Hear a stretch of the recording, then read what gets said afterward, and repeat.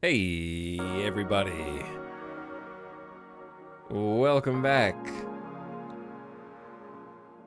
It's Saturday at 15 till 3 here in fabulous Las Vegas. And I'm back with some more trains. How many hours have we played this for? We're up to about 40 hours streamed. Whew. Actually feels like more than that.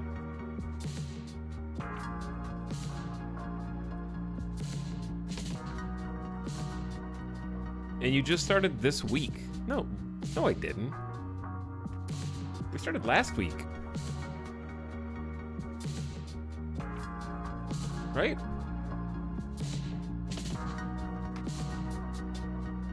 I'm gonna look. Yeah, that was 10 days ago. July 12th. It was right after House Flipper.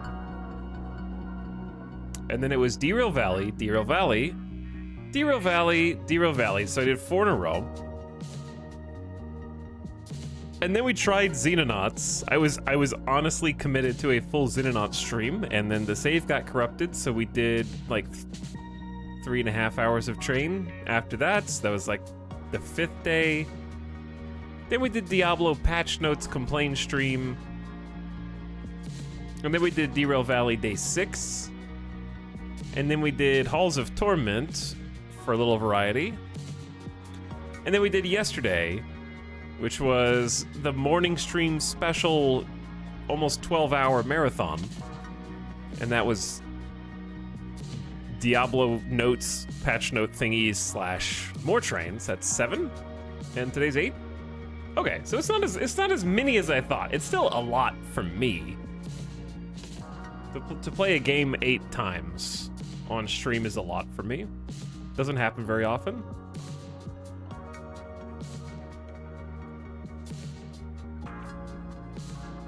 You've made it so far, Derail Valley. But yeah, as far as I'm concerned, it's already enshrined in my mind as top 3 of the year, for sure. And I dare say a staple that I will continuously go back to over time as new content is added. Very interested in seeing how it progresses, especially with all of the stuff that they have on the roadmap. How long until you find an extra large conductor's hat and start putting train maps up on the walls? That's the thing. They got me boxed into a 256 square kilometer map, so I can't travel the entire world, which is probably for the best. Any good train Legos? Besides, like, I do not want the Hogwarts Express. But yeah, like, Lego has a bunch of train Legos.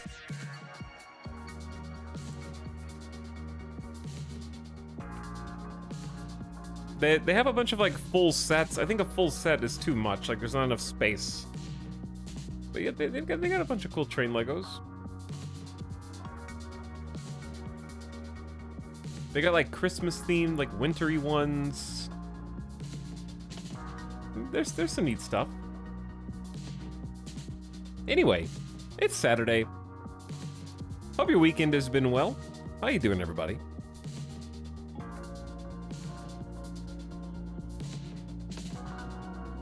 Look at all these people arrivers. I am here for Weekend Train Stream. What's up, Disillusioned? Hello, Cole B. Dazerer, Robot Mystic, Kitty Yuri, The Dark. What's up, Secret Warrior, Attack Frog, and Jam and Ben? Hello again.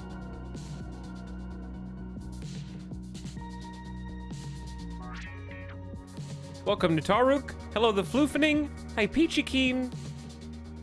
Good old Rocky Top. This game has actually consumed my life this week. I'm glad I'm not the only one. Howdy, Goa. I think I saw The Dark. Gastus. High Stakes Jenga, thank you for the Bell stream sub for a year and a half. I'm gonna give you guys some more opportunities to lose some channel points today. Etal hates planes. He's a train man now. Here's the thing. The difference between planes and trains is I can enjoy this game with a mouse and keyboard very well. With plane game, I really need like another setup. I feel like I need to put up all of the bells and whistles. No, not, you know what I mean. The flight stick throttle. And I have like an IR tracker from my head so I can turn different directions and it knows where I want to turn. That stuff's cool. But I really just, I need some more stable, I need a more stable streaming environment before I bring plane out again. And what I mean is not emotionally stable, physically stable. This desk sucks. And it's not fun to put all that equipment on.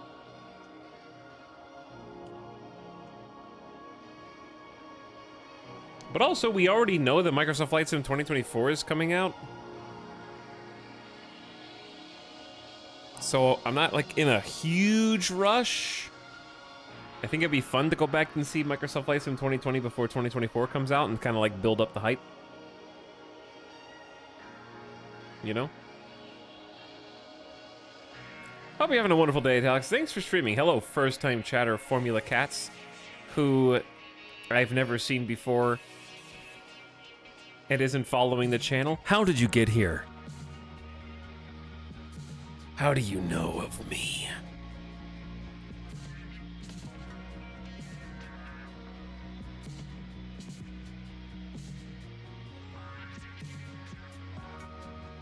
Anyway, Dr. Urist. Thanks for 11 months sub as well. Appreciate you supporting the stream. PV for you go to bed? You go to bed. Thanks for a year. Appreciate the prime. All right, we're just getting started here. We're just getting rolling. The main reason I wanted to play again today is A, I'm having fun. You know, is that not good enough reason for you? The second is, hilariously enough, we did not do a single thing that I actually wanted to do yesterday. There was a patch, like a Derail Valley big patch yesterday. I say big. When you add a new train and you will go from 5 trains to 6, that's 20% more trains, and I feel like that's big. So I'll stick with it. That said, I didn't do it. I didn't even get to play with that train. We like looked at it. I wanna drive it, and if we don't drive it, I also intended to take hazmat missions yesterday, which we also didn't do. So I didn't. I think the beauty of the game is you can just spend, in our case, 8-9 hours with the intention to do something, and then you just can get distracted for that entire length of time, do something completely different, still have fun, and realize, oh, I still have all that content that I wanted to check out. And I don't feel particularly rushed in that sense, because all the basic stuff, when you nail the fundamentals and make the basic things fun, then I think that's important for keeping my attention span at least. Like, the simple act of moving train cars even around a station is fun. Therefore, anything beyond that is also fun, because you got the baseline. But you blew up a steam engine, which is what chat wanted to do. That's true. Crowd pleaser. That was a crowd pleaser stream. That was like hours of suspense and buildup. And I also was talking to Alice last night. I think that's what I enjoy so much about Derail Valley is if you just casually like tune in and you only watch for 5 minutes and you leave, you're gonna think like, it's a game where you just make something go forward and that's the entire game. But actually, it's a game where something truly awful can happen and you won't even get a moment's notice if you just stop paying attention to what you're supposed to be paying attention to. So I think it's that like extra undercurrent of suspense that makes it really fun for me, where you've always got a lot on the line. And I don't mean that as a pun. So in our case, it was, we allowed the water to drain from the boiler, and maybe an explosion slash implosion happened. Which not only was a jump scare, obviously, but also cost us 2/3 to 3/4 of our wallet in the campaign career mode. And I think that gives it... legitimacy is probably not the right word, but less of a pure sandbox, like goof-off vibe, and more of take everything seriously, but still have fun. It rides a nice balance between making you try really hard and also not feel bad if you screw up, because we're still in the game. We didn't go bankrupt. Their difficulty systems are very, very well tuned. The explosion recovery was fun yesterday. Yeah, it was just like a emergent adventure we got to go on, and I think that's what keeps me coming back. What's up, Oko? Hello, Rhodey. MB Saturn, Cascading Simulations. Dr. Squigglesworth is here. Formula Cat says, lurk in your X4 streams like a month ago. I think, been watching your derail streams the past few days. Yeah, I think, if you are X4 brained, then Derail Valley also has a very similar logistics itch that it scratches, just on a more micro scale. Because X4 logistics scale up into maintaining a company, an organization, fleets, and dozens, if not hundreds, of agents via the ships that you acquire or build. Whereas Derail Valley is like being one of those guys, but highly detailed and simulated. It's like going in, you're still doing a lot of logistics, organization, resource management, some money management, but you're just one cog. So I do think it has that same kind of, especially if you like hauling in X4. Yeah, X4 was sweet. It's a great game. I like it a lot. Pelochenko Stew, Alamein, I think I saw Lima Beans, Carmeloaf, and anybody that I missed in between. Hope you guys are doing good. Do you play Anno 1800? I don't think I played Anno 1800. I played a different Anno. I don't think I played 1800 though. Hello, Deutschkatz, Pirate Cookie.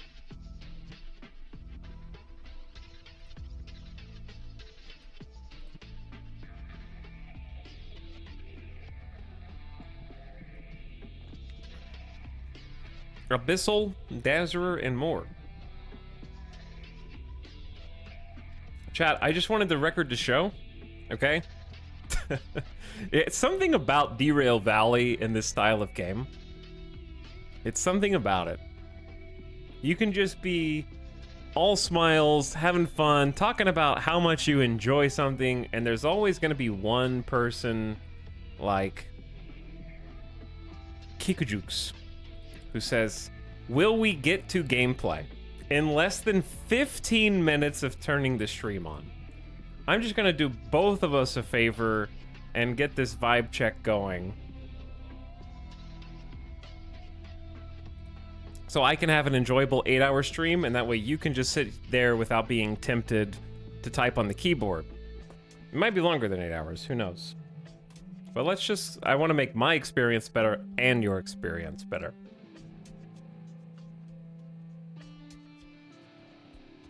So I'll help you out. But I don't know, it's like there's like a magnet in this game in particular that draws that kind of annoying chatter out from the woodwork. Hello, Durf on Turf, Cheated Tequila, welcome back. I just pinned a message somehow. I don't know how I did that. I got chat audit, Etal Jeff has been pinned in the chat. Huh. Okay. I don't know if that'll go away. Leave it, it's fine. Leave it, it's fine.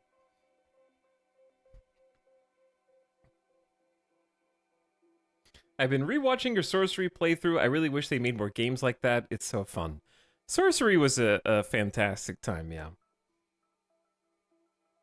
Those are my favorite kind of games, and I think it's also why I like Disco Elysium so much. Where again, if you put the plot of Sorcery down on paper, it's kind of like who cares? But it's the individual decision making and the trip that you take from A, B, C, D, and it's not A, B, C, D because you can just go off in wildly different directions, play it in like 100 different ways, and come out with a completely different experience. But the trick is those games are incredibly difficult to make, where you have to have things written down that maybe like a dozen people are ever going to accidentally see. You know? Choose your own adventure, like games, novels, whatever. Having to do all that extra writing. That's why choose your own adventure things usually end up being very short because you have to go so wide that if you take a direct path through, it's going to be a very brief, temporary experience. But Sorcery and I think Disco Elysium handled it really well. Games like that give you the feeling that the story that's happening to you has only ever happened to you, and you're probably the only one that's ever seen it in that exact order. And some games are really good at giving the illusion of that, which I think, like Detroit Become Human actually was pretty good. What I think I said about Detroit Become Human is, like it or not, your experience with the game also describes you as a person. I think anyone who played Detroit Become Human on the first try was bored and thought that it was bad because it was boring and predictable is a reflection of the player. The more fun and crazy your story in Detroit Become Human, I think that's a reflection on you.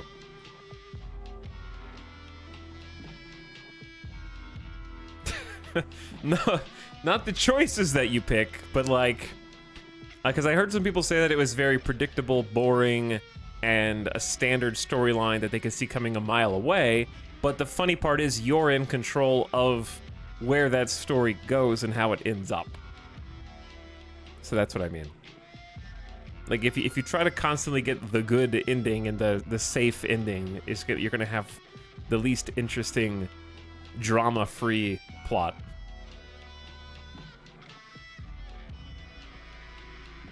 I played Detroit Become Human with my college suite, and it was so fun. Yeah, that kind of game really benefits from, like, increasing the quantity of people who are along for the ride. We did a playthrough on stream a while back where we let okay, speaking of, we did a playthrough where I let chat make all the major decisions in Detroit Become Human, and they got the perfect good ending where nothing dramatic happened.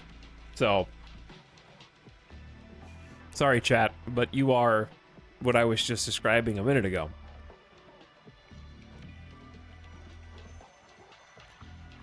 Because in my mind, I was like, let's do it, Detroit Become Human. It's going to be crazy. You're going to pick such insane outcomes. And we were just like, oh, you saved them. Oh, cool.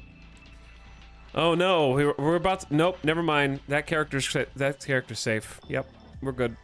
Hive Mind plays it safe, I guess.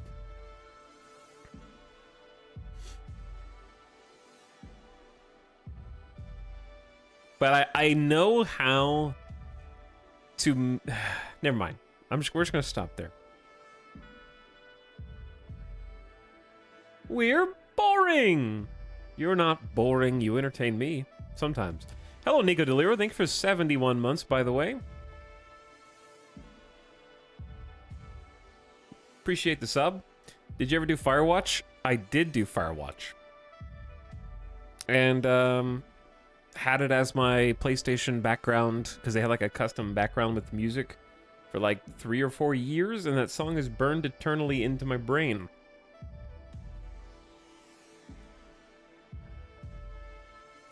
Okay. Can you see this?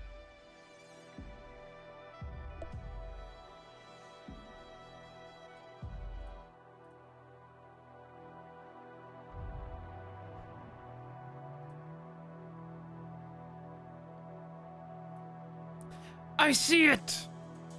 Chat plays sorcery? That would take way too long. The best kind of chat plays games are the ones with built-in Twitch integration where you don't have to make a separate poll for everything. But what's up? Electroraptor, Nivorous, Veninator. It's train day. But we gotta listen to the jam first.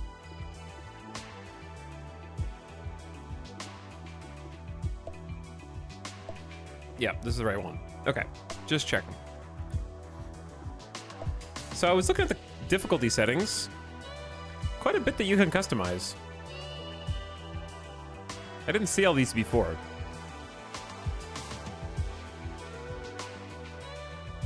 You can even choose what your max 5 million copay! Oh boy. Big money.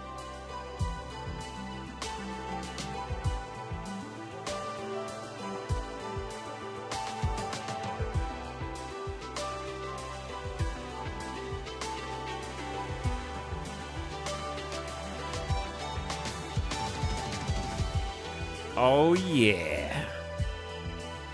Oh yeah. Chat, somebody posted this in the Discord just now.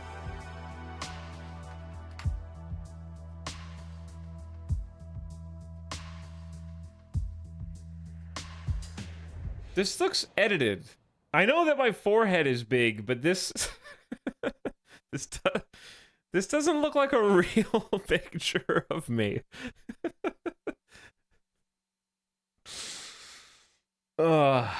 There's a massive brain in there. Massive brain.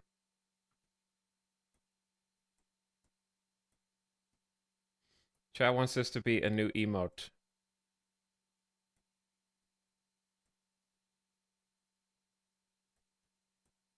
That's me looking at you right now. I'm looking at you off to the side. I'm staring at chat. Okay. Anyway, there's a lot of customization.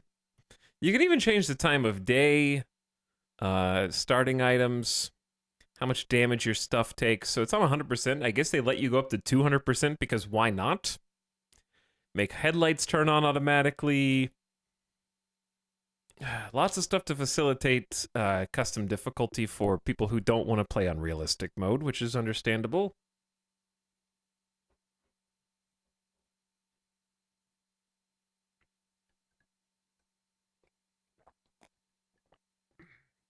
Etal's stinky.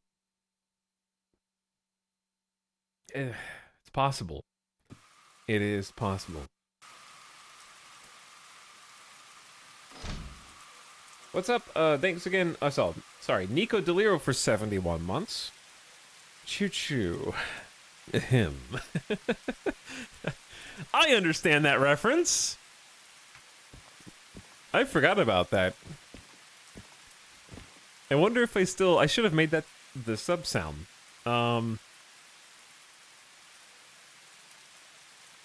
Okay, even though I know that reference, I can't remember what the name of the game is. Nintendo.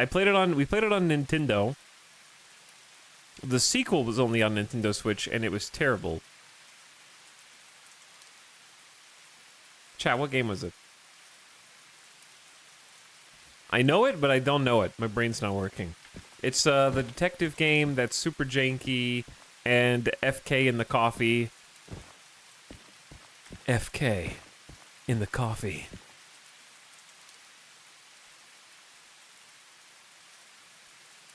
Deadly Premonition. Thank you. Yep. We did a full playthrough of Deadly Premonition, which was very painful, but also very fun. Hell of a game. That was a fantastic, terrible experience. Play the second one, it's horrible. I think it might be too bad even to play. I see Ita has found his new snap. Obsession addiction is real. I mean, I guess you missed the Diablo arc. But yes, this is a very good game. What do we got in stock today? We have 2 DE6s, which I can't drive. We have 2 Steam engines, which I think we've done enough of over the last couple of streams. And I think this is going to be our pick today. I think we're going to go some DH4. Because we need to make some money. That's the main thing. I've got $79,000 in the bank after spending over 100K on repairs. There was a whole disaster situation yesterday and some cleanup of a massive derailment.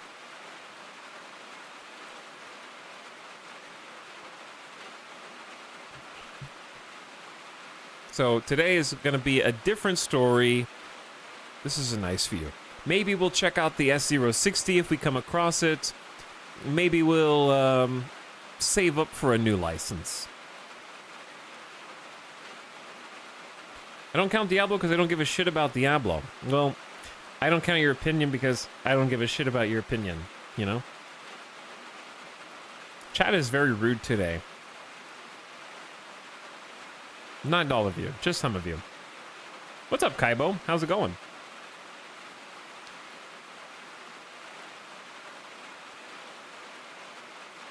The second game is True Detective to the first one's Twin Peaks. True Detective is a weird, I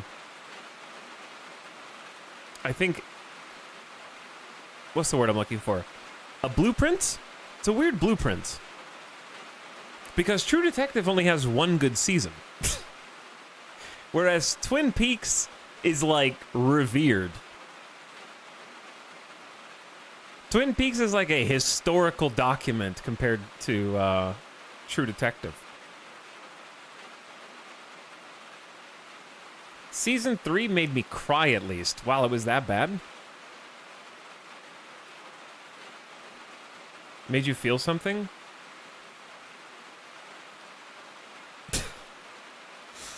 What's up, Splat?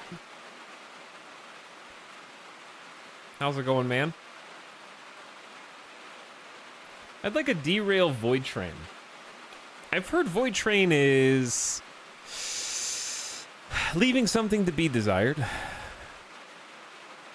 I heard Void Train needs a little bit of something that it doesn't quite have.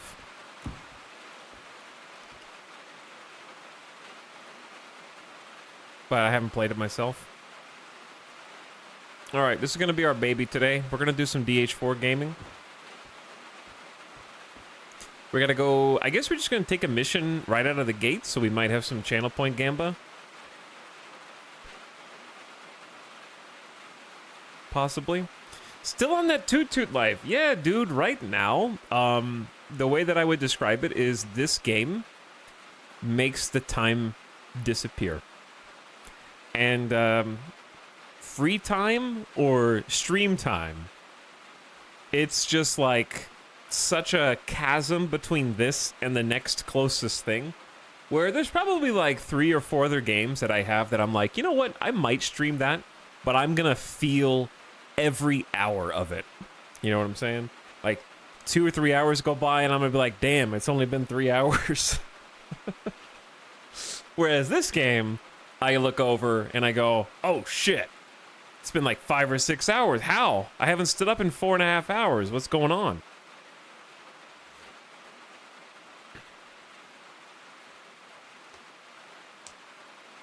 So, also there's actually just like a lot of stuff to do for progression in this.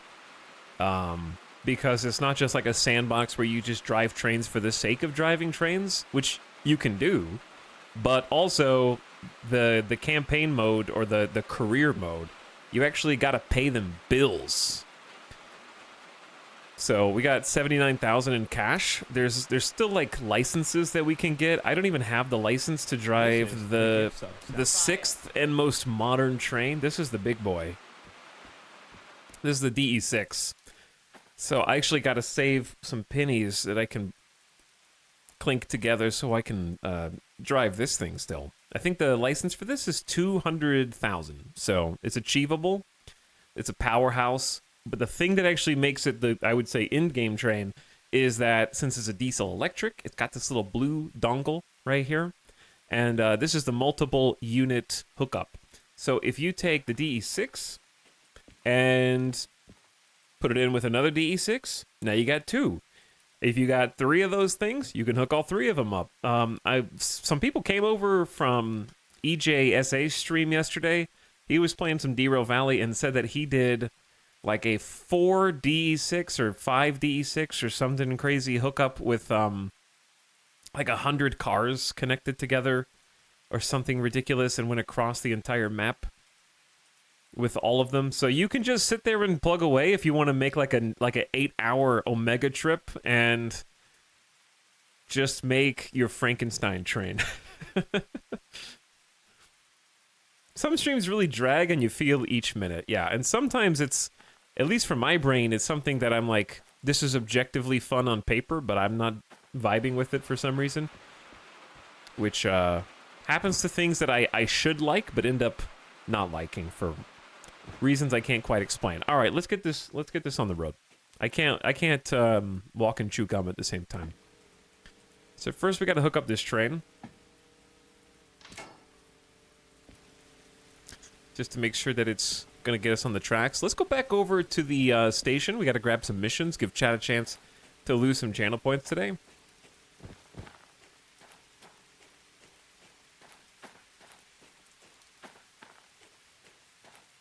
But I can't remember where it is. I know it's by the water. I want to say we just go this way and we'll get there. I didn't realize train conductors live so paycheck to paycheck. They have that in common with streamers, I guess. I need this game.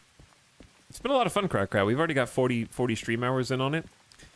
I don't even feel at this point like when you're making content on a game, aka just playing it for an audience, there does come a point when something you love becomes something that you have to decide whether you want to find something else to do or squeeze the, like, you've already squeezed all the content out of it and now you're just going to mutilate the husk. Like, I haven't gotten to that point in this game yet. There's still a lot of very interesting stuff to do for me. We've got at least 2 mission types that we haven't even attempted yet, one of which I'm planning on doing now. So here's all the stuff that we can... I gotta pay my fees first, maybe, but license-wise, we just picked up the S060 license, so we got that train to do.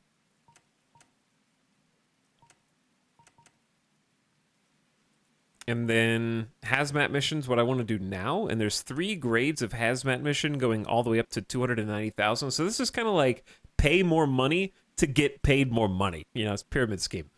But these mission types have potentially massive payouts. And then we got military licenses as well. So different stations have military sections where you can haul cargo that is worth more than your life. And the final one's 400 grand. I was gonna say K and grand at the same time. Let's go with both. There is a just jumble of missions here. I actually think we're in a spot. We got Harbor. We got Harbor, which if we take a look at the station map, I think this green one, I think B, that is the military compound, if I'm not mistaken. I actually never learned the color coordination. What is orange? Orange is freight, blue is passenger, green is military. Gotcha. There's not passenger cargo in the game yet. Why is military 2 so much cheaper than the others? Because that's first of all a good question, but military 2 doesn't give you permission to do military 1. I would assume. Like, they're rated differently. And you can tell what the mission... I wonder if there even is a military one. But you look in the bottom right for these little icons. And that'll show you what's up. Like, for example, if I had Hazmat 3, that's what that little red guy is there. Hazmat 3 doesn't clear me to do Hazmat 2 missions. So I wouldn't be able to take that mission. Where is, like, a military one? A lot of hazmat here. That's what I want to do first. shunting.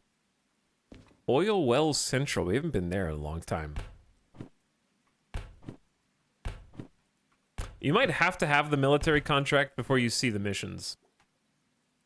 Possibly. There's a separate office for military contracts. Okay, good to know. Oh, it's this guy right here. Let's you guys, I kind of just want to go look. I want to see what we're capable of. Should be this way. He's in love with the train game. I am, yeah. I would say my top games of the year for me personally, just not as a reviewer of video games, but as a human being who likes fun. In no particular order is Derail Valley, Shadow of Doubt, the detective indie game that's in early access. That game is fantastic. It's not endlessly replayable. I think that Derail Valley has more replayability than Shadow of Doubt, but Shadow of Doubt is like an experience that is worth having. I would say I like to Dredge. I would probably put Dredge at the bottom of my like top games of the year because I think it falls off in the final third of the game, but it's still like really good. Liked it a lot. And then I'd still say Diablo 4 just because of its addictive qualities. I wouldn't put current Diablo 4, but I would put launch Diablo 4 was still, I really liked it. And I still, I wouldn't take it off of my top games of the year just because a patch made me angry. Ooh, there's that military chopper right there. They got something right there. That must be the military office. I wonder if you could hook up enough train cars to circle the entire map and connect it together. If they don't despawn, then you could. But what's up, Dorito?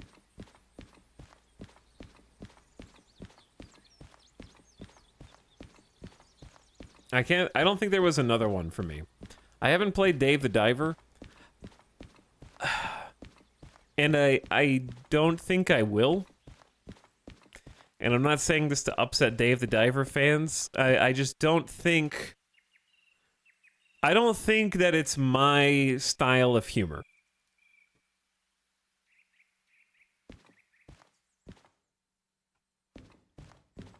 Put it like that.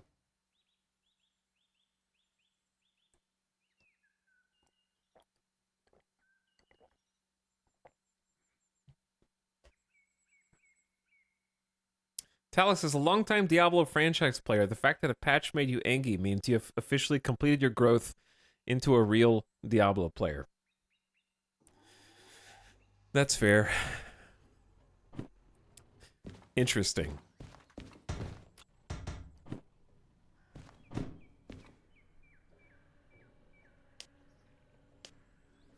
Call Dave. He's just crying. Baldur's Gate is gonna eat up all your time. Oh yeah, like I am incredibly excited for Baldur's Gate, 100%. As long as they can stick the landing on the second and third act. By the way, can you not see missions in here? Is this the wrong place? There's nothing in here. Like I see the order validator. You might not even be able to see them until you buy the license. So I walked over here for no reason. You're not even allowed to go into the military compound. Wrong office? Yeah, this is the office for military contracts. It literally says military office on it. But yeah, you have to get a license to even cross this barrier. But there is a heli. And sometimes there's some tanks or something. I see some little barracks over there. When are you going to stream Shadow of Doubt? When are you going to realize you missed all the Shadow of Doubt streams? But I would stream it again once it's either out of early access or has some more major updates. I have never checked it before getting the license, so you just answered that. Yeah, it's a little different, I guess, because you can see jobs, the other jobs for licenses you don't have, but not the military contracts. So, not sure. He's gonna stream it in March 2023.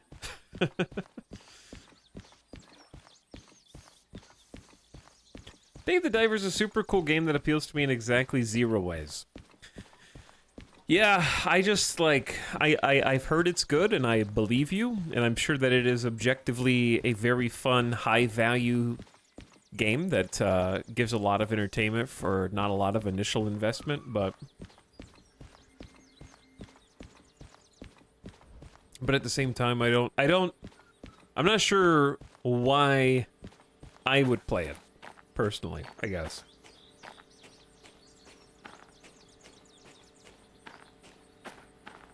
Ever played Outward?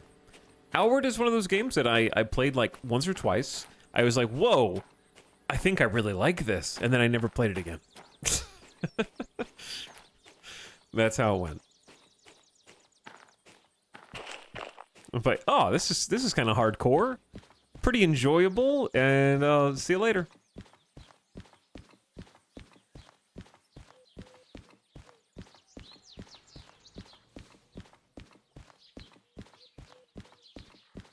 To be honest, I don't recommend games. I just try to be able to explain why I like something. I'm actually, I think, really good at recommending games as long as I know the person that I'm recommending to. Also, oh, yeah, it's right there. I saw the green light, but then I got lost. Like, if I'm friends with somebody, I think I'm good at figuring out what they will or won't like. It was a really long time ago, but I remember you not liking Outward. No, I think I liked it. I have decent memories. There were things that were frustrating in it.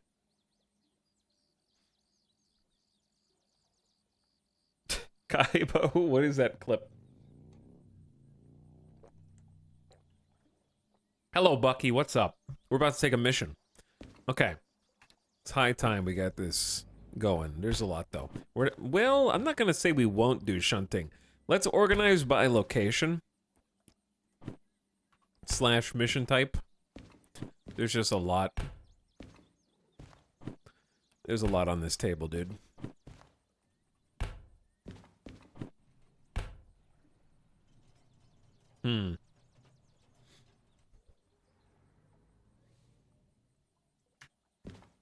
So, I'd like to do hazmat. This is hazmat 3. This is hazmat 2. Hazmat 2. Freight. Logistics hall. Hazmat 3. I hope there's some hazmat 1, because I only have hazmat 1 license. Okay, another freight. Another freight. Another freight. Another freight. Okay, and then logistics halls. Yeah, I don't see a hazmat 1. Maybe there is no hazmat 1 here. Lots of shunting.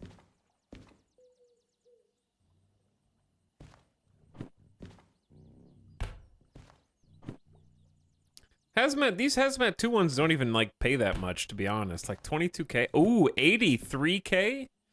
Nah, we're talking, but that's all, because it's all the way to goods and factory town, but I don't have that license.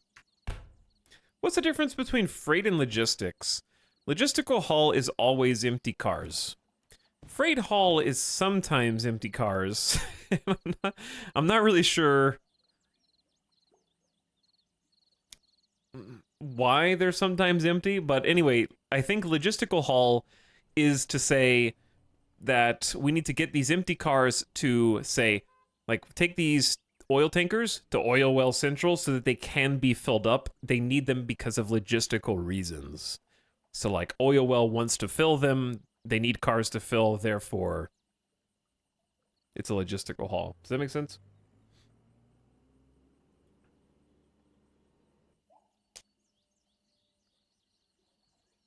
Game of the Year still Resident Evil 4 Remake. I know nobody asked, but there's some tough competition later in the year. I know you like Resident Evil 4. We know. I know. I've heard it's a great game. I believe you. I believe you. How much is the other hazmat license? 130K. Okay, we gotta do something to make some money. So we can't take a hazmat mission yet. Let's focus on cash. Okay, this one is pretty decent. It's a logistical haul. The car should be ready to go. 266 tons to oil well. 44,000 in cash. Probably get the bonus easy peasy. Maybe. Depends on how difficult it is to deliver it and everything else. Are there any missions that we could double up there? There's a lot of missions we could double up to Food Factory in town. Where is Food Factory in town? That is all the way up here. We're down here in Harbor. That's all the way up there in Food Factory. So we'd have to go east, up, left, all the way around the loop, and then back to FF. The Loop of Doom. Okay.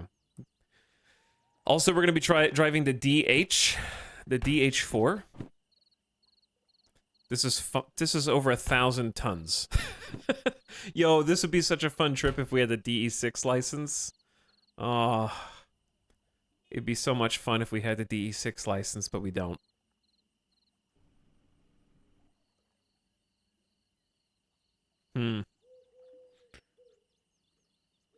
Okay. What is on the way to Oil Well Central?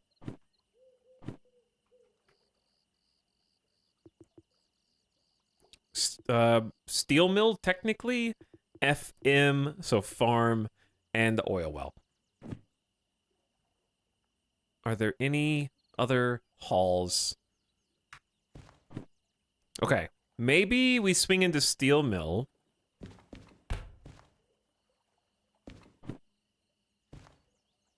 Chad, what can a DH4 comfortably carry? I don't think a DH4 can carry 750 tons. That's a lot. Probably like 400 or 500 tons. 750 is a lot. Won't know until you try. All right. I think we're gonna take. No, this is hazmat too. I can't take that one.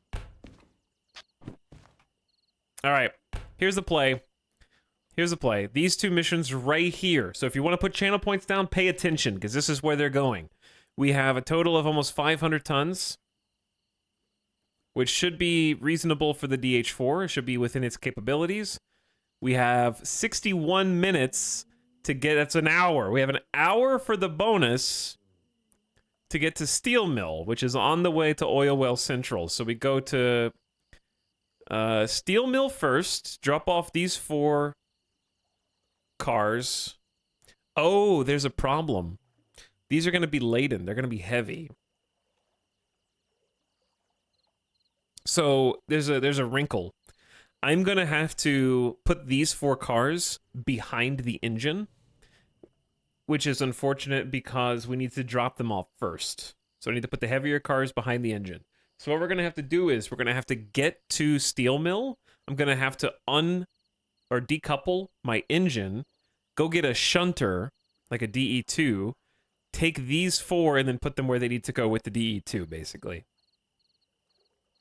Or just, no, I don't need to get the DE2. I can just decouple these guys and then carry these to their destination and then come back and hook up to these guys. And that would work. We just need to leave these parked somewhere. Okay. And then we have to continue on. We'll have an extra 21 minutes to finish the job to Oil Well Central, which is not very far from Steel Mill, to deliver the rest of the empty cars. Not possible in 1 hour, but 61 minutes is totally doable. So 2 pickups here and then we got to go. I'll show you the map again. We're in Harbor. We got to go out to the west, up a hill. So we got to go up an incline, and then around a steel mill, and that's drop off 1. Then we got to turn around and go to oil well. All right, that's the mission. You can choose to accept it or not with this prediction.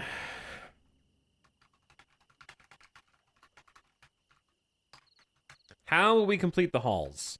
Blue believers, both complete, both bonus. Option 2, both complete, 1. Should I, just to make it spicy, we'll do 1, 0, or 1 bonus? That way we only have to have 3 options. And then we've got did not finish / derailed / boom.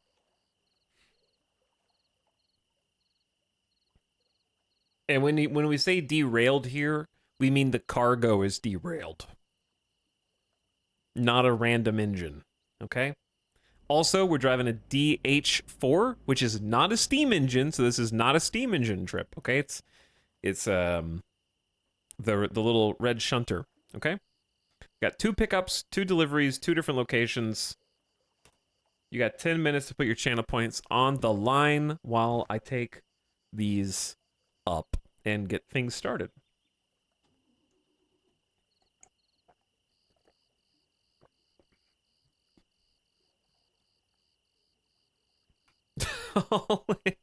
All in.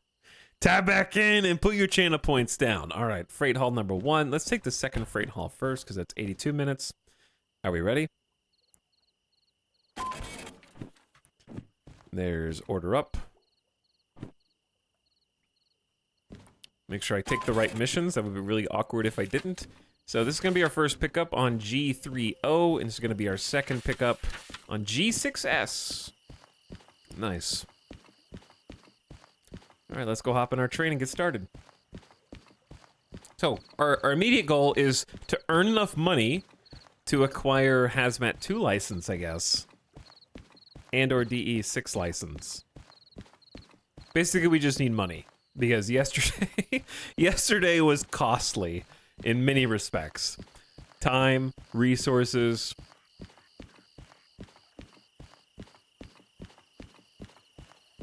Goal, stop being poor. I think it's a worthy goal.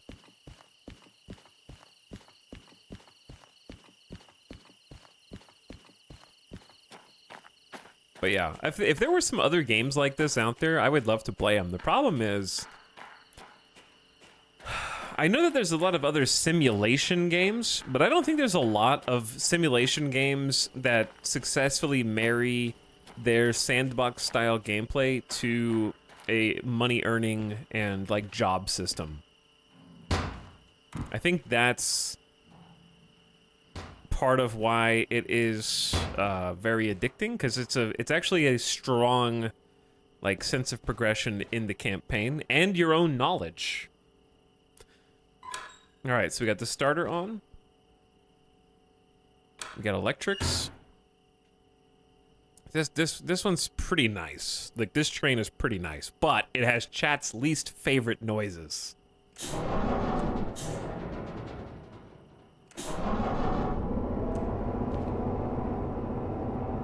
It's okay. You can say that most sim games suck. They just have good ideas, and execution is... It's like they're stuck in perpetual early access, I guess. All right, we need lights. Got high beams, regular beams. Rear lights are on. Got cab lights, which are now less harsh than they were before. There's our wipers and our sander, which we might have to use. We haven't really used the sander on this before, but here's why chat hates this train.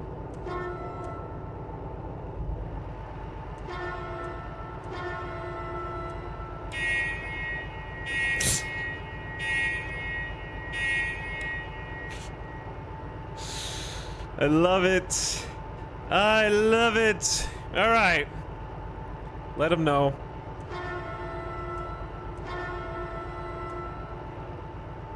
Chat, we gotta use the bell. I'm making sure you know your car alarm is going off. All right, put it in drive. Sounds like a sinking submarine.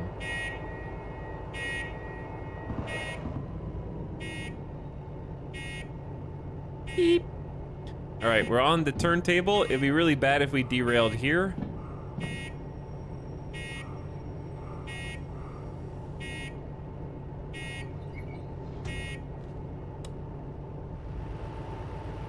Okay, let's make sure that parking brake is on.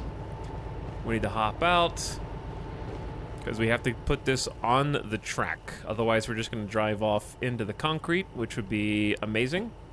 An annoying alarm is an effective alarm. That's true. I've seen some people be like, why are those even on the trains? The reason is that they have to play the bell basically any time they sound the horn. If you're gonna sound the horn, you have to play the bell. It's basically just to make sure you don't get run over. It's an audible warning. So like in this case, if there was a guy who was walking around from behind the building, they would maybe hear the alarm and not just walk out and get clipped by a train. Effectively. You can just push the turntable? Yeah, that's what I just pushed it. All right, that's our air brake. This air brake is just for us. This air brake is for when we have cargo. And then we have a dynamic brake on this train as well. So I'll kind of explain a little bit of that as we go. So I need to get us to G1S. And we are here.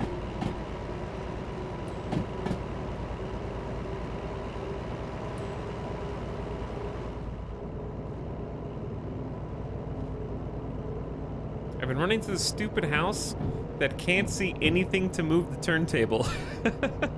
Well, there you go. So I think we're actually facing the correct direction already.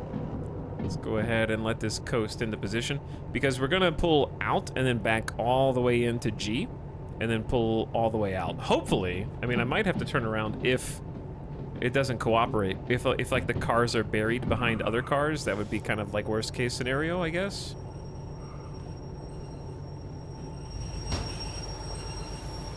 Okay, we need to go left first.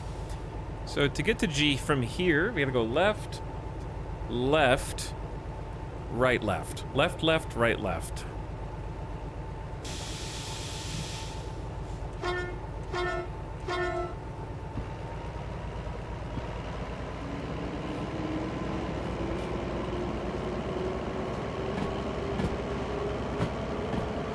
Oh, lights.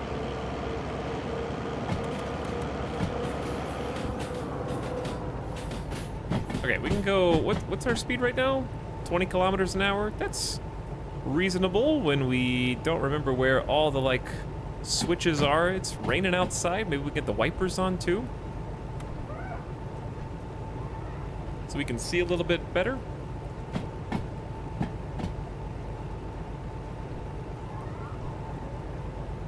Okay, there's the second left.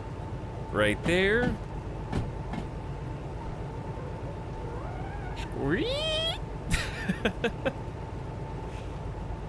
I haven't played since the last update, but pushing the turntable in VR was finicky for me.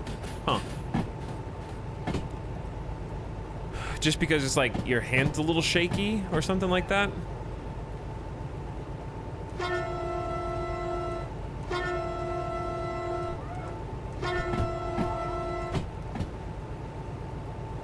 Bell time.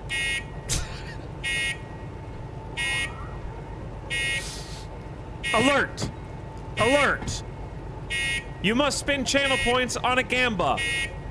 Right now. This is your last opportunity. Time is almost up.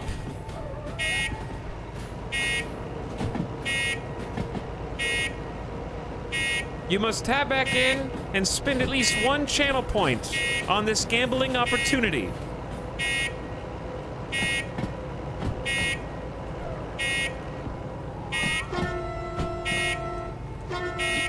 If you type in chat, you are legally required to have a number next to your name. And not in your username. but before it. Okay, as we come into G, coming in from the west, we need to pick up G30,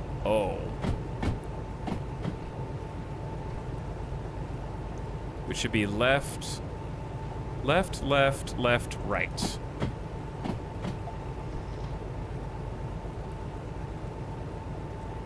Wait. No, it's only left, right? What? Are we coming from the east? I don't know, I'm confused. Where am I? This is G30. Oh, I'm looking at E. Yeah, I'm looking at the wrong map. Already messed up? No, this is my cargo right here.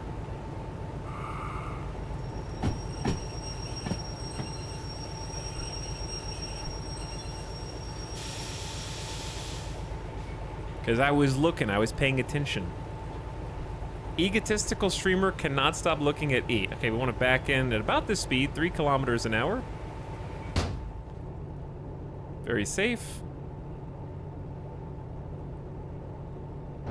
Bonk. Put on the handbrake.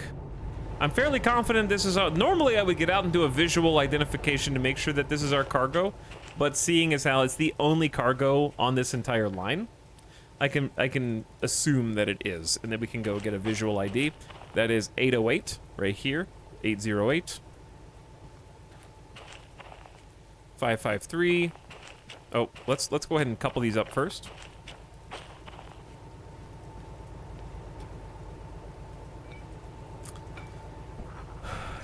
Tighten it up. Here's the brake cocks and the air brake system. You can hear it pressurizing the rest of the brakes, or in this case actually depressurizing.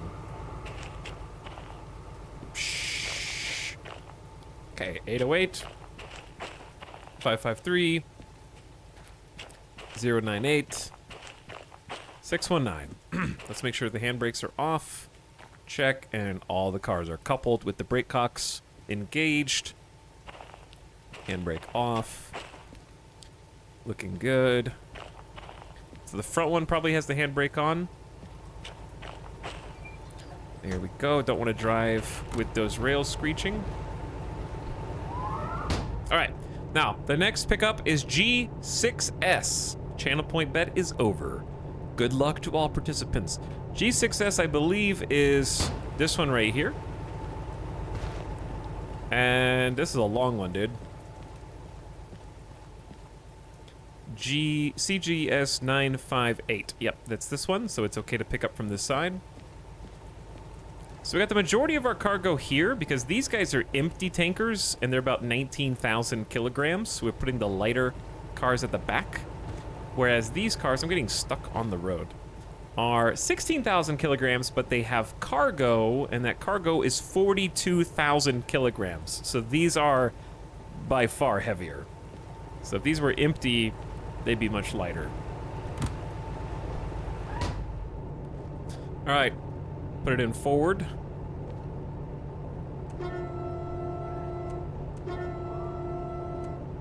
Give it a little doot.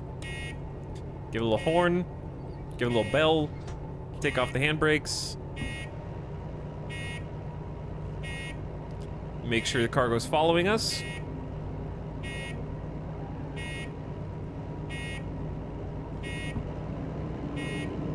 Now for this train, we're mostly watching the oil temperature. That's gonna be our primary concern while we're taking this haul, basically. Okay, so to get to G6S, we need to pull out and go right, right, right, left.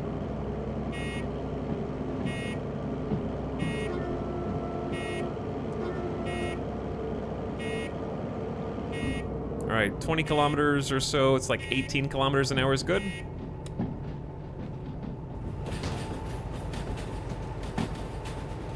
We can go ahead and turn off the rear lights. Put them back on red. Okay, start putting on the brakes for the train brakes. Brake pipe needles going up.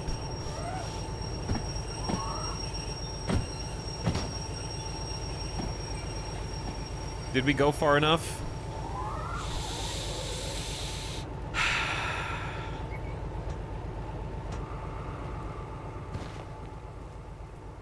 Chat, I need to remember to charge my flashlight. I can't see anything out here, okay? When the sun comes up, I need to charge my flashlight. Okay, there's the cars. I'm gonna go ahead and set all of these up for us. So it's right, right, right, left. Take your time. Oh, you'd like that, wouldn't you, Team 2? Just go slow. Take it easy. Yeah, it's a solar flashlight. There's 6S. This is going to be a nice haul. Hopefully it'll be a quick one. Earn some money, get some new licenses, maybe drive some new trains today. Can't see anything out here. Go as fast as you can. No brakes. Listen, Team 3, I admit, needed the win yesterday. The derail / did not finish gang had been losing consistently. But you got your win, and don't be greedy.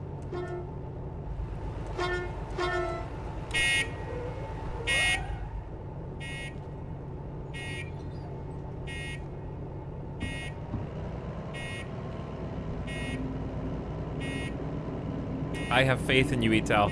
It doesn't look that way from here at Nexus. Doesn't look that way from here.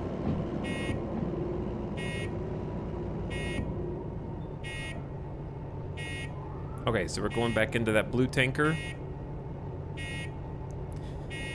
Yesterday, the famous quote before we crashed and derailed was, I vote on what I want to see happen, Ital. The derail was willed into existence.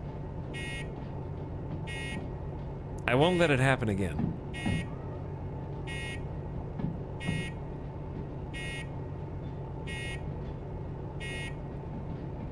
I'm gonna take it slow and steady right here, and then we should be able to leave from the west, which is where we're facing. If we leave from the west, go up to Steel Mill, and then just circle it down.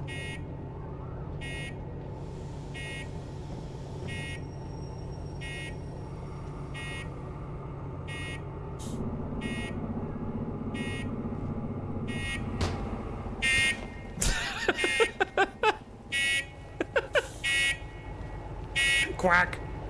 Quack! Oh, I love that sound. It's growing on me!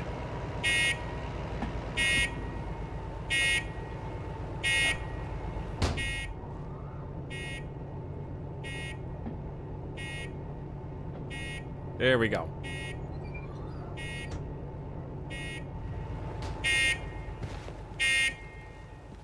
You're gonna know that that train is coming from a mile away.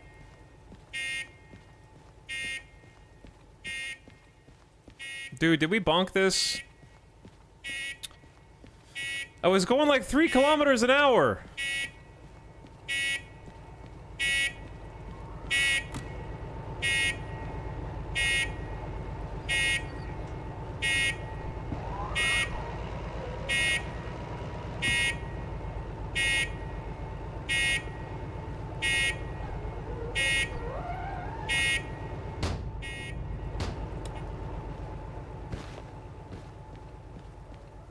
It's changing pitch when you run at it. That's because it sees me running at it as a sign of aggression, and it's chirping at me as a primal warning. All right, brake cocks engaged. Now we gotta do our checks, because I gotta make sure that A, these are all connected, and B, these are all correct. So 958, 871, there's a lot of cars here. 213, I'm getting stuck on this terrain. 808, 076. Gotta check the manifest. Sometimes it's a little tricky. 949. It just doesn't like running on this texture for some reason. 485. 778. This is a long one. 880. 051. 370. And then last 650. Okay. Handbrakes off. Make sure the cars are connected. Brake cocks engaged. Does the game ever just stick a wrong car in the middle? No, but it might have multiple groupings of cars in the same lane. So, like, for example, if this lane had 2 groupings of these oil tankers, and you just back up to the oil tankers and just assume, oh, I'm here to pick up oil tankers, therefore I will take all of these, sometimes there will be 2 different groups and you back up into the wrong group first. Does that make sense? And they may or may not be connected to each other because of how you organized them when you took them in. So, like, for example, you might do a mission, like a shunting mission, where you push cars around. Maybe 2 groups of cars go to the same lane. And then you leave them coupled. But then if later you get a mission to load them up with cargo so that you can haul them, they're still connected when you go back and grab them. You've got too many extra cars now because you didn't decouple them before, or you forgot to couple them assuming they were all coupled, whatever. You know, like there can be little inconsistencies like that. There's the handbrake. This should be the only handbrake, because I checked the rest of them.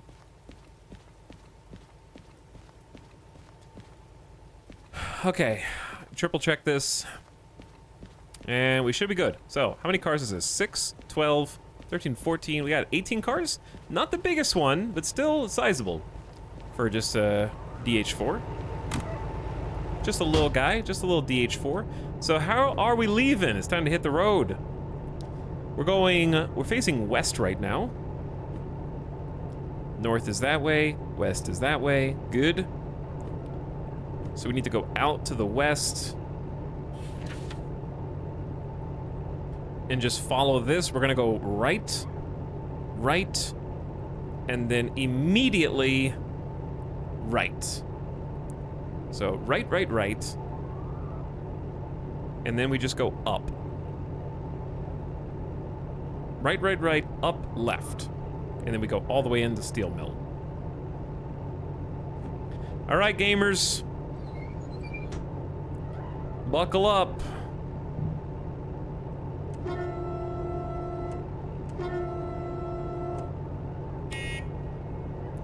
Game time.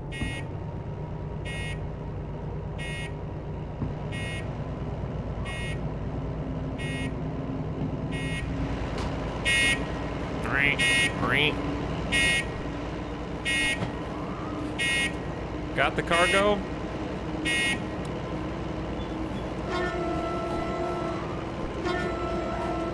Bell? Oh, my bad. I must have misclicked.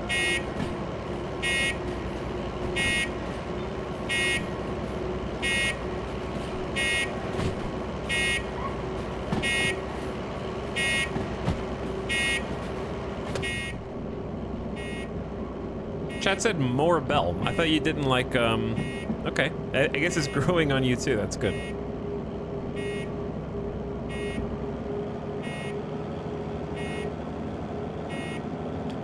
Okay, right, right.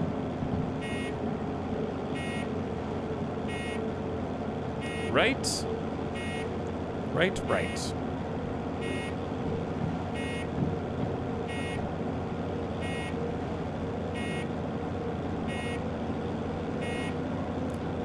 Right here, right there, right there. So 4 rights.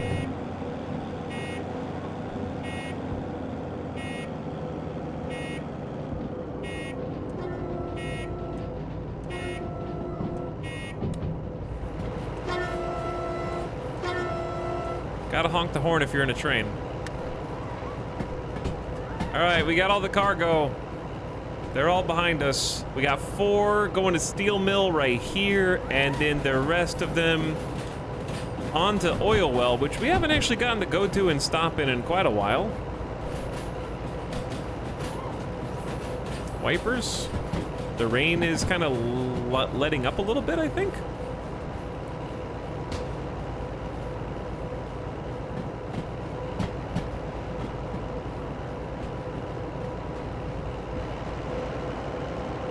I think we should be good up to like 30 kilometers an hour inside the station. And it might be good to build some speed also, because I think we're going to be going uphill immediately. So...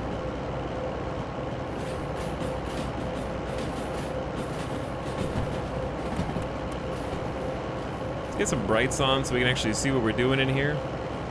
It's just like lights going through people's bedroom windows.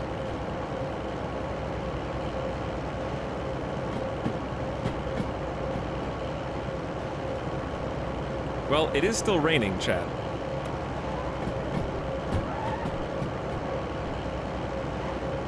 Okay, there's the other right.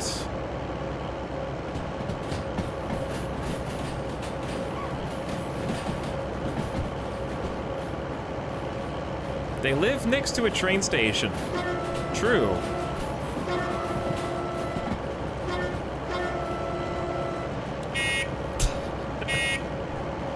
We gotta keep it quiet for the residents.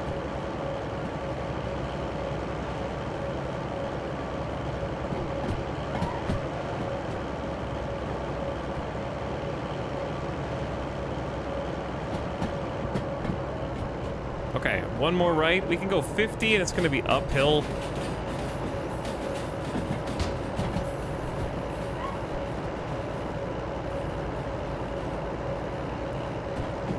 I kind of need to wait till all the cars go around this bend, because I don't want to take that bend at more than 30 kilometers an hour, though. So we might get some wheel slipping here. We might have to use some sand.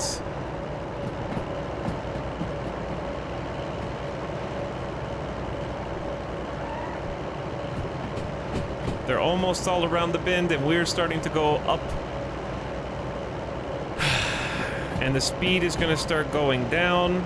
And the heat is going to start going up, and the cycle continues.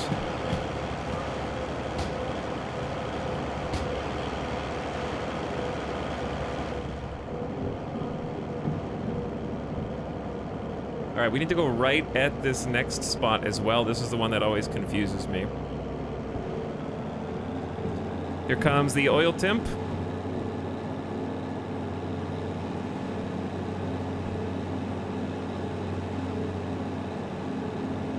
Engine is working hard. Yeah, this is the diesel hydraulic. I think some sand might be good to give us a little extra traction on this.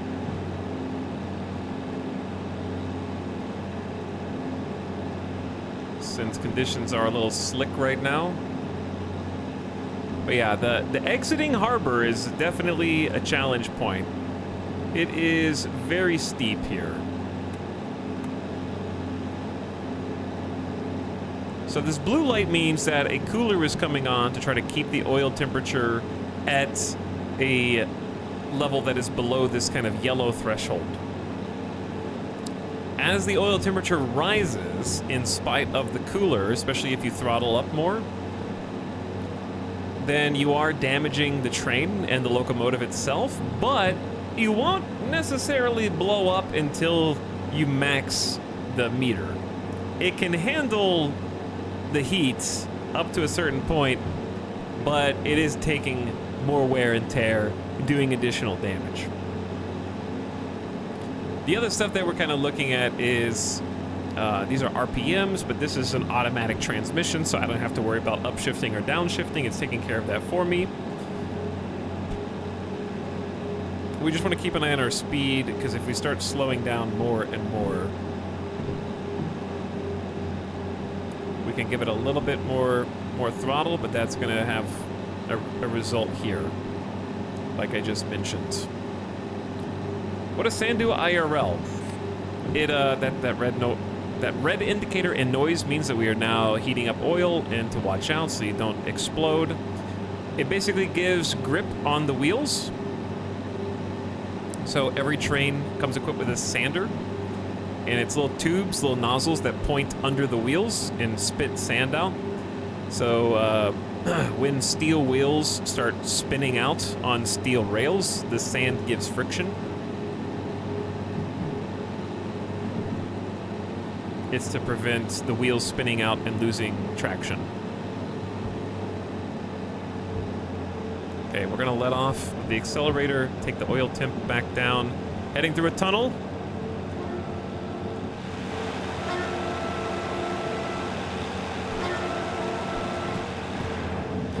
What does sand do? It gets everywhere. It just gets everywhere.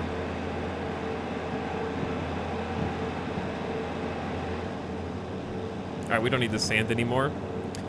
We should have a meter. This bottom left one is how much sand we have in the reservoir.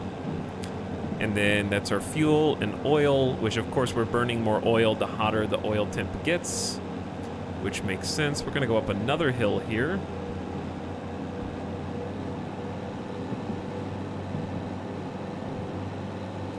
It gets a little harder before it gets easier.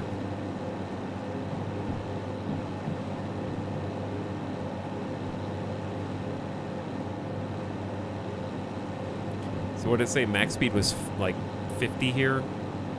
What's the total tonnage? Total tonnage is somewhere around 500 tons. It's 266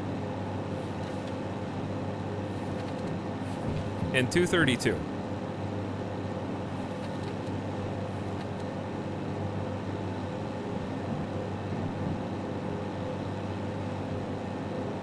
But yeah, there it's just called a sander, and every train has one.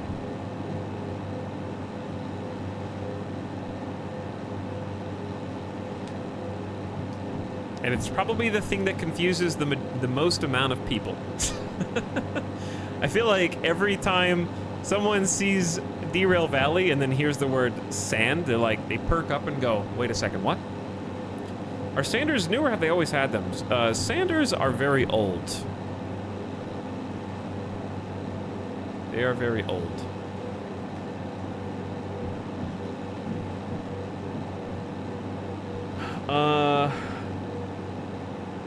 Since, I want to say around 1886.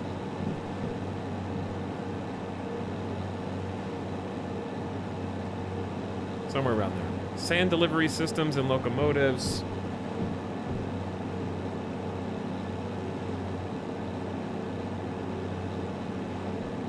Well, there's different types. There's this, I'm looking at the page for sandbox, which might be different. The 1800s. Let's put it like that. But yeah, this is going to be the slowest portion of the journey because we're just trudging uphill from harbor, up the mountain. Once we get to here, we'll start going all downhill. It'll be much faster. And that's when we'll start making our time back.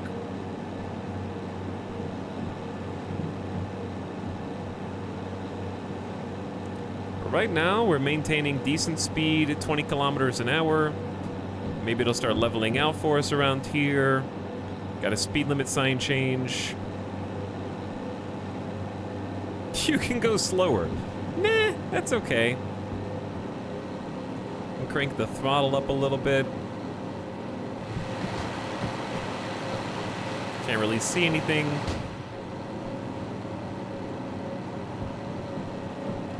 All right, what's the new speed? 70, going down to 50. All right. So the way that we read those signs is if there is a number, you just add a 0, and that's the maximum safe kilometers per hour speed. And then the little down white arrow means it's about to descend by at least 20 kilometers an hour, so we know it's going to go down to 50. So probably maintaining like 40 to 50 kilometers an hour speed would be good at this juncture. Unless you're Team 3, in which case, what are you waiting for? Just max it. But yeah, it's a slowdown because I think it's a little S-curve. Because now it's 50, and the green up arrow means it's going to go back up to 70 or more. But like I say all the time, Just because you see a 70 doesn't mean you can go 70 because you have 18 cars behind you that might still be in the 50. And then those can derail. What happens if you derail now and the train falls down a cliff? You cry. I don't know if you can see all the way down there, but it's a big drop. You would just cry, yeah.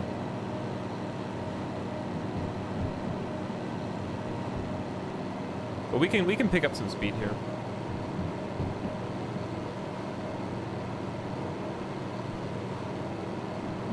Oil cooler is doing its job, but it's still getting hotter.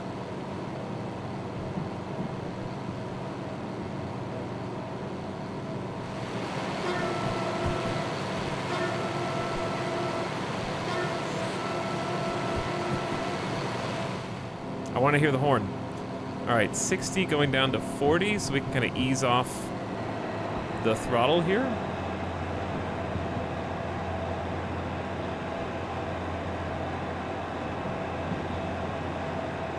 Gotta always honk whenever you're going through a tunnel.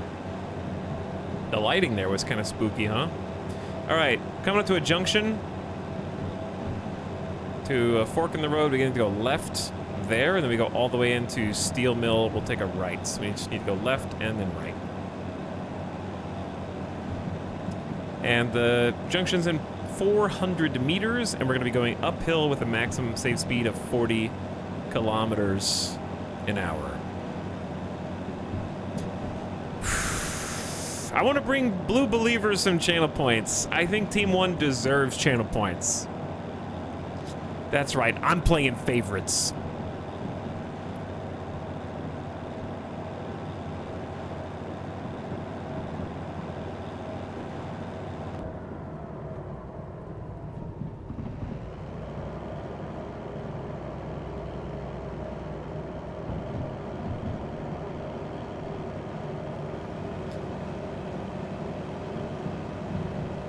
That noise always scares me, but it's just the oil cooler. Okay, I want to make sure, yep, it is going left, confirmed. So we're going in the tunnel, not along the right. My country doesn't allow me to gamba fake internet points. I still think that's hilarious. But they'll let you play Overwatch, so...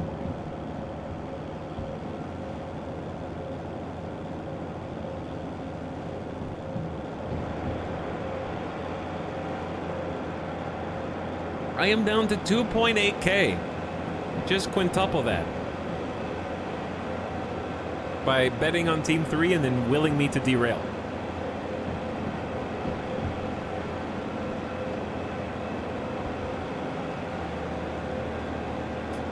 Okay, we're right here. We're almost up to the top of the mountain, and then we get to coast down the other side.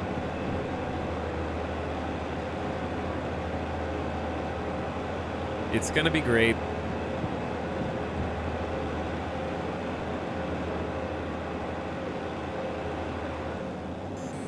Ding ding.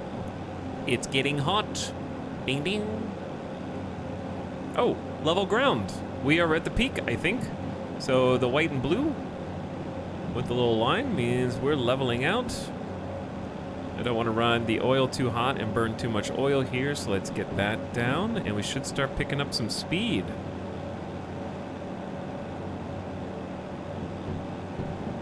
Hey, Alex, given your experience with the map, do you know where the highest point is? The highest, like, rail point? Not off the top of my head. I think it would be fun just to try and walk up some of the mountains to see what's at the top of them, if there's, like, an Easter egg up there. Because there's a couple, like, observatories that look neat, and it would be fun to like try and walk up there just to see, I guess.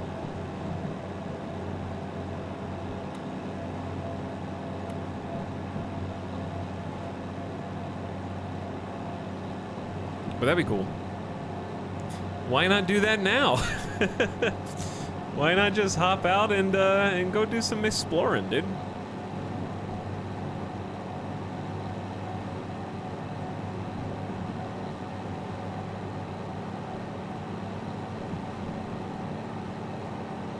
Okay, it should be safe to go probably up to like 50 on this. I forgot what the last speed sign said, so Team 3 is probably like, he forgot.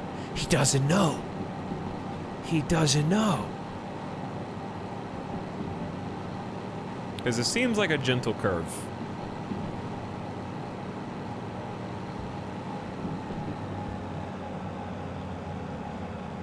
But I also want to chill. The last time I remember was a 70. Yeah, I think it was, but this is like a... Anytime there's an S-curve, I get suspicious.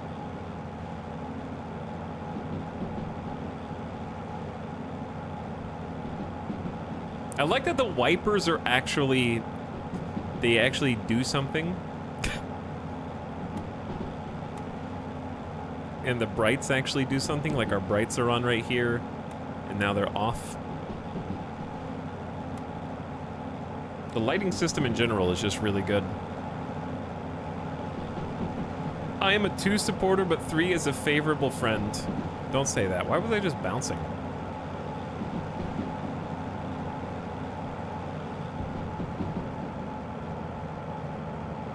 Okay, so when we go all the way down, we're going like here right now. 80? Oh, hell yeah. And going up, we're gonna go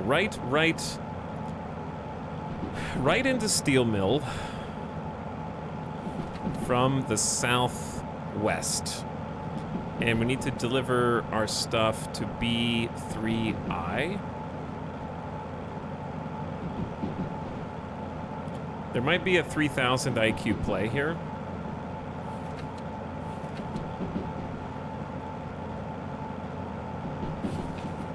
We'll see. Okay, we can accelerate though.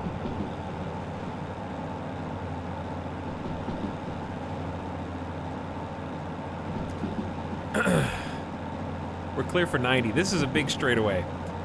It's go time, chat.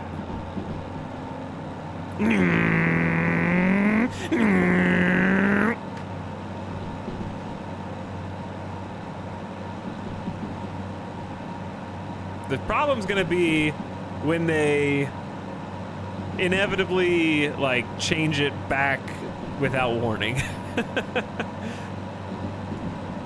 We're at 60.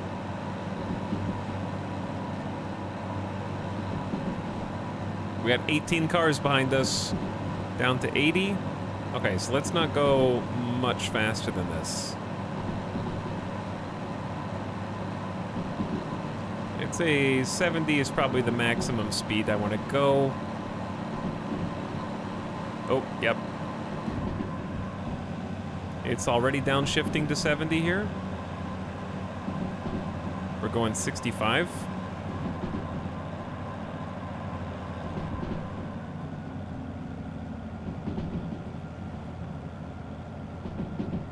And then 60.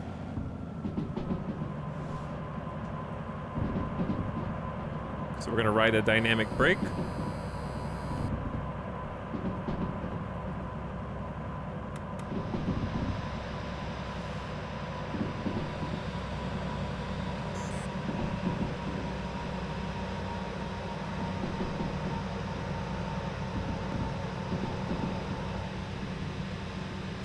Okay, Sander, I had to do some things to keep us from derailing right there. I turned on the sander, I turned on the dynamic brake, the oil was heating up as a result of the dynamic brake, and we used a little train brake to get us to slow down. We just turned right at a junction, correct?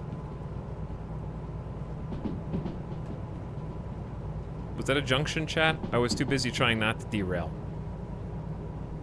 Yeah. And now we should be in the steel mill.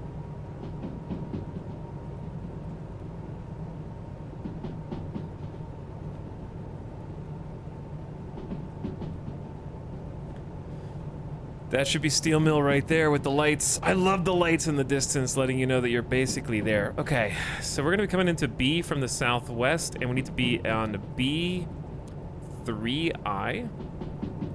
It's not, we didn't already go to the junction. We need to go right.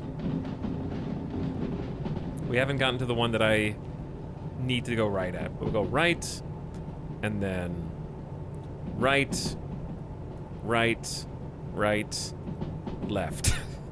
4 rights and a left, basically.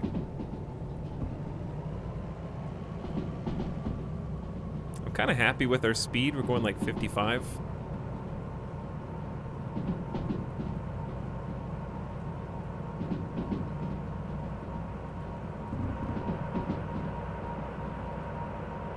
Gonna ride the dynamic brake. Try and control it a little bit more. Because you need to be going under 60.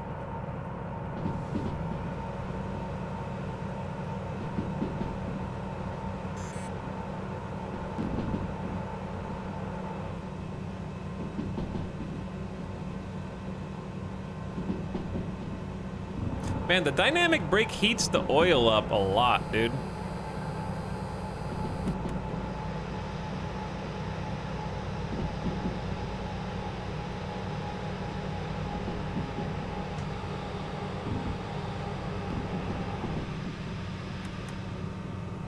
Okay, there's the first right. I said 4 rights.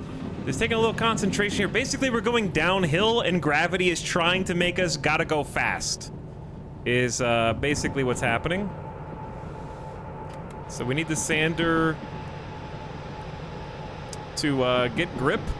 So we can slow down, because the max AC is 50, and we've been going 55. So I want to go ahead and start bringing this to a much more controlled speed, and that's what the sand is for.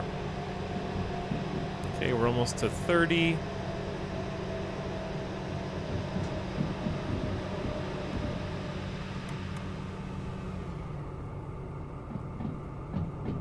Nah, we're down to like 25. Much better, because we're in the station. So there's the second right, the third right, the fourth right, and then left.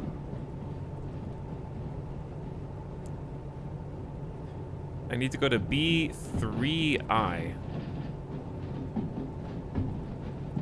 And it is clear. It is open. Now, this is where we have a 2000 IQ play.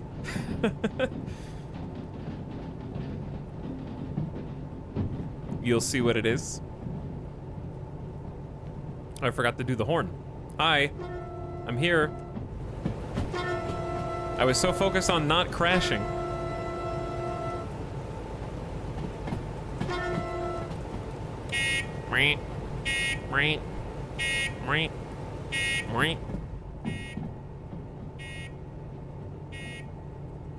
All right, now the brakes. Give it some sand. Slow everybody down. We got 18 cars.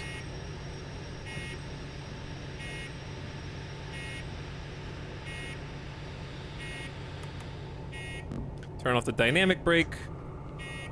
Turn on the handbrake so we don't move. Horn disengaged. All right. Now we need to lock this. Go ahead and decouple. Here's why it's a 200 IQ play by complete accident. The cars that I'm decoupling right now, the deposit to steel mill is this raw iron. So it's this car, this car, this car, and this car. So you might say, how are you going to get rid of these cars, but hook up the ones that you still need to deliver, these empty tankers? And the actual answer to that is, we don't need to take those empty tankers to the east where we're currently facing. We need to take them to the west, back out the way we came in. So all I have to do is go to the turntable, flip the DH4 around, drive it to the other end of where we came in, back in, pick up the empty cars from that direction, and then just take them on out that way, leaving the iron-laden vehicles here for money.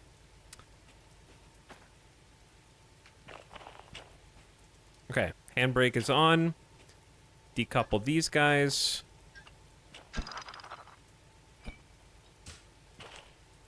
Looking good. And while we're here, we can actually turn in the first order, because it's ready to go. Is it still possible for him to did not finish? Yeah, I would have to not complete the second mission, because Team 2 says both complete. All right, chat. First one, bonus achieved by a sizable 14 minute. So that's 16,000 in the bank. Just a little drop off. Fairly short, easy trip. Now we got to make the second part. And the sun's coming out, so we'll actually be able to see what we're doing.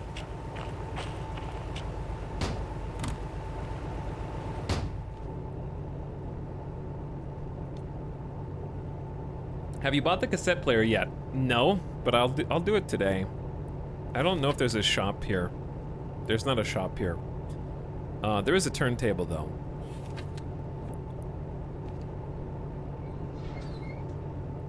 The steel mill is saved. They are saved, yeah. So I gotta abandon this cargo.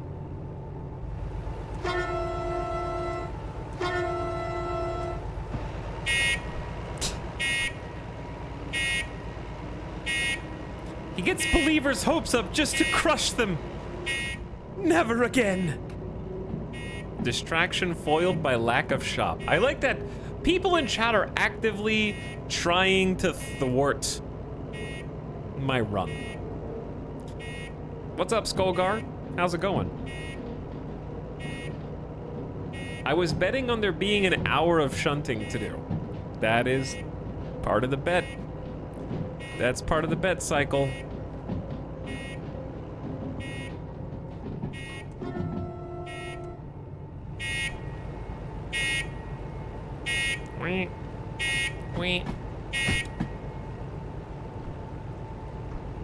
So we have to go out and then back in, but on the neighboring rail, and I have to flip the train around to go the rest of the way. Start throwing on the brakes. I don't need to open the door. I always feel like I have to open the door to throw the switch. Put it in reverse, take off the brake. Give a little doot. It feels better when I'm like looking out over the edge instead of like through the window. You know?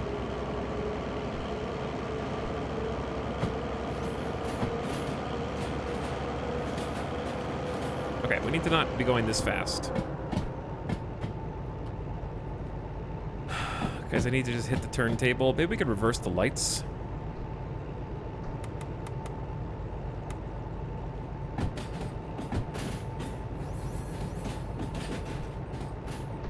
I can't remember if it's right at the next one or the next one.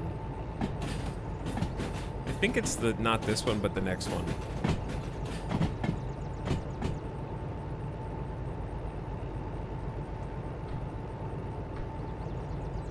No, yeah, it's left. Okay. I do think that Steel Mill is a fairly tricky station, especially for shunting. I would recommend not taking your first shunting jobs at Steel Mill, because especially if they're worth a lot. I'll explain why I think it's really especially confusing after I make sure I don't derail the train here.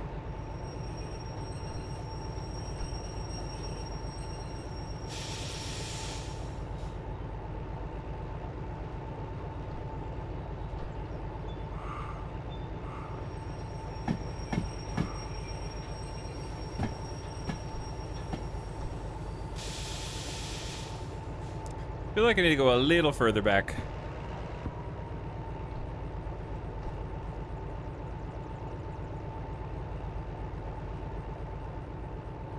Okay, now we're good. All right, handbrake's on. Door. But yeah, I'll explain. The reason I don't like taking shunting missions at the beginning, even though I think shunting missions are really good, like tutorials on how this game is played with logistics. If you look at Steel Mill, it doesn't have a loop. So because it doesn't have a loop, you've got these little storage lines over here, and then B, like B is a loop, but it can be really difficult when it wants you to use all of these and B, and some of the cars might be behind other cars, and it can get tangled up very quickly. Whereas some of the larger stations that have more places to kind of move cars out of the way. Like sometimes I've taken a shunting mission in Steel Mill, and it's like, I want you to dig these 4 cars out from the middle of 20 cars. And you have to like take the other 16 cars and like put them somewhere temporarily, and Steel Mill doesn't have a lot of places to temporarily put cars, I guess. What does the circle thing to the right of the map go? This? That's what we're on now. I'm on the turntable.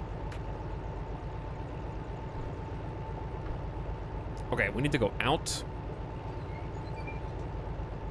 But yeah, if you see a circle on the map, that's just turntables. That means that you can turn your train around, which is extremely valuable. Because if you want to leave from the west or the east here, then you need to be able to face that direction.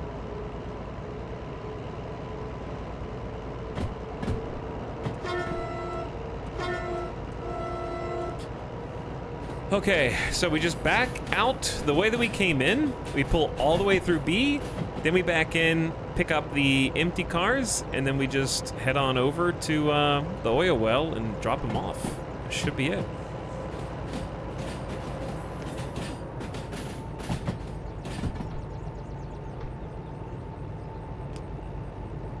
If there was a runaway trolley and one switch runs over all of chat and the other runs over Diablo 4, which do you save? Why would I save Diablo 4 over chat?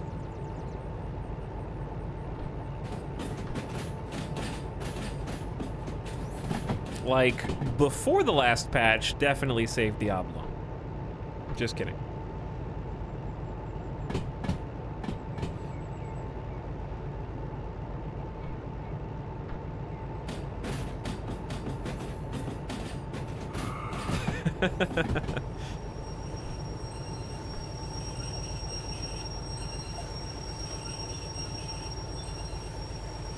Is it weird that I love day-night cycles in games?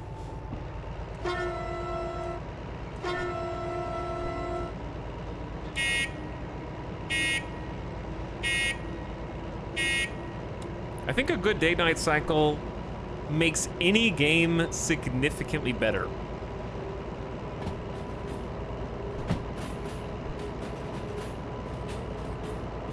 And I think that there's a very simple reason why.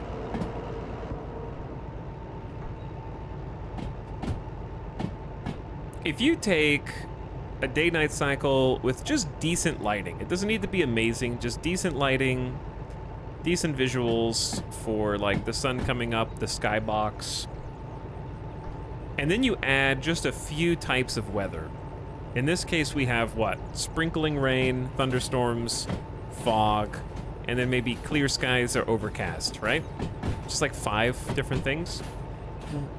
If you multiply those 5 different weather types with all the different times of day, you create a variety and the ability to replay the same content in different conditions where it stimulates your brain.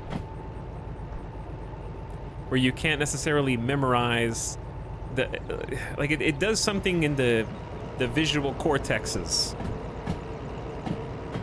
where it keeps things feeling novel.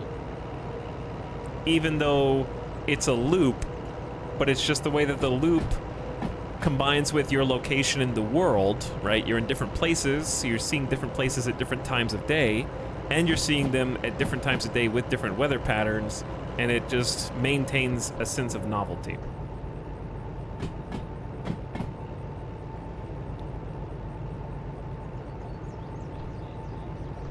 So I feel like that's why I like it as much as I do. Does Etel have the right set of cars? My cargo! Just kidding. Listen, Team 1, just sit back and relax.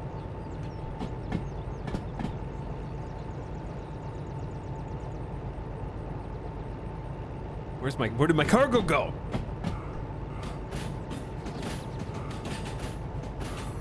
So we need to leave that way, which is why I'm pulling through. And we're gonna back in and grab the cargo from the opposite side.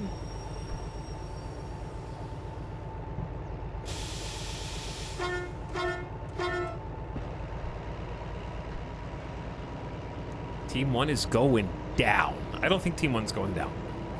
I'm full all aboard Team 1. This one. I am all aboard Team 1.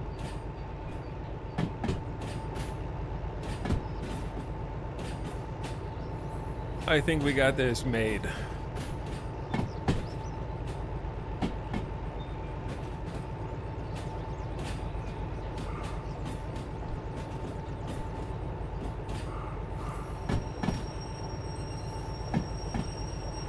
Something devastating would have to happen for this to get screwed up that bad.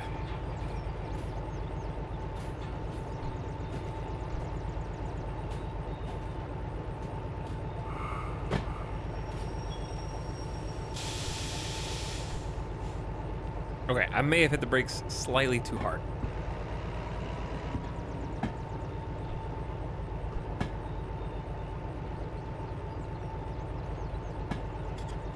All right, we gotta bonk the cargo. Bonk. Apply the handbrake. Hook these up from the opposite side. Make sure the pneumatics are engaged. And then we actually need to go back all the way to the end.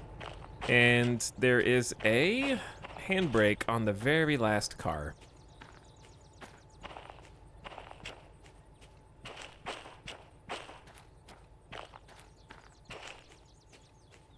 That I would be dragging ass if I didn't go get. The train turns automatically. You're asking how does it know what rail to go on? Yeah, those are what the little switches that I'm changing are. So I'm choosing which rail it's gonna follow by choosing which switch. Oh, this is the one. Okay, that's coupled. Make sure this is decoupled. Good. Back we go.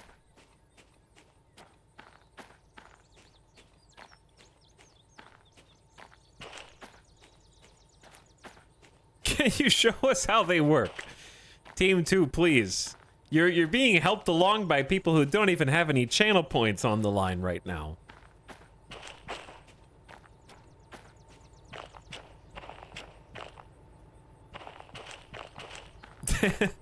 You don't even need any extra help.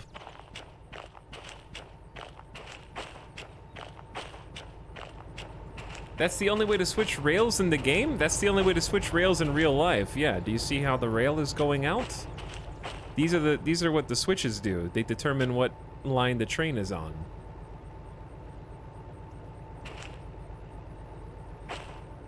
You know what I'm saying? This is the switch. So how you choose whether you go left or right, you can flip it. That one makes you go left. Now you go right. And you change them with the comms radio.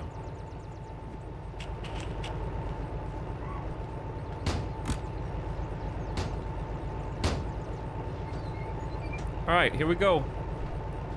Toot toot. Wipers off. That's not wipers.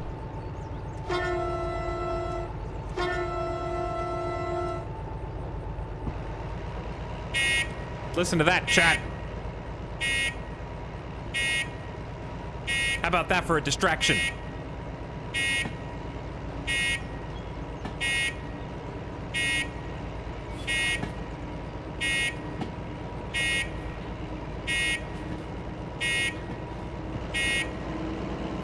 And we're off.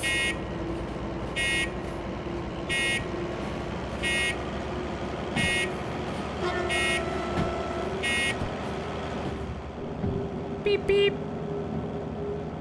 So we go right here, which is this junction. So we're coming out from this to the southwest. We go right, and then we go left when we're heading through the farm. We're good for up to 60 kilometers an hour, but it is going to be a downhill slope. So we're going to want to chill a little bit.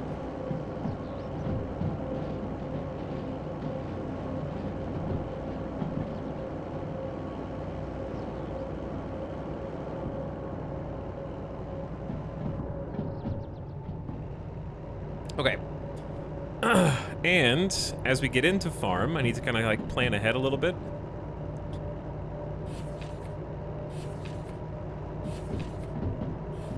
I'm a little confused.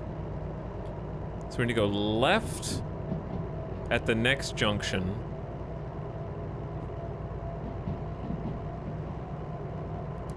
And then right. So it's gonna be left, right, right, left. Left, right, right, left. Bro, this is, why would it go 90 and then 60? What? You were allowed to go 90 for 20 feet. I already forgot the directions. That was very distracting. Left.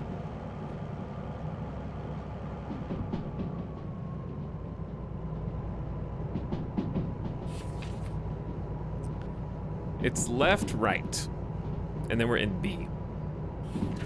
Left, right, and then we're in B. Left, right, right, left. Left, right, right, left. Left, right, right, left. Left, right, right, left.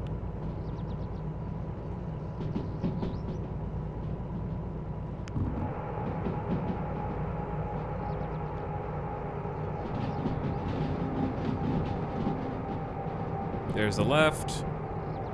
There's the right.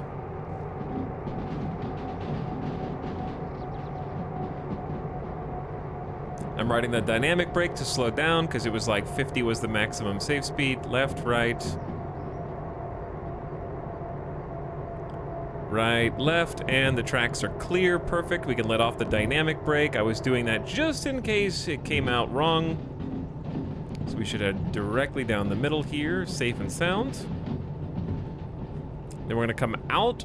We're already in farm and we're just going here, dude. OWC coming up.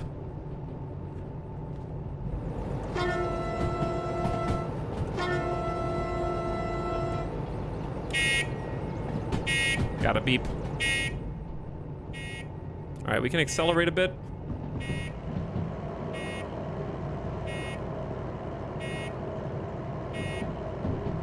Now,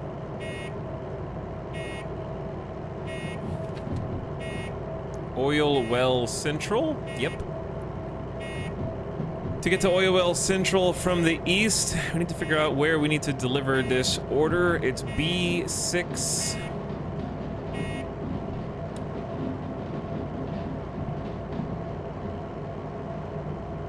So we just go left, left, left, just all left. All left all the time, that's it. We're basically getting there now.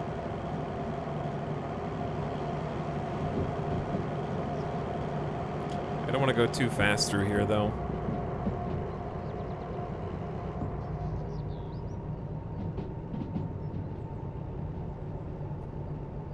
You see that little green? That's our turn-in spot. Hopefully the track's clear. And then we can, oh my God, look at it, it's beautiful. There's nothing here. I want all those white lines to be pointing to the left. Oh, they just popped in. Whoa, easy trains. All right, we're we're good. Some brakes might be nice though.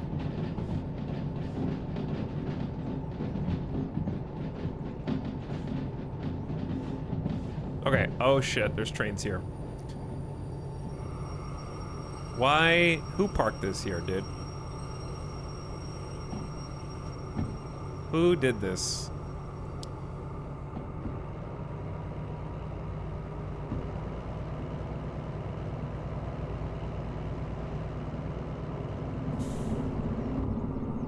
Can you hurry up, brake pipe?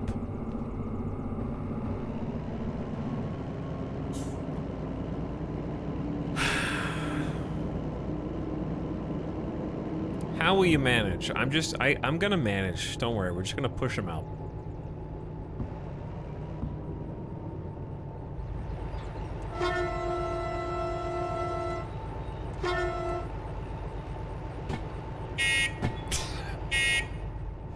I should have been doing that already.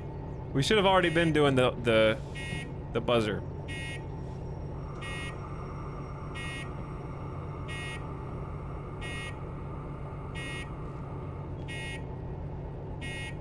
Team 1 in shambles. Team 1 is, I think we're still good.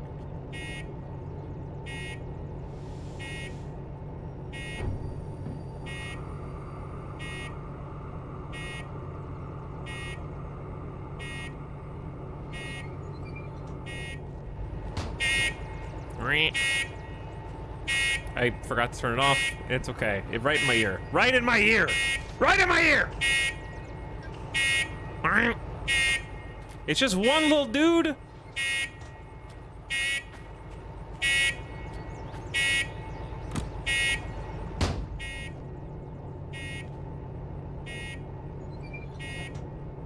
It's just one little guy.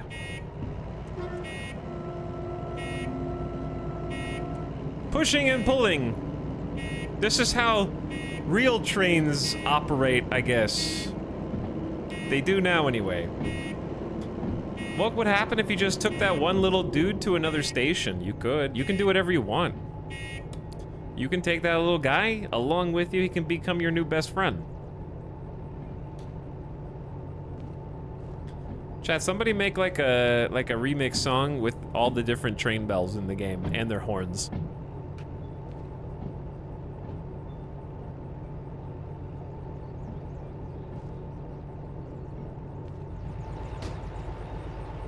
Okay, they're all in.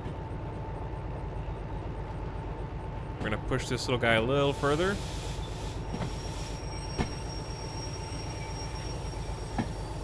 Throw on the brakes. Put the handbrake down. Now you have to turn on the handbrake to complete a mission. For safety reasons, obviously. We are decoupled from the payload. Now I gotta walk all the way down there for the turn-in. So Team 3, you're out. Team 3, dead in the water. No derail, no boom, no did not finish. I would never have bet Team 3 on this one, but you won way too much in channel points yesterday. Team 2, panicking.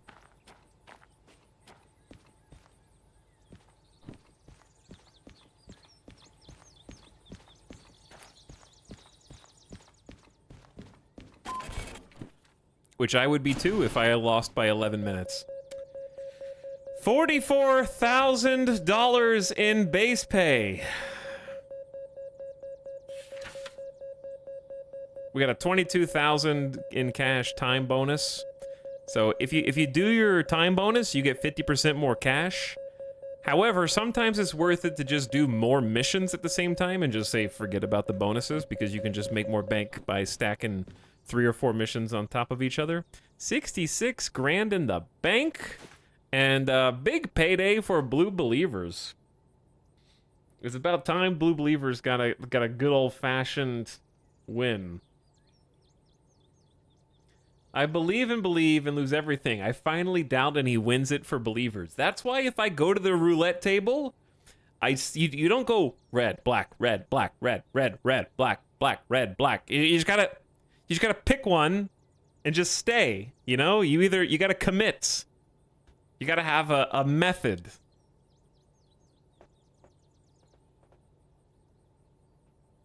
Remember to charge your flashlight. Thank you. Yes, I will charge my flashlight.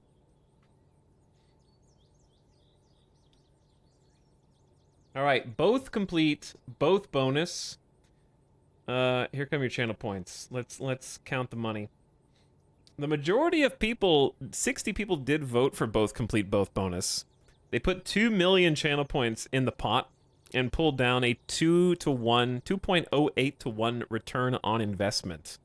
That is a sound investment. Biggest winner We had 3 250K bettors who took home over 500 grand in channel points. In the top 10 of bettors, we had a 53,000. So if you bet 53K or more, you were in the top 10 in Team 1. Team 2, Warvoid and El Dorito taking home the biggest L's with 250K and 192K in the drain. And Team 3, 250K, Juni went ham big time, trying to hope for a miracle, did not finish, or derail, or boom. Also gone. Rip channel points.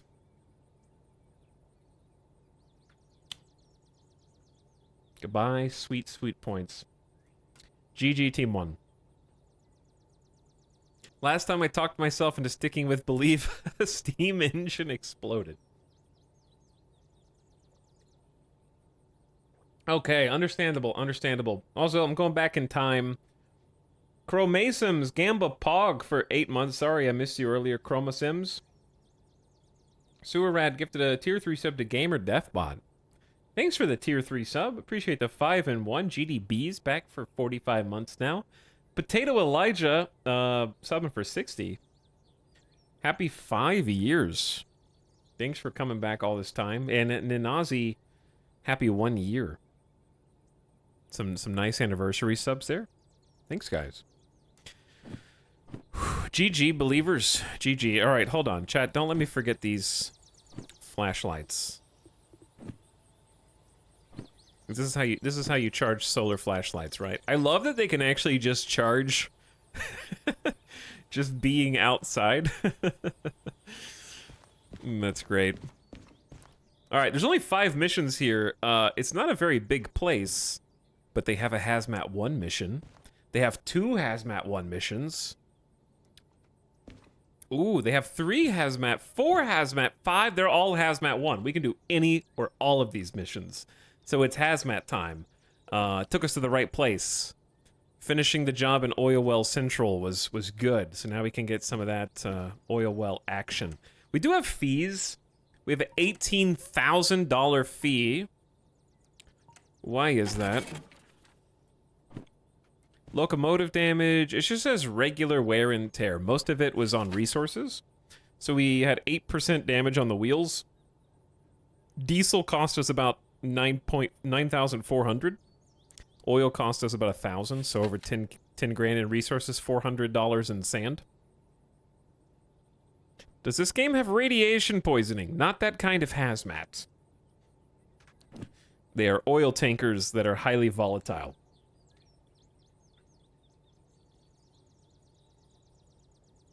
All right, how much money are we sitting on now? 161K. We need more. We need at least 200 grand for the DE6 license. That's a lot of train, dude. 800 tons of train. Damn. 630 tons of train and 588 tons of train. Those are some hauls. Or we could go to City Southwest, and that's about 500 tons of train. Where is City Southwest? We've never been there.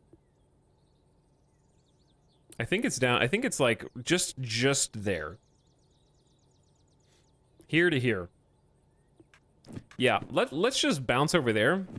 Our train is only capable of taking one of these orders, and I think I wouldn't like taking 630 tons. The DH4 by itself, 630 tons of oil is tough. I think that I would like to just do this shunting job and do the pickups. And then combine the shunting job will create a freight job, and we can just take both of them to City Southwest. That would be cool. So, what say we do a shunting job? We have 138 minutes to do a single shunting job. We have 3 pickups, so there's 3 individual cars. They need to be loaded and prepared with methane for departure. Okay. I don't know if it's worth doing a gamba on shunting, because I cannot imagine that picking up 3 cars is going to take... It might even be one of the ones we have. But I really don't think we're going to take 2 hours to do this. However, we've never handled oil before. So we can let the people decide the odds.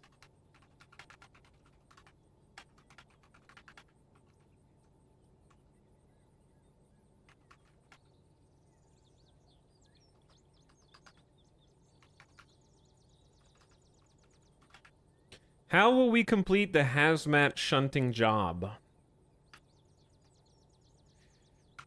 Safely complete. Accidents happen.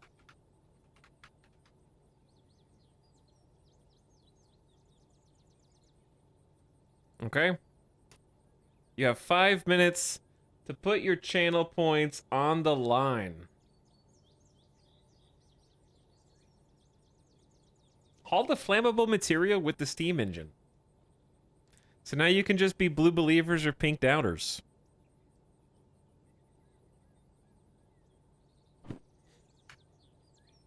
All right, shunting job, 3 pickups, load and prepare a train with methane for departure. We have plenty of time, so I didn't even attribute a time limit one to this. But yeah, we'll load these up. I need to throw away these money reports. Made some good cash. That was 66K on the first one and 16K, so 82. That was $82,000 trip.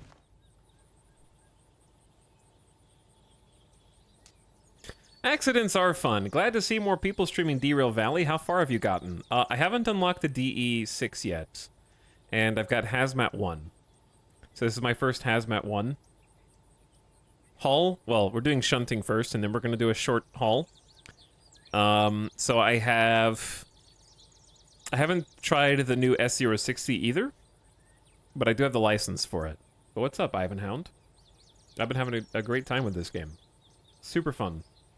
I had no real interest in trains other than I thought they were aesthetically really cool, and I feel like I know a lot more about trains now.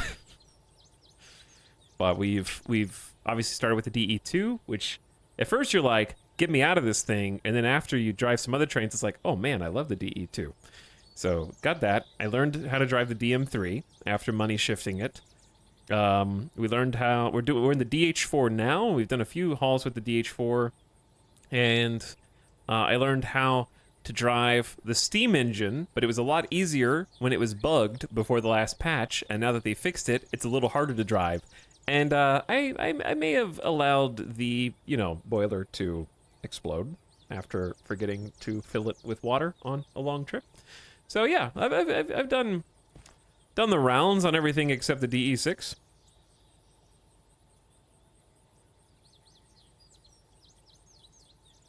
It's a good time. All right, this one looks charged. This one's taking its time. Oh, because we had it on. That's probably why.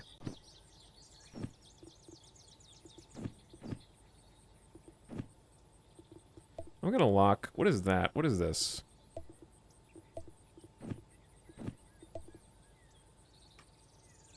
Fees?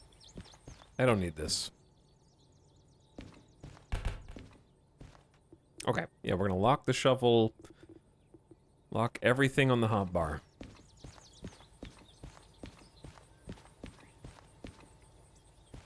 Apparently methane gas trains are referred to as bomb trains because of the extreme risk they carry. They were forbidden from going near populated areas until 2020. I see.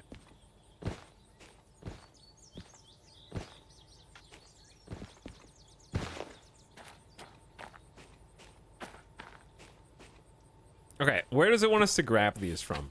A3, B6, A2. So they actually are on completely different lines.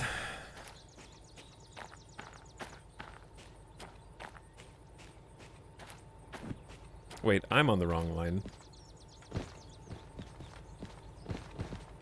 I hope that the reason you have 2 hours for this is the cars they want aren't just in the middle of all the other cars, but we have... Oh, there's a second DH here? That might change things. Well, we can still do the shunting mission. But linking up 2 DH4s is on the table. And we could do a super haul. That could be fun. We haven't done a multi-unit DH. Okay, what track is this? B6S. Now, where do we need to be?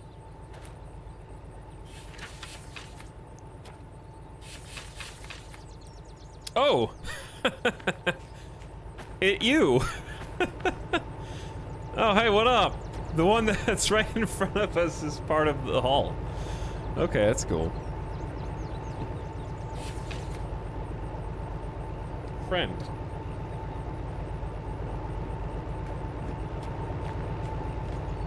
Easy. Already got the first one, dude.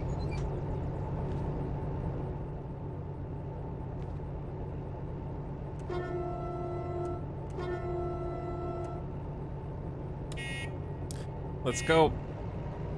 Wait, yeah. All brakes should be off, hopefully. So, lights are on, wipers are off. We don't really need the cab light, I guess.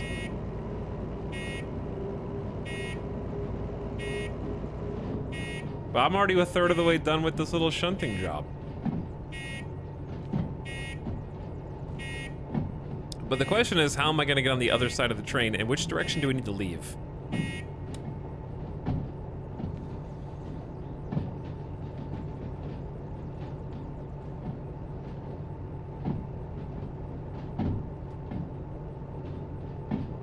But yeah, I like the DM3 a lot. DM3 is probably one of my faves, I would say. So I actually need to go back. Brakes are gonna be a little tricky, actually. Hold on, I want to put the brakes on so I can think this through.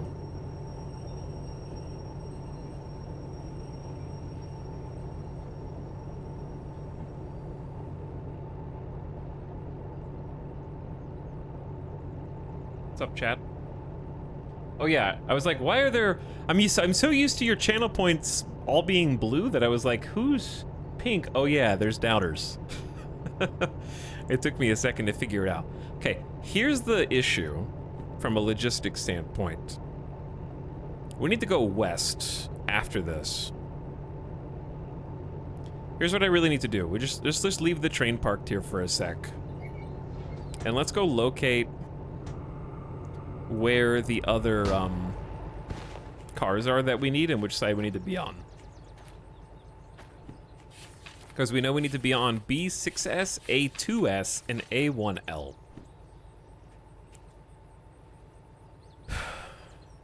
So, these are not separate yards. These are like separate, they kind of just go around. So there's something parked on A1L.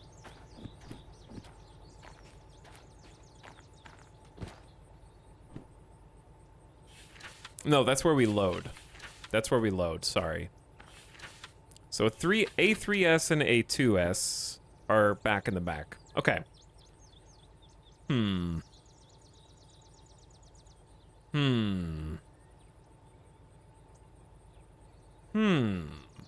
Thinking. I need to get on the other side of my train. Like, I need my engine to be on the opposite side. So therefore, I probably need a go-around.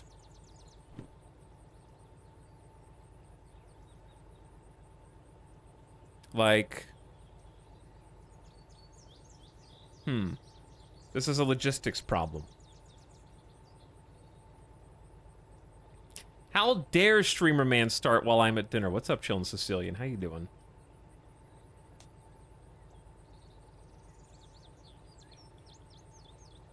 Dev in chat? Ivan Hound is a dev? Oh, nice. I've told the rest of the team that adding dev interactions would be fun, but that's for later, maybe. Who... Wait, interacting with me?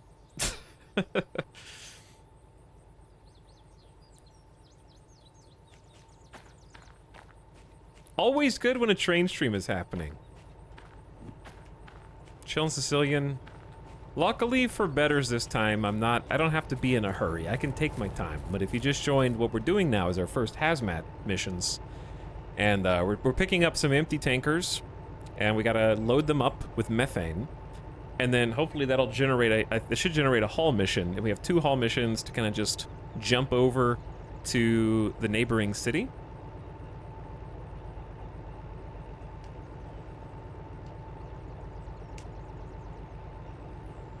And then if we don't explode, then we hopefully make a bunch of money. Ideally.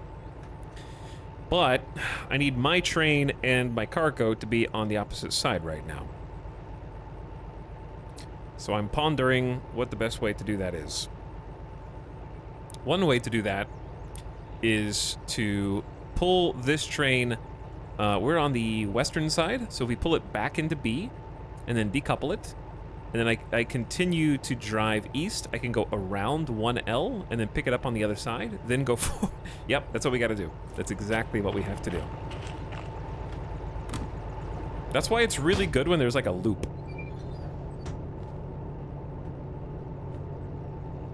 So if we go straight down the middle there. Nope. Put it in reverse. Then we go.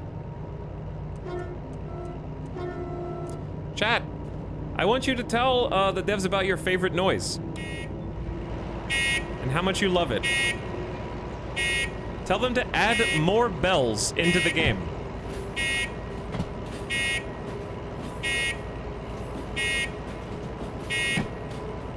Every train needs multiple bells, right?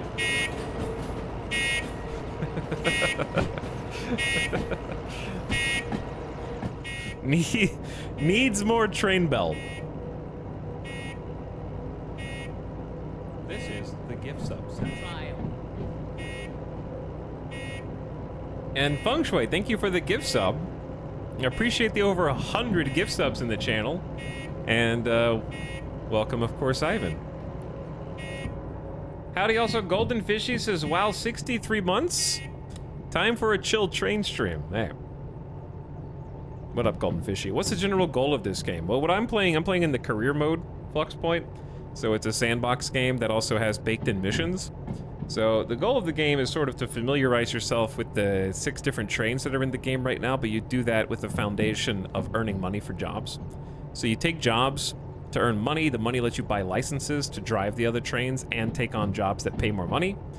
And in doing so, you sort of progress via income up the license tree until you can take all jobs and drive all trains. And there's also some other Easter eggs and things that you can buy to make that more convenient, like flashlights or lanterns, so you can see day-night cycle, weather system, 256 square kilometer map to learn that's set in a fictional sort of Eastern European vibe location. That's it in a nutshell. But it's all about logistics and hauling, and doing everything at like a very granular level.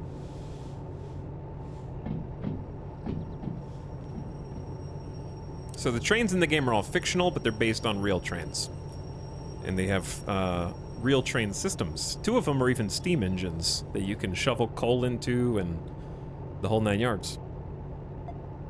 Chad, I forgot to decouple my my friend here. You distracted me.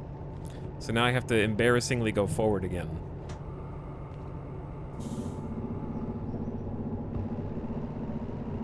But it's okay, it doesn't have any methane in it yet, so it can't explode. I can explode, but that would be very difficult to do.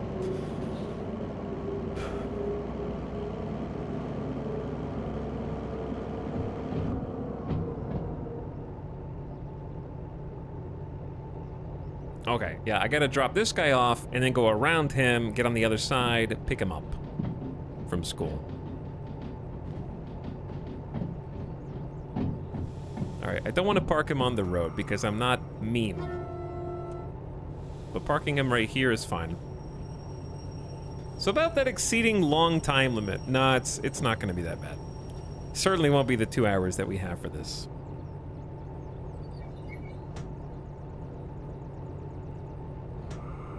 Okay, handbrake is on.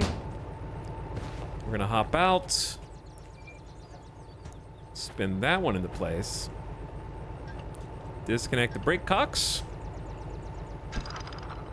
And complete the decouple. Okay, now we gotta go around it, pick it up from the other side. I don't think that the order matters here.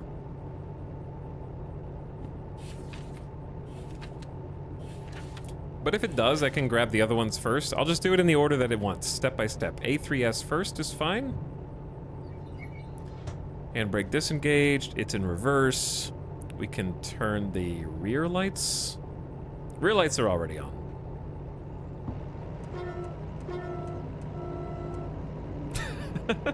Yeah, for any devs who are in chat, I highly recommend you do not listen to my chat, because the things that they would have you add to the game, well, let's just say I don't think that they fit the design philosophy of the game. So don't listen to them. They don't know what they're talking about. We only have good ideas. I don't believe you. They want Bigfoot and potentially aliens, and I wonder why. And they want scary monsters who wander through the forest and ghosts, presumably. So don't listen to them.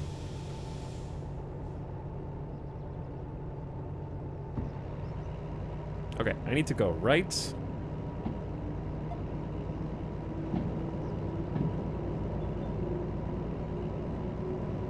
You're saying that as if it's bad. Forgot zombies. What about a ghost train? There's enough jump scares in this game, I think, chat, when your train can explode when you stop paying attention. The real ghost in this game is you after your steam locomotive explodes, probably killing you, but you continue to live in the game environment anyways, hauling trains. I mean, did you notice that there's no other humans here yet? This might be purgatory.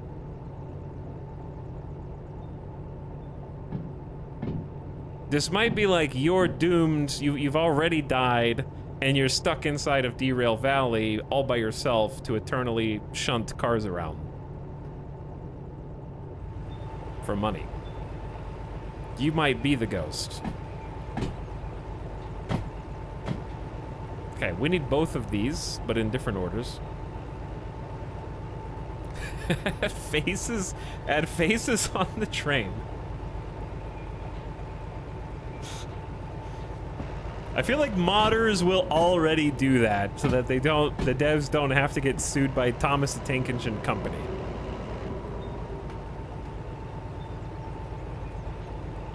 I think for April Fools we could add some stuff. That would, okay, yeah, for April Fools that would make a lot of sense.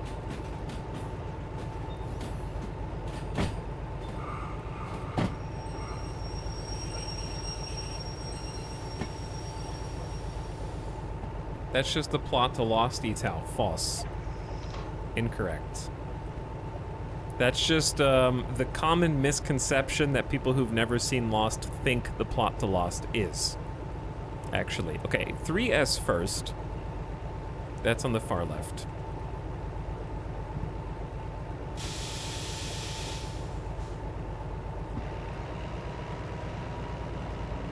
Yep.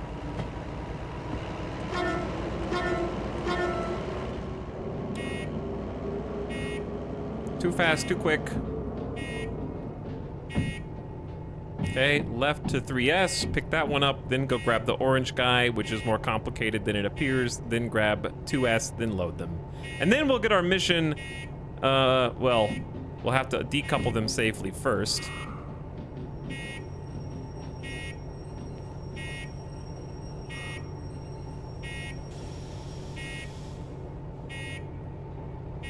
Want to be going a little slower when dealing with the tankers.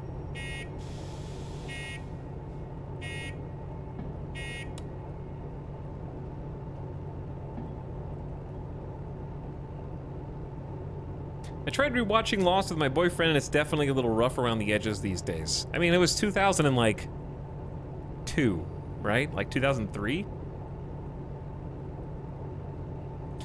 I think that's just TV. I think it probably holds up better than, say, other contemporary shows from the early 2000s. Like, I think Lost would hold up better than, say, 24. All right, we need to go forward next.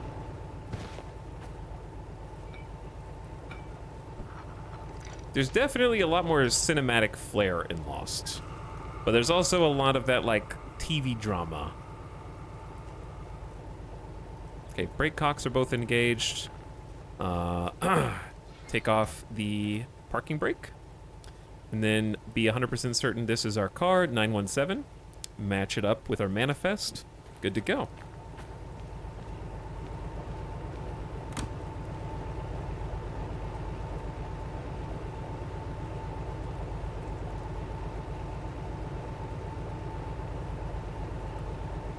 What if you're ferrying souls to the afterlife in the passenger trains?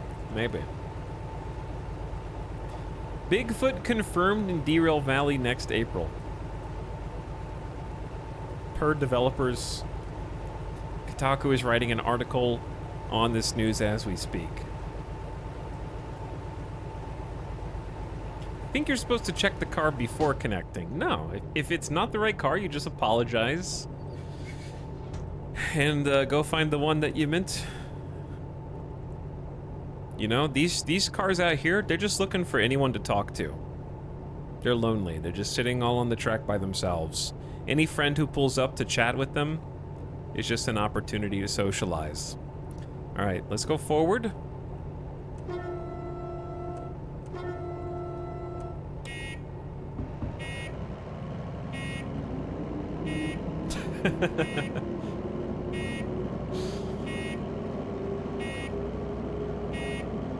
All right, so we gotta go all the way through and then back in a loop.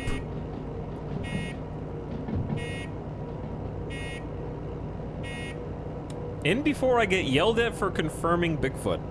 Okay, but would you rather get yelled at by like 2 people for confirming Bigfoot, or yelled at by hundreds of people for unconfirming Bigfoot in the chat, right?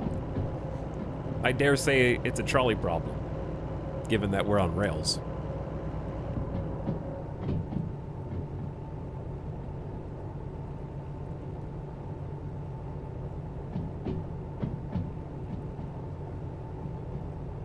Why are robots paying you to haul these trains in this humanless world?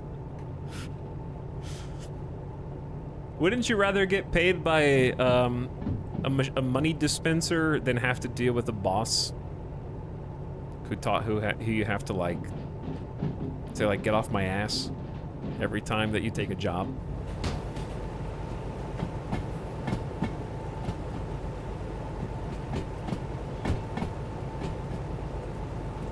Okay, so we have to go out here and then backwards down the middle line and pick up Orange Boy. And then once we pick up Orange Boy, we pick up the last blue.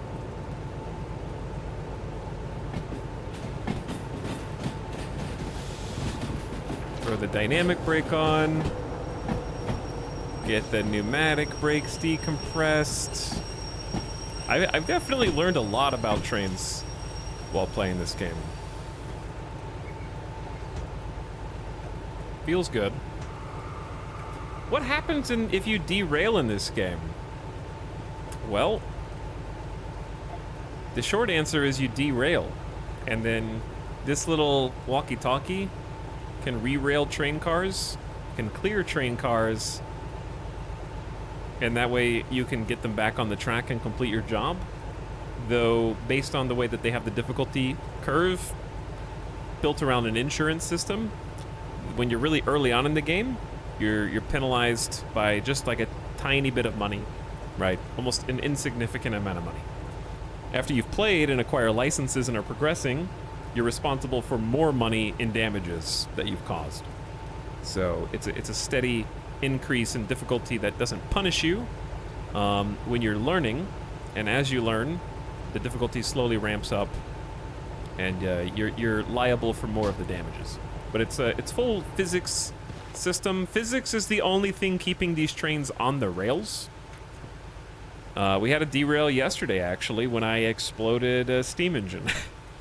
And it was an expensive career mode lesson. Okay, I just want to make sure we're going the right way. So right, left, all the way back down. But I'm also like 2/3 of all the licenses I probably have at this point, I would say. Therefore, it's more expensive for me than it would be for someone else derailing the same train.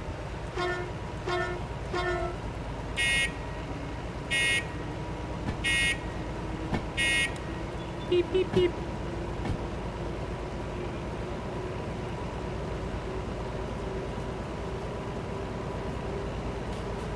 I must have slept through that. Disaster is always lurking.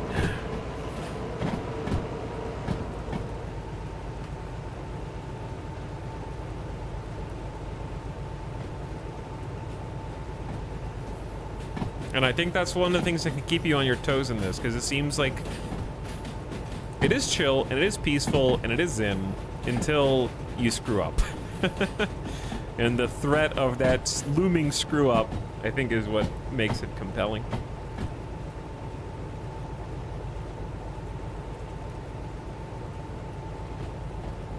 But yeah, if you derail in this game, your cars will take a realistic sort of physics-based derailment. If there's a ravine, they'll tumble down the ravine. If there's something explosive in them, they'll blow up.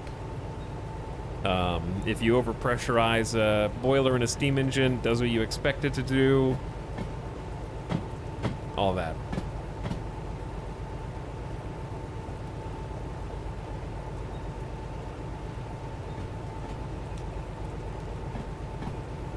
He's got rail madness. He keeps honking the horn, but no one's around. Yeah, but chat's around. That's letting chat know that I'm moving the train so you don't accidentally go on the tracks.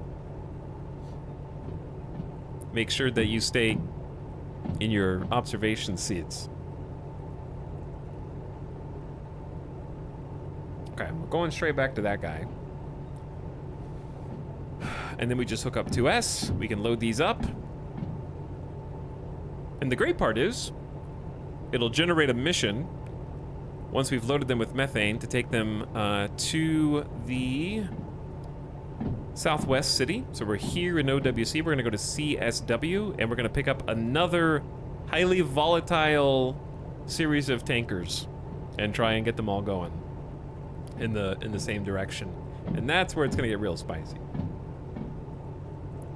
All right, let's throw some brakes on, coming a little slower.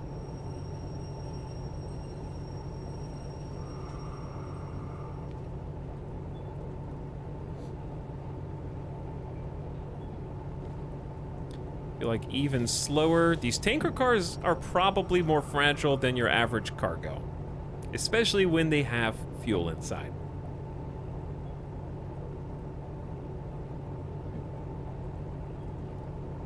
Okay, so as long as we're like, I don't know, 4 kilometers an hour or under, we're good. Waiting on connection, then we'll throw on the brake, head out and take care of business.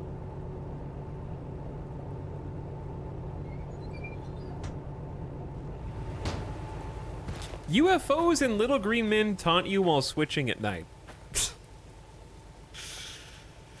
Bigfoot, aliens, chat wants cryptids. Chat wants UAPs flying around in the sky, defying physics, zipping through the clouds. All right, let's disconnect here. Then we need to grab you.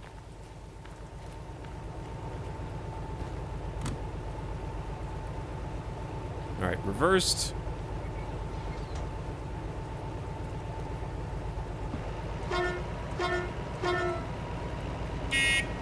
Beep.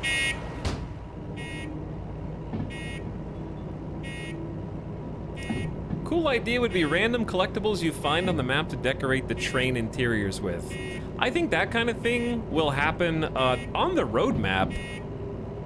They do have the ability to buy and own your own train on the roadmap, because right now you don't buy the trains, you buy the license to drive the trains, and then when you come across the trains in the world, you can just drive them. So that way you can hook up multiple trains together. So I think they want like a mode where you can acquire and have train ownership. They have permanent locations wherever you end up parking them or taking them or whatever, right? And I think that even extends to wanting to have player-owned train storage areas. My point is, I don't think that train decoration or customization could come until you actually own a train, because right now, you know, engines despawn after a while and respawn and all that. Yeah, it's a cool idea.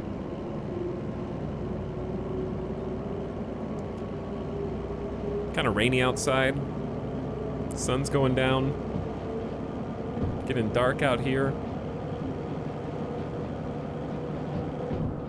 I like the DH4. Oops. That's not what I meant to do.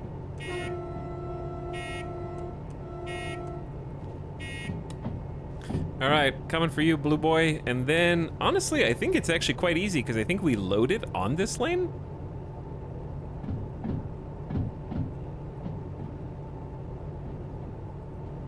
But yeah, I'm looking forward to, I think train ownership and sort of storage stuff would be cool too, because I think it's even more sense of progression. I would like it if the license to drive a train was still a thing and not mutually exclusive to train ownership, because I do enjoy just being able to pick up and drive stuff that's there. I think that buying trains probably makes more sense when there are more trains to buy, right? When the game itself has like additional trains, like 10, 12, somewhere up there. That way there's sort of more side grades. Which there kind of are some side grades already, right? Like the S060 is kind of like a side upgrade to the DE2 before the DM3, and then the steam engine, the big steam engine is like the side grade to the DE6. They have like pros and cons, depending on which one you want. All right, we gotta go left and then right.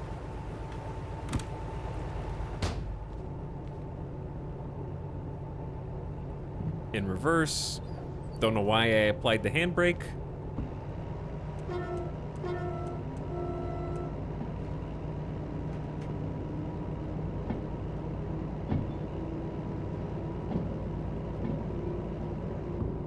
Maybe they let you hire people and also do train jobs with trains you buy for them. Okay, that sounds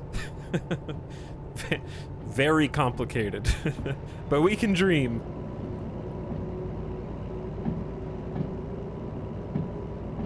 Imagine Rust-style PvP. You're just describing Rust.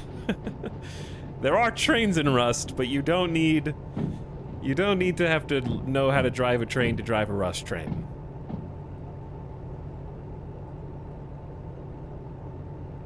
Thankfully.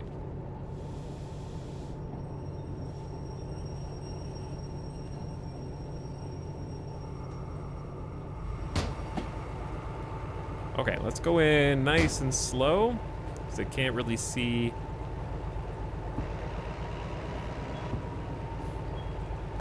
That looks good. Hey, make this game like that other game.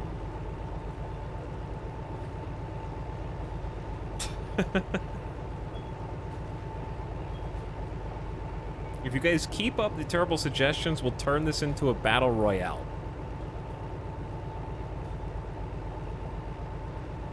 Don't threaten this chat with a good time. Where are we dropping?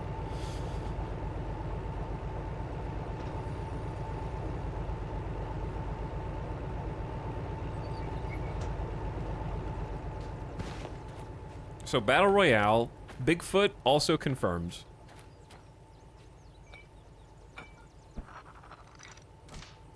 Now, the real question is, can Bigfoot also drive his own train? Is there like a Bigfoot train, like a monster truck?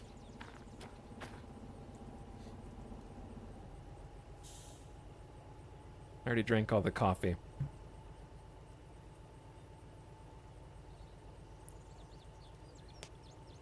Is this game like World of Tanks, but with shunting instead of missiles? What the hell are you talking about?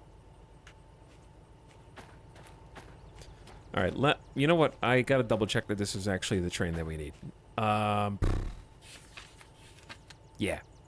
Okay, 196. Break off. Break off. I'm talking about Bigfoot in... Okay, now the spicy part. Putting the methane in it. We gotta put methane in these empty cars. Now chat wants battle trains.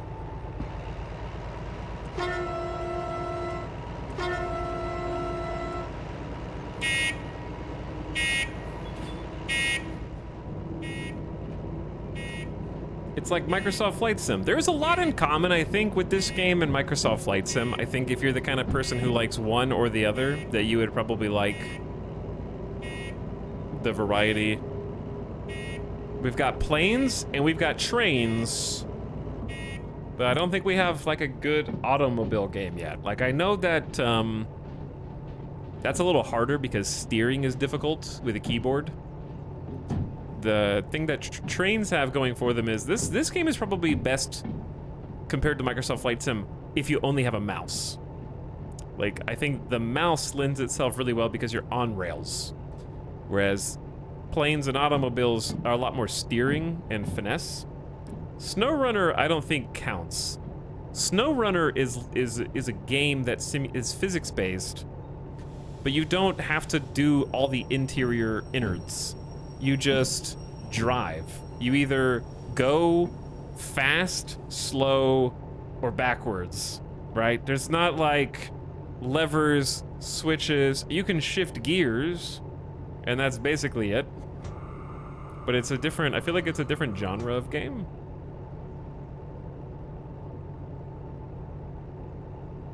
It is also physics-based. There's also literally 0 good boat sims. I think Sailwind is the one that chat continuously mentions as being really good. I haven't played that one, though. That has a little bit in common with this. All right, let's do... load some cargo here. But yes, SnowRunner might scratch like a hauling itch, but I don't think that it has the same sort of flipping switches and turning wheels, like the bop it factor, as I'll say. So we move this. Okay, train fully loaded. There was now methane inside of these cars. The bomb train has some fuel.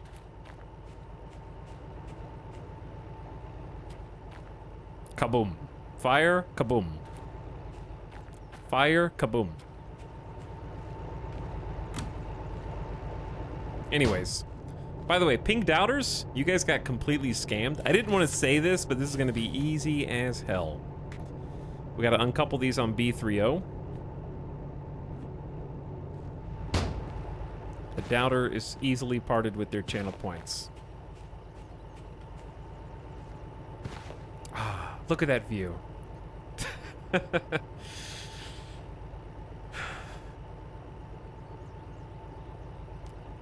I want to drive a modern container vessel through a realistic Valheim-esque storm.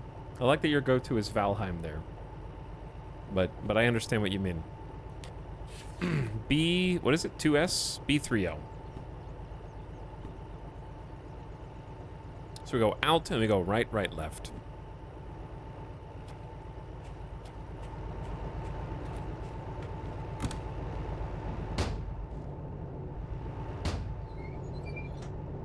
Right, right, left.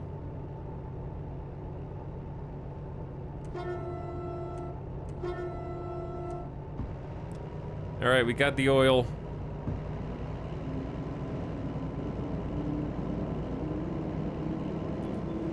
Methane in the tank. First hazmat trip. Sloshing around back there.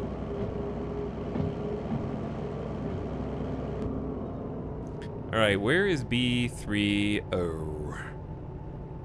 How fast can your train go? Technically 90 kilometers an hour. Effectively. But there's other trains that can go faster.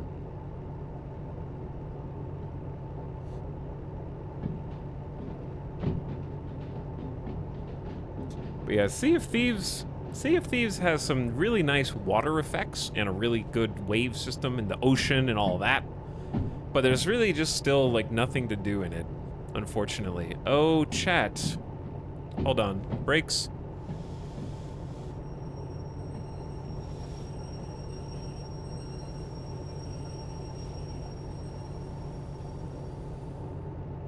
I just realized something. Let's get the cab light on in here so we can see.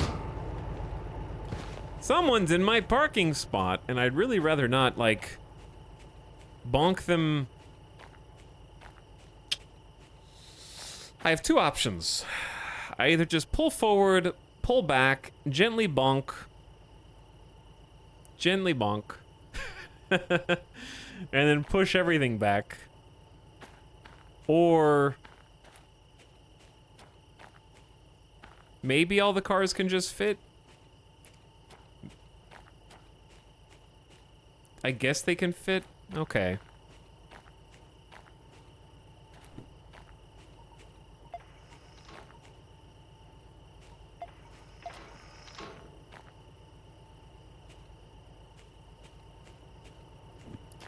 Doubters are perking up at the idea of this, I fear. Of course they are. They crave chaos.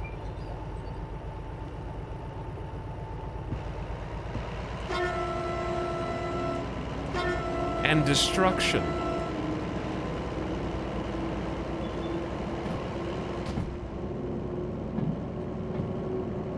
Sea of Thieves is a PvP game with PvE, heavy PvE elements that make people not want to PvE, or PvP. Honestly, the PvP just sucks in Sea of Thieves. That's the problem, like the combat's not fun. You have this dumb rock, paper, scissors system where you have a blunderbuss, a sniper that you can use from 1 foot away, and like a pistol. And it's so awkward and laggy, and the shooting is really bad. The best part of Sea of Thieves is the actual cannon fire from ship to ship combat. Like the ship to ship combat's great. It's the person to person combat that really sucks in Sea of Thieves. And so no wonder people get mad when it happens to them, because it's just like so floaty. It's very floaty, and also, I don't know what the word I'm looking for is.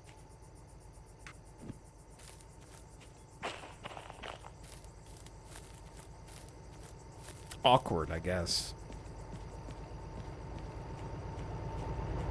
Like the way that you move, and the way that you aim, and the way that you shoot. But the ship combat is actually amazing. Like the cannons, the leaky ships that you have to like work as a team to plug up. That's all great. Oops.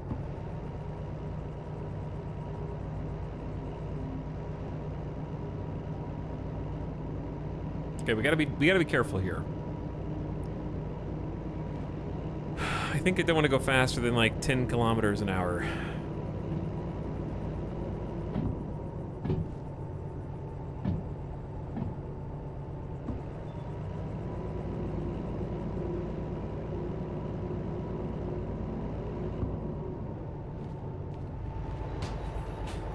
Because we're gonna go straight back. These actually have methane in them. I want to make sure we're going to the right place. B30, perfect. Those ones are empty. Well, actually, no, some of them may have oil in them. I guess that's possible. Did you ever play Guns of Icarus? I never played Guns of Icarus, no. But yeah, the PvE combat is the exact same way. Floaty, awkward, and shooting the skeletons is just feels bad. Chat, why are we just going straight? Oh my god, I didn't turn the thing. I'm sitting here talking about Sea of Thieves.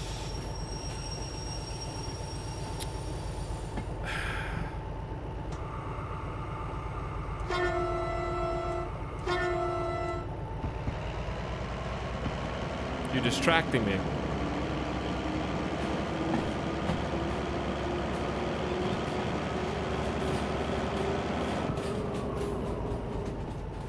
Cool to stop by. Hope you have fun playing. If you need anything, hit up our Discord or at me. Hey, thanks, Ivan. Have a good one, dude. Keep up the good work. Thanks for popping in, saying hi.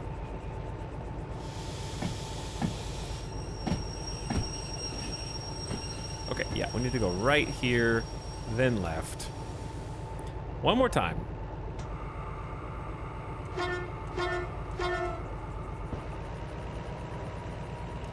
I've had a great time playing Sea of Thieves. Well, you're wrong. I'm just kidding.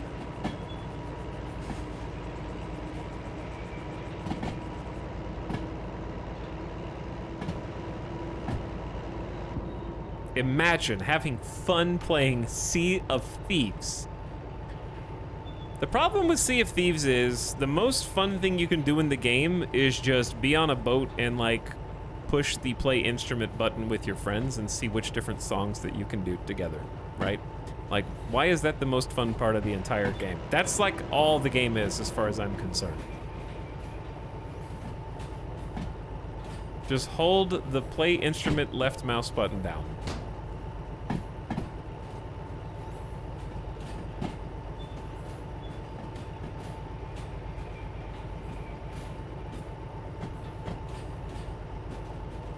Like, the best patch notes that they can add are more instruments. I think that the problem with Sea of Thieves was they had a really good foundation. They're a classic example of a game that has a really, really strong base game foundation.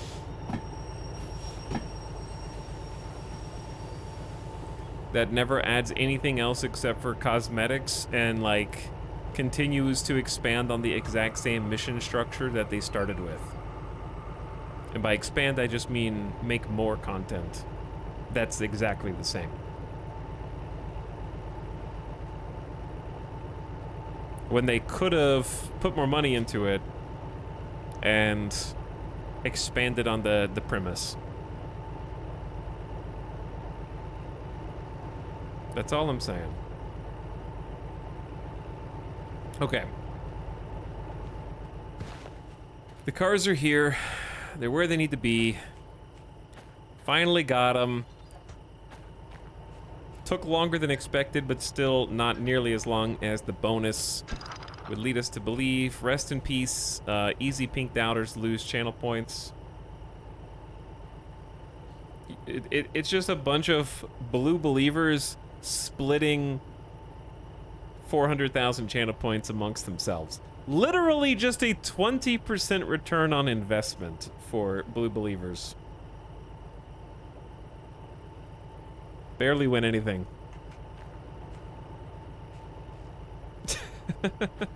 Now, the next one might be spicy because we're gonna have like 2 methane sets of cars linked together on a little... It's gonna be a very short trip, though. Very short trip. How's it been 3 hours already, dude? I don't understand. I love getting all my progress erased by Timmy. Who's Timmy?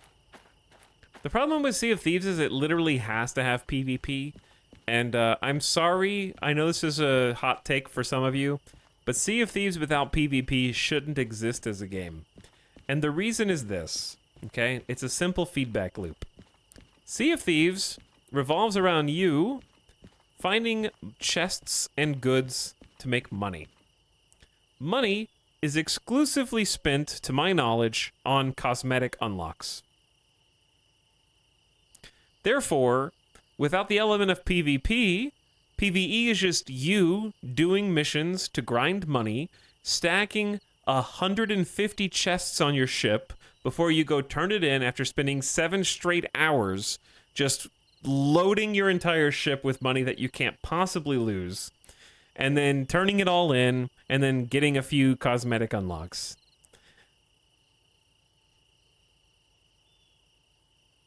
So the element of PvP at least makes it where there is the threat that something may happen to you being a greedy bastard.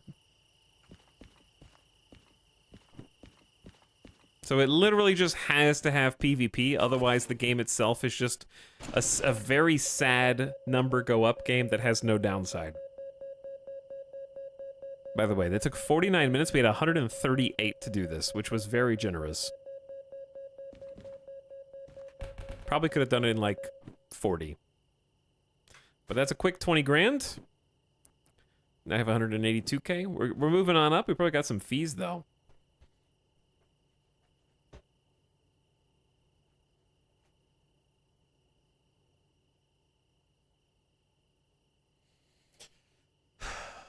It'd be fine with better PvE. Yeah, but that's just saying no PvP Sea of Thieves is better if Sea of Thieves was a better game, is what you're saying. Or a different game.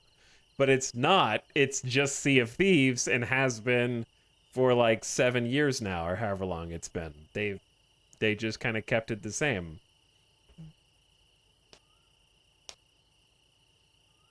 Sea of Thieves would be better if it was better. Yeah. So what? Add seasons every 3 months and cash in on the cosmetics? Hold on, are we talking about Sea of Thieves or Diablo right now? Okay. Missions. We did get a new... Did we get a new freight? Yeah, this is the cars we just loaded up. We could do a simple oil haul to City Southwest. And then if we wanted to come back, there is a spicy, like, series of missions to take back to Harbor in town. That would be a tough trip, though. Tough trip.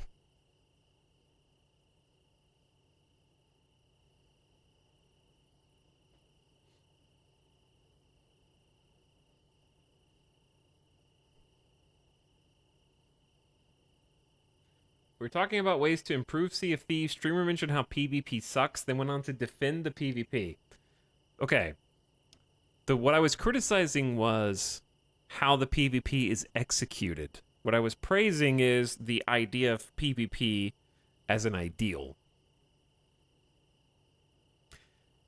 That'd be like me saying, I think that competitive shooter games like FPS games are good, but I think that Halo Infinite was a misfire. Basically that. The idea of open sea where there's sandbox PvP is good, but the actual gameplay has to support it.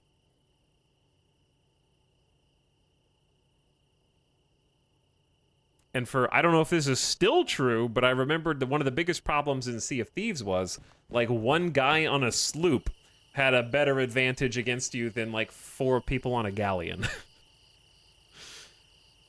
So, that kind of thing makes it difficult.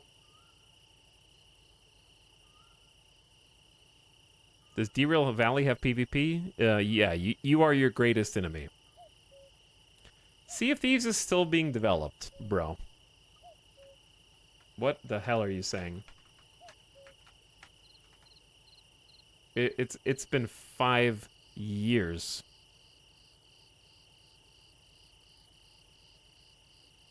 It's been 5 years. It's the same as it was 5 years ago, except now there's fishing. It's being updated, not developed, correct. That would be how we would say that.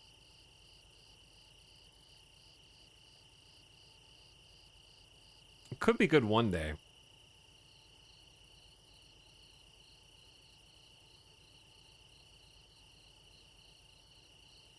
anyway, chat.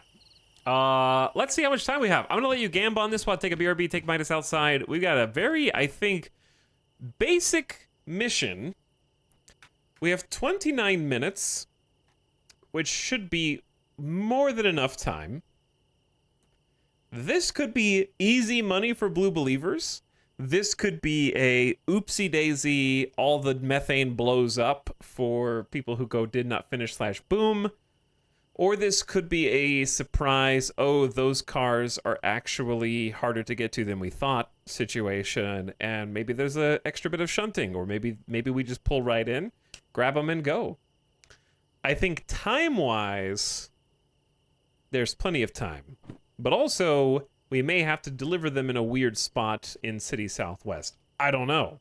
I'm just giving you what I think. We're here in OWC and we're going here. It's literally a neighboring town. So it's very close. So the actual drive will be quite short. The question is, how sensitive, like, even EJ blew up some oil tankers because he bonked them too hard. So I don't know. I don't know. All I do know is you guys can put your channel points on the line, and I'm gonna take a BRB. Okay. How will we complete the hazmat haul?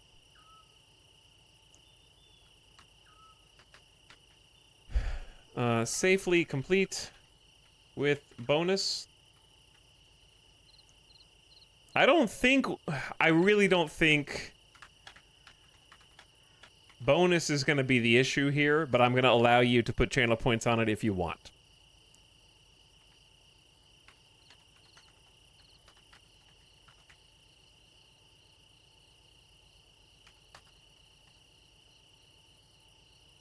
All right. Put your channel tab back in, put your channel points on the line.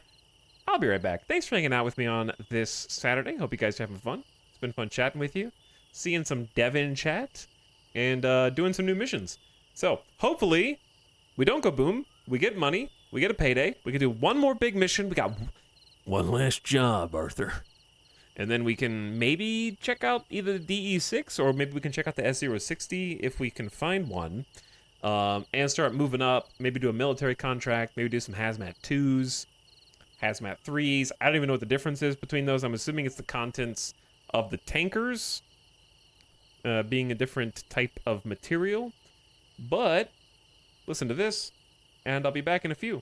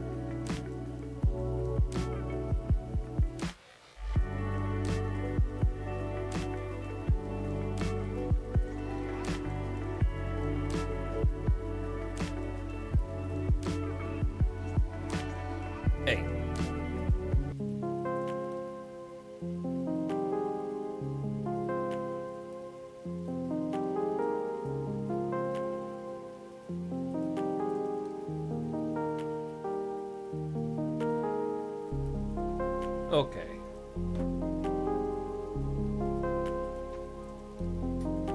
Hello.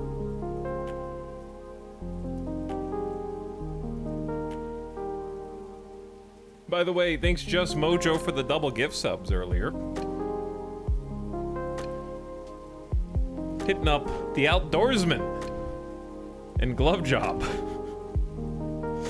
Thanks Just Mojo. Hope you're well. Kira B for almost 30 months. Hi Kira. Thanks for the tier 1 sub. Helps out a lot. And Dynamic Boost. Pumping it. Pump it.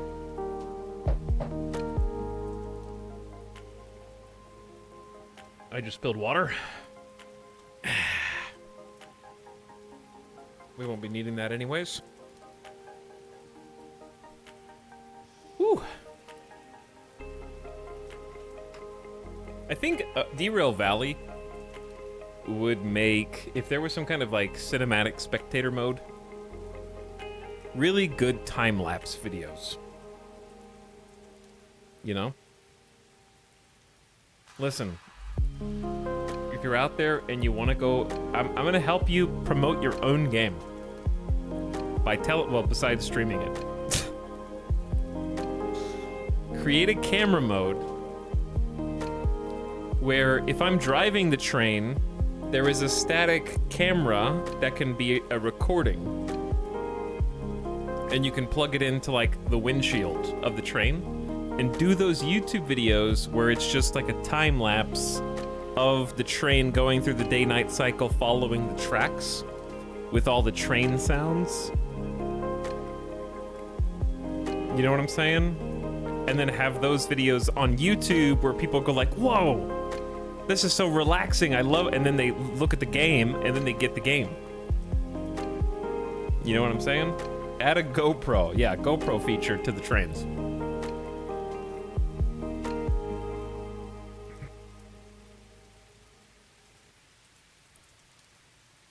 So, before we leave this place,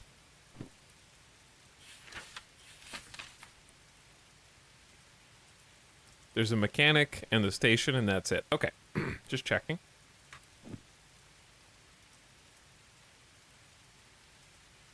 What would you choose? Big bet for a 60% return, small bet for 5 times return. Too late. It's too late. I already told you guys my thoughts at the beginning. Now let's take our mission. I might not be able to take missions unless I clear some fees, because we have 26 grand in fees. So I might need to fix... Actually, let's just go check. I don't know how much fuel we have left. Before I take the missions, we might need to do some like quick repairs.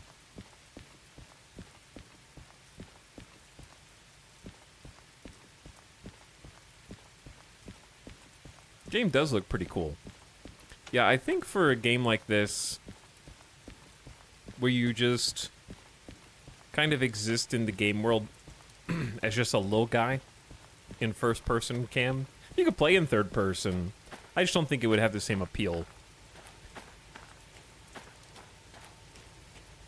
than nailing all the, like, lighting and sound. Just boost that immersion up another few levels. Alright, I'm gonna check on this before...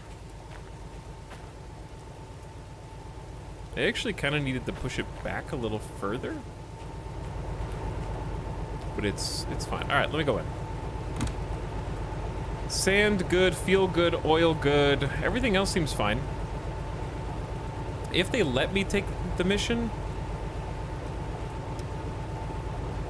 Okay, I'm gonna walk all the way back now. If they don't let me take the mission, then we have to make this walk one more time.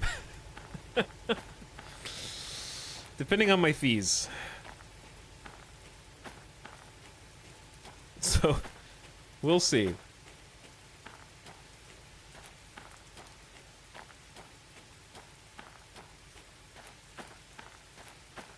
%90 of that footage is parked at the station, though. Do you know what editing is?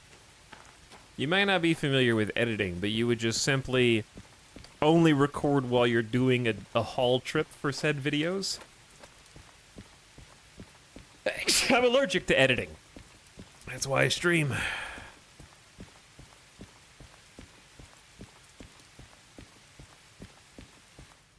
Okay, gamers.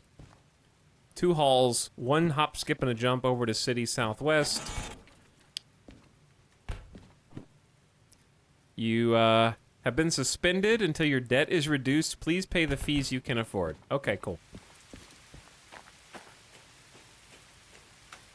So, I could pay 26 grand in fees, which is a substantial amount of money for me at this point. And my insurance wouldn't kick in. I had to pay them myself. And then it would basically fix up my train, repair the wheels, repair the powertrains, refill the oil, refill the diesel/fuel, and put it good as new. Or, since I have the license to do some manual repairs, I could simply take it over and have it repaired right over there for half price. That is what I'm gonna do.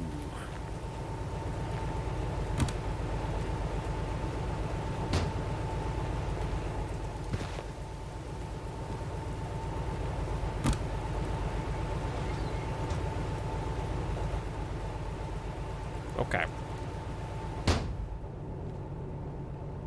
So, to get over there, I need to go west, and then left, and then straight across the turntable. Should be easy enough.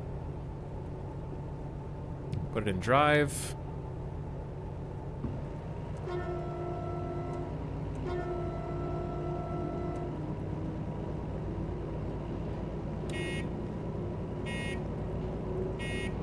Is the fog rolling in? Oh, not now.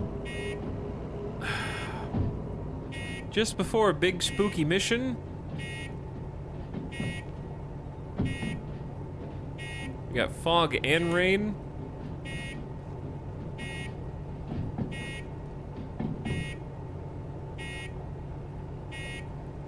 Doubters have paid off the weather. Maybe.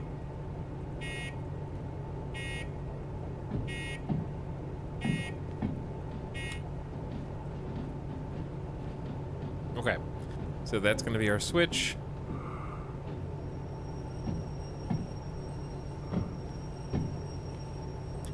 And we need to go left. I haven't taken the missions yet, though, so the timer hasn't started because I can't take the missions yet.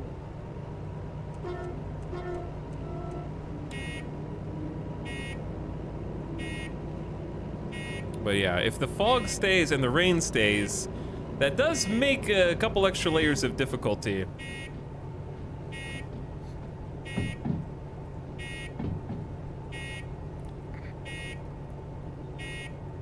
All right, one more left. Can't see because of fog.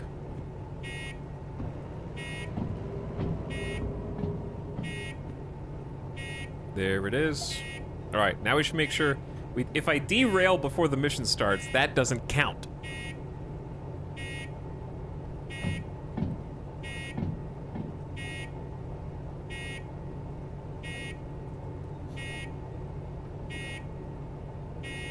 Because you haven't even accepted the missions.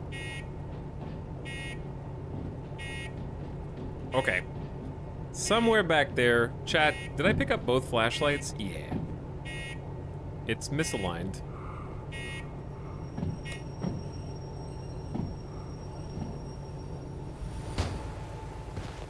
I would really like to do a mission where we do 2 DH4s in tandem, but that's a little difficult, I think.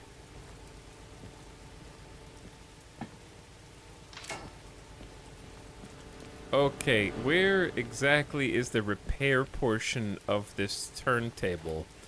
Oh, it's over there. How interesting.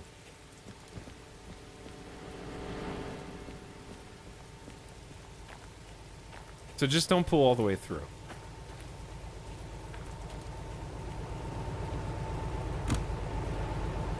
Yeah, there's no shed to protect us from the rain, sadly.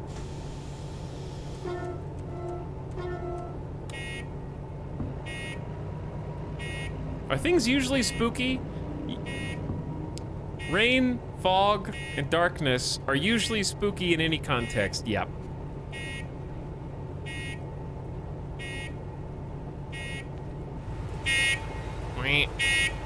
Don't worry, that horn keeps the ghosts away.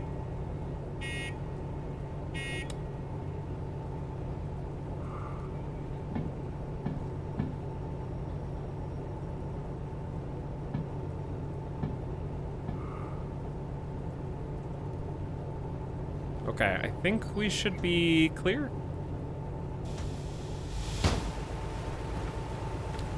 We are most definitely not clear, but we shouldn't derail.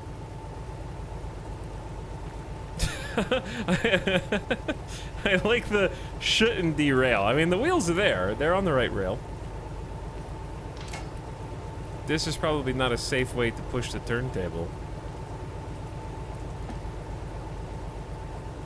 Between me and the train, seems like it could crush me.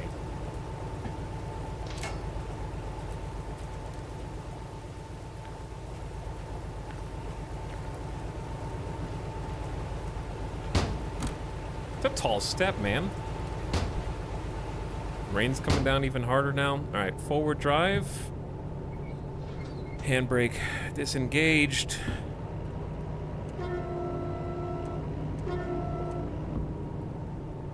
Really don't need that much speed.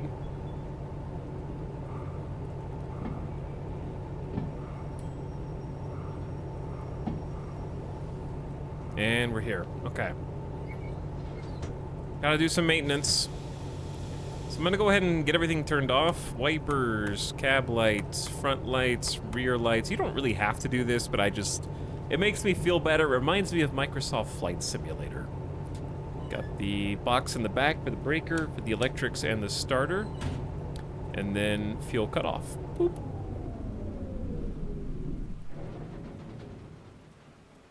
Nice sounds. Hello everyone, what's up, Skewer? How's it going? Now let's get this hooked in. Now, mechanical powertrain repairs.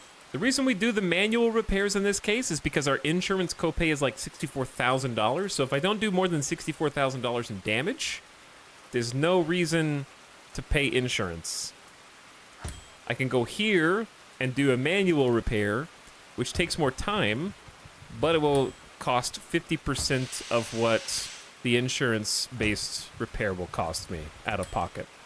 So in this case, I can get, that was diesel, sand, oil, repair any parts of the body, which was already good, the wheels, and the powertrain for $13,500 instead of like $27,000.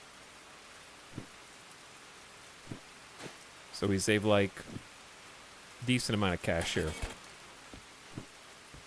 All right, all fixed. Good as new. Top form. So let's boot it back up. Starter, electrics. Get the cab lights on so we can see what we're doing. Headlights, and we'll do rear lights. Turn the wipers back on. Get the engine spooled up. Make sure the reservoir is still full. It is. We got oil, fuel, sand at max. Put it in reverse. Parking brake is disengaged.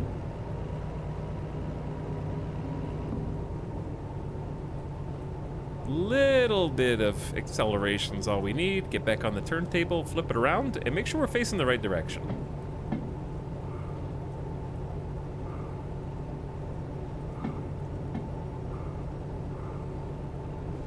I feel like I'm always stopping too soon in this because I'm used to the steam engine,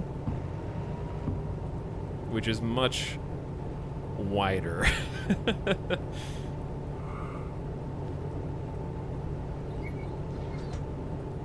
All right, parking brake engaged. Now.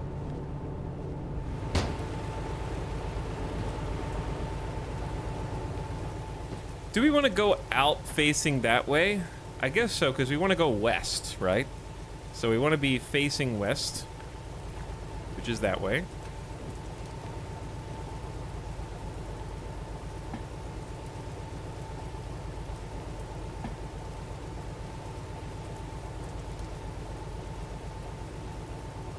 repairing the train is necessary to take on new jobs. Because, basically I owe fees on the train, so they won't let me take new jobs until I have paid the fees down. So in this case, here's what we're gonna do. I should be able to just kind of run back and take I should have just probably run back and taken the mission from here, but we're gonna leave the train there for a sec. Grab the mission so that we know which cars we're supposed to get and get this show on the road. Conditions are not ideal. Wow, did he just litter? I didn't litter. Whoever printed out that receipt just threw it on the ground and I just put it back where I found it. It's not my problem.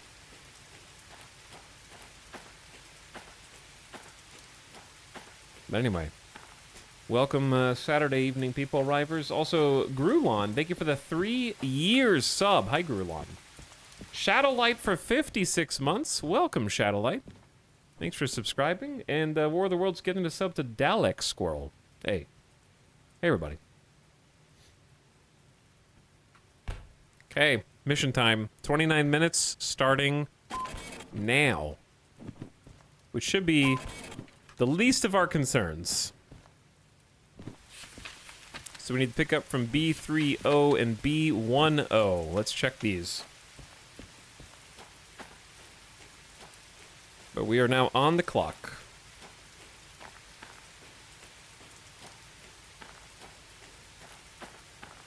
So B30 is going to be the easiest one.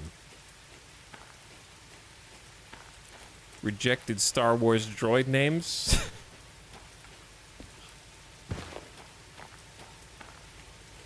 I'm curious where the other train of cars is going to be.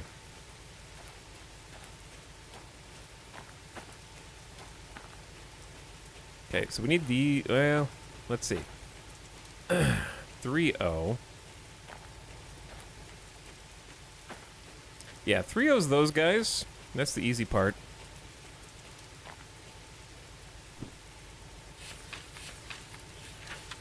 And then 1-0.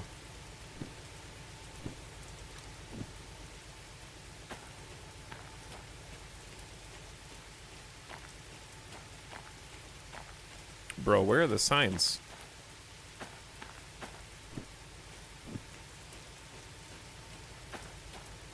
Should be these, I think. No signs. Not allowed. I'll just like match it up with what we're looking for. Orange, blue, orange, 296. All right, it's this group right here. And they do have methane. So these are all methane laden. So I'd say we pick up the 3 first.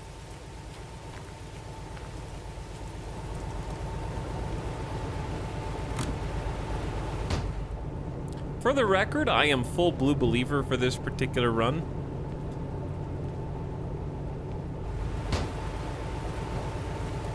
All the way. Team 1, blue believer.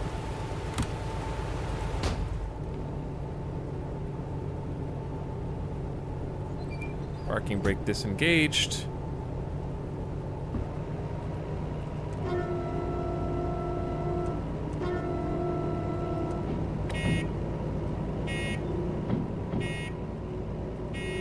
And we're off. Okay, so we're gonna get 3-0 first. That's these guys.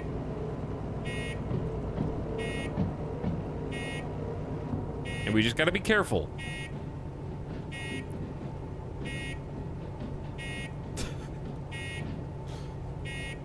They need a separate chat integrated game going on to clear out some weeds. You saying the chat could take care of the lawn? Chat in charge of lawn care and maintenance?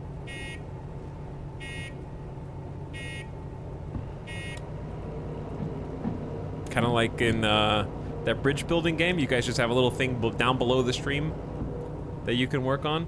I feel like chat clearing the weeds while I drive the train is the equivalent of giving you guys like a coloring book.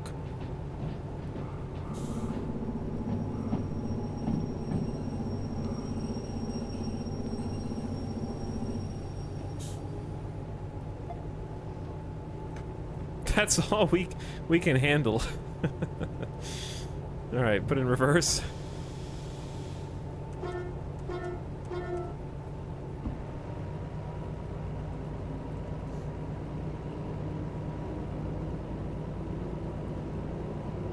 Streamer disrespects the lawn care community. All right, we need to take this slow because I don't remember how to get to where I'm going. I really can't see the rails super well at some points. So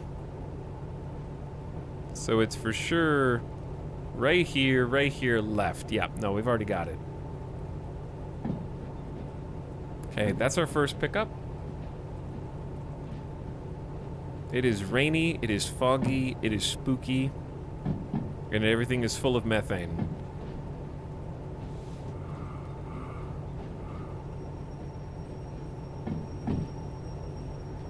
Very full of methane.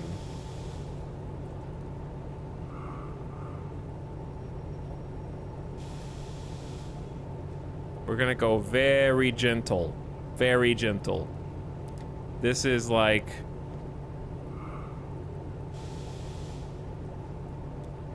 I'm going like 1 to 2 kilometers an hour here.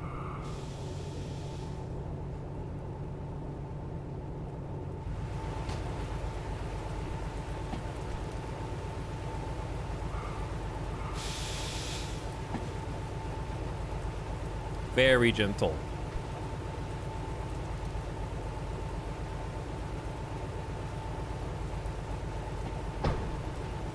Okay, good.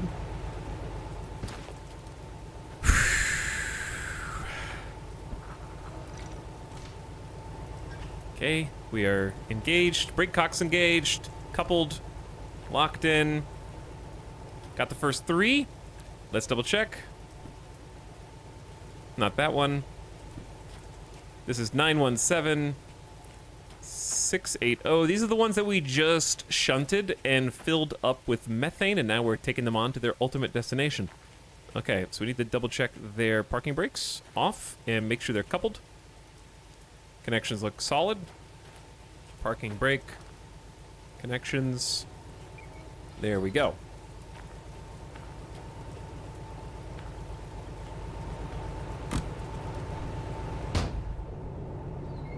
So now we need to pull out and then go left, left. Forward.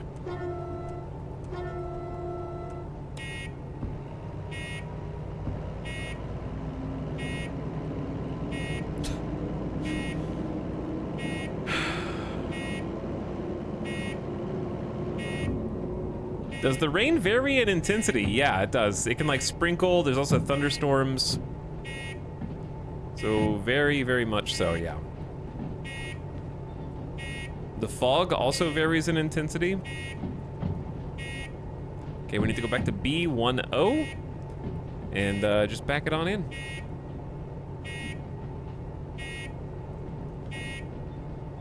Okay, the B10 switch should be that one. So once all the back cars are passed, we'll bring it to a stop. How are flashlights battery? This one's almost dead.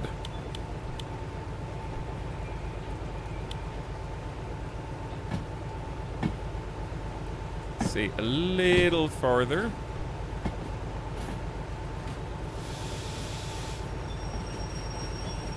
Bring it to a stop. Apply the parking brake / handbrake. Okay. So to get to B10, I think we just go left here and that's it. It should be that easy. The fog is clearing. Maybe the rain will let up if we're lucky. This game's going to be amazing when they add sleet and blizzards. Are they planning on adding snow? Is that on the roadmap? I feel like that would be difficult. But what do I know?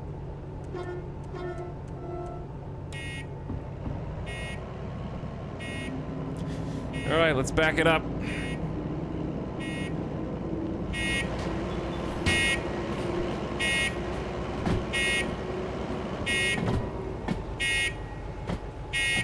Wee. Wee. Wee. Wee.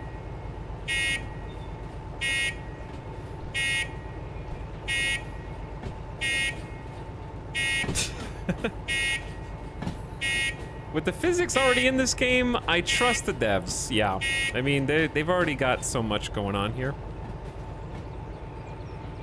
Coming in. And this is for a... How many cars is this? 3, 6, 9 more methane-laden cars.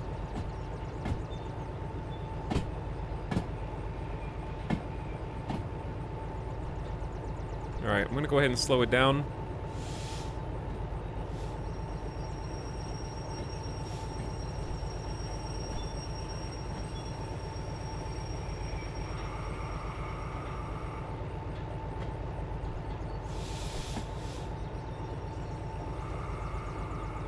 I do not want to take this for granted. We're going like 1 to 2 kilometers an hour.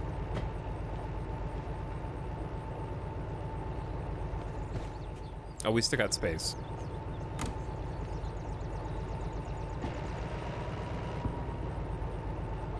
Just got here. What did I miss from today's Diablo rant? There's kind of nothing else to say about Diablo that we didn't already get off of our chest yesterday.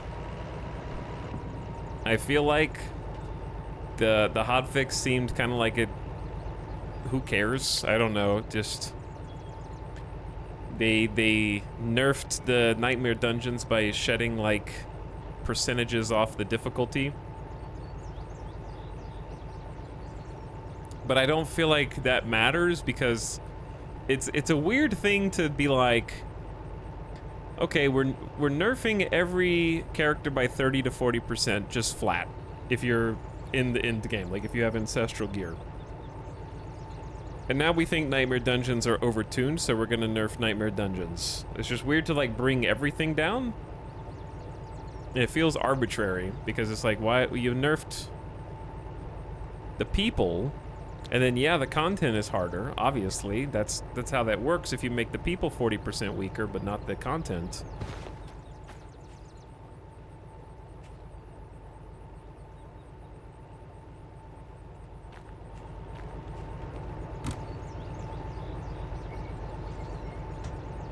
Because people were just getting one shot. Because you took away their armor values and their survivability. So they have to nerf the damage.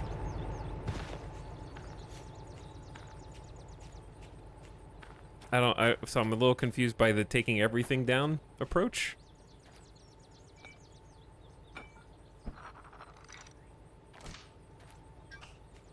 But the players still lost more. Like, I think it was even at level 50 Nightmare Dungeons, they're only like 17% less damage and 20% less HP, where the player's 30 to 40% weaker. So... Which, like, I feel like there's a very clear reasoning behind that. That should be obvious, but they would probably deny based on what they said yesterday, which is, chat... I know those of you that played Diablo, you can understand what I'm saying as I verify that these are the cars that we want.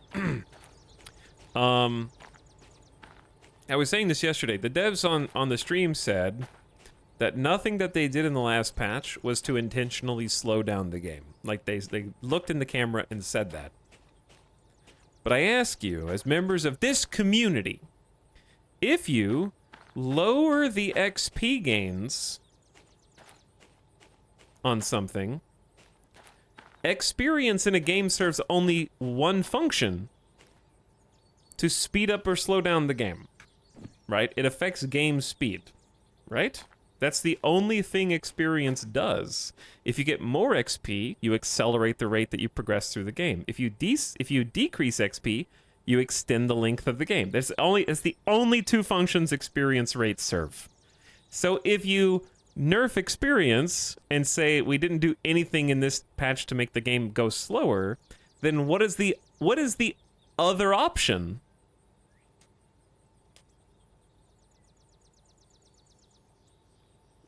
I can't think of a single other reason why you can change XP rates other than to speed up or slow down the game.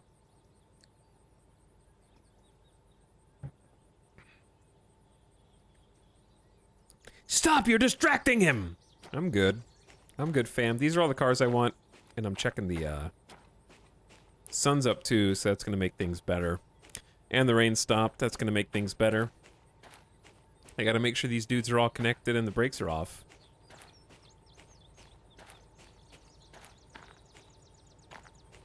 But anyways, where I'm going with this is, the way that they manipulated the experience system is, before, you fight enemies that are 3 or more levels higher than you, minimum of 3 levels, for a 25% experience buff. After the patch, fighting enemies who are 3 levels higher than you yields a 4.5% XP bonus. Right? So, like, that's a 21% bonus XP nerf. I feel like I missed... Did I already turn off the parking brake? I just checked all of these, and I must have already turned the parking brake off. So anyway, now you have to fight enemies 10 levels higher than you to get 15% bonus XP, instead of fighting enemies who are 3 levels higher than you to get 25%.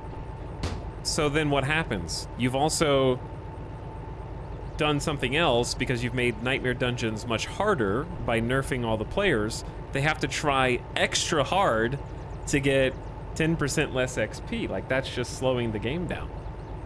That on its face. There's no inference. I don't have to make any assumptions. That's just functionally how that works. There's no other explanation. All right, we're leaving from OWC. We stay right, and we go into CSW.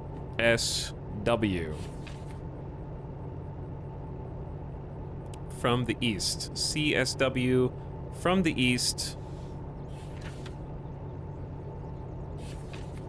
to C3I. So we're gonna go right, right, right, left, right, right, right, right, left, right, something like that. Okay, brakes disengaged. We have the cargo. We're in drive. Cab light can come down. Because I can. Hopefully all the parking brakes are disengaged.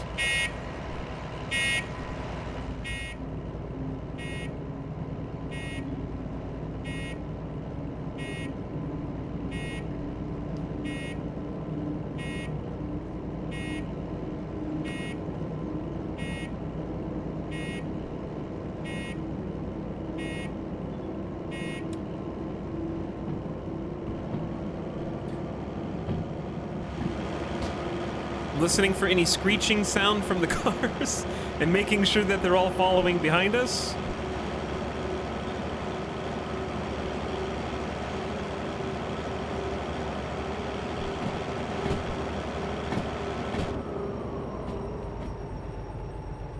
I feel like I hear a screeching sound.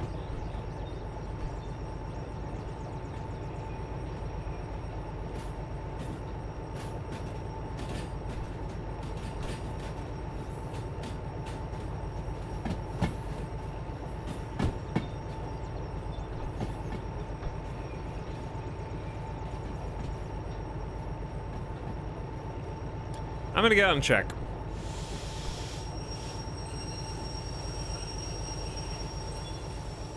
Something's weird.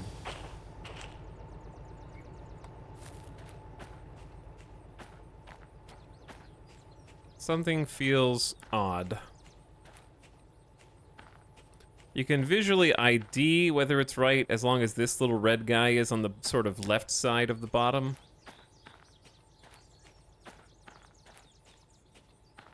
Maybe it was just nothing.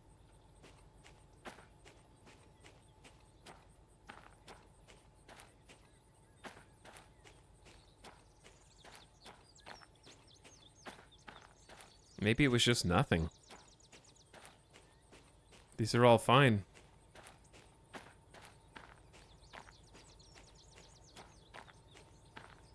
But anyway, I agree. It was very weird to say, like, we want players to feel, like, encouraged to try more challenging content at higher level enemies.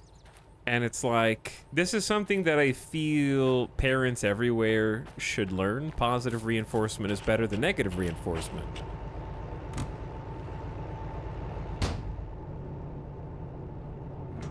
You don't take away the top end XP and say fight enemies who are 7 levels higher for 10% less XP. You say, what if you fight enemies who are 10 levels higher for even more XP? Like, why shouldn't you get like a higher bonus than the original base bonus was?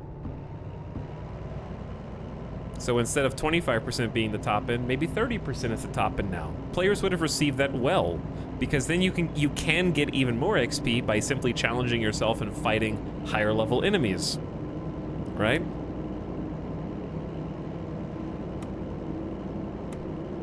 That would have been an easy save.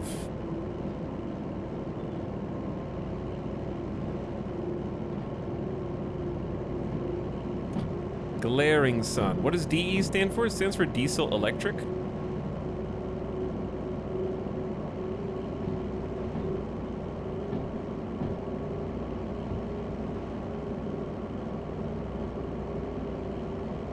It is a type of locomotive. All right, so we go right, right, right.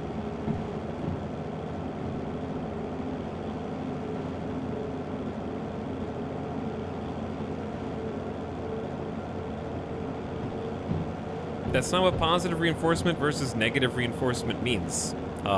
It is. Pedant chat is always online, I swear to God. Just always. Positive reinforcement means the introduction of a desirable or pleasant stimulus after a behavior. That's what it means.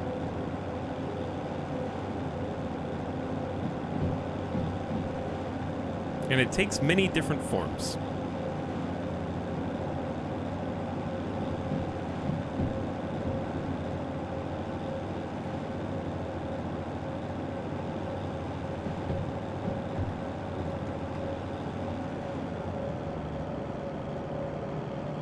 Negative reinforcement occurs when something unpleasant or uncomfortable is removed or taken away in order to increase the likelihood of the desired behavior.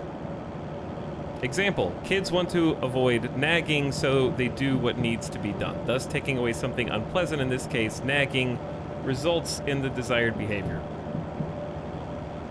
I gotta make sure that I go the correct direction first, before digging into this more.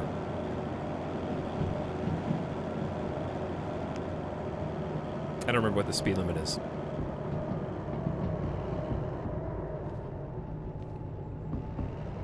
Okay, we need to go right. At 30 or less. We're already going 30, so I need to put on the dynamic brake.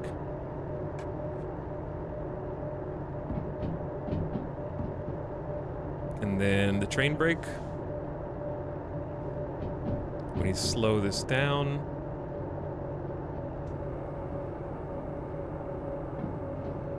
Okay, and then we need to go right again.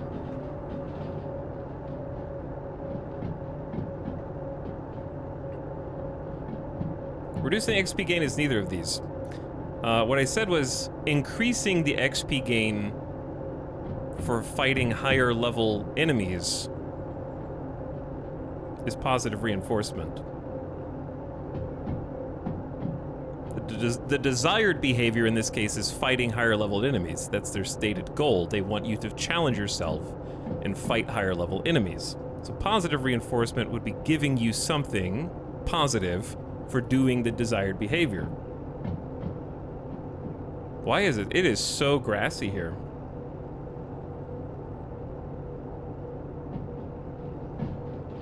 We can go 50.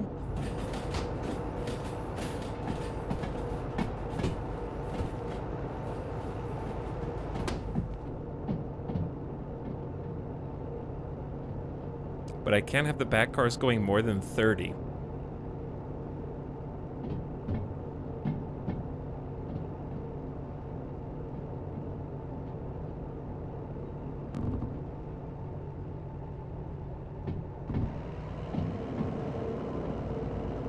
Brakes on it all? No. Okay, so we need to drop off the back cars to C3I.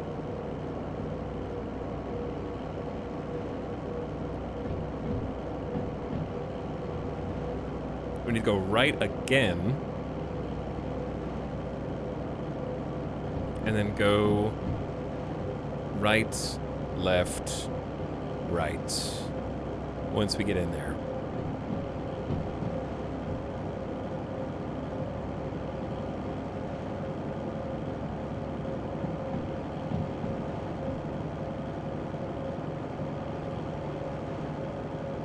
Chat, you want to go fishing down in the creek? I need to figure out if this is the fork in the road that I think it is.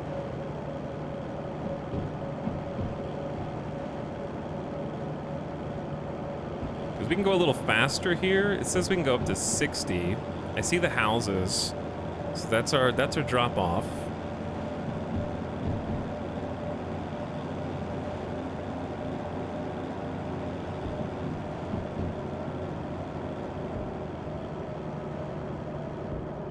Speed limit is still 60 up ahead, but if I go too fast, then we're gonna mess up our turn, but I need to go right and then left immediately. Back to back, right, left.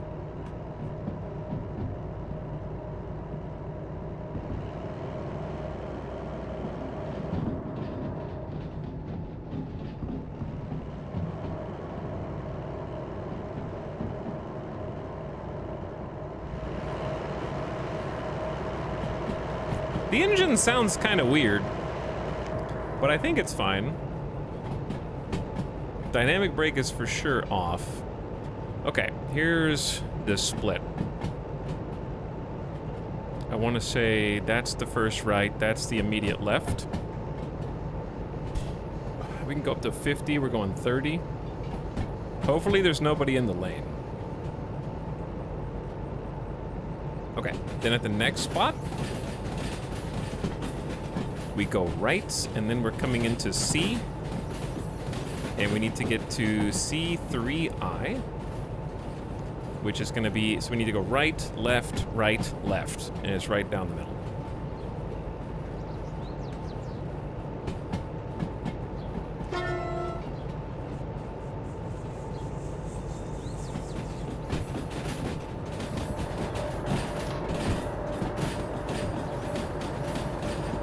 It's already set up.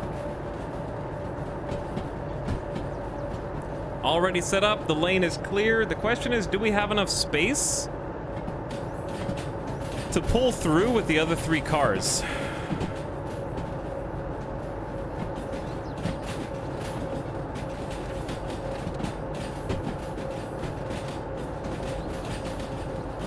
I don't know. There's like a dead end down there that's very awkward.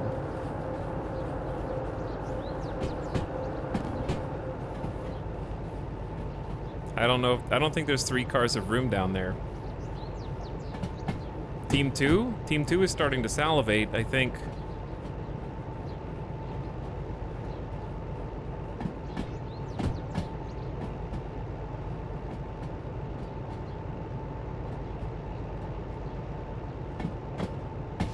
Well, I'm gonna have to stop regardless.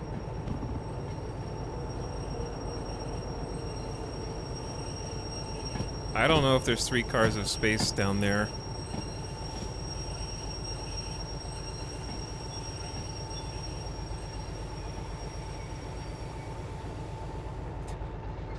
Time to get out and look.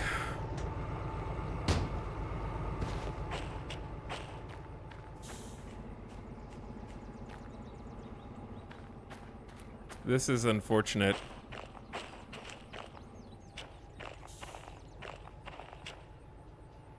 Maybe? I don't know, dude. I don't know. Maybe? I can only try.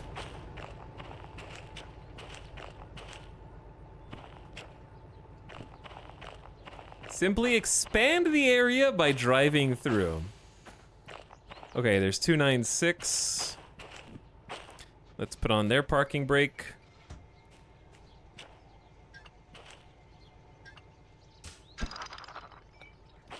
Completely decoupled.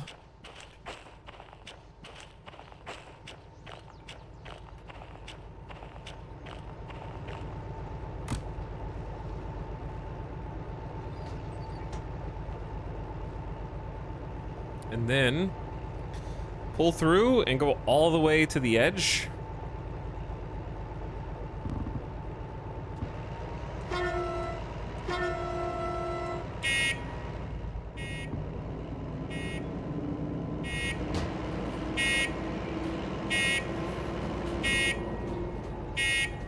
I hope there's enough space here. It'd be funny if I exploded right here.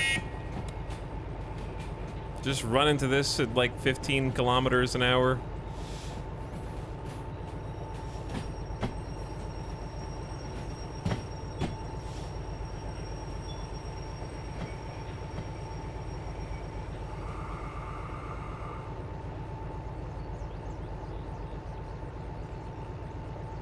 Yes. Yes, it would be very funny. Alright, chat. Moment of truth for Team 1 versus Team 2.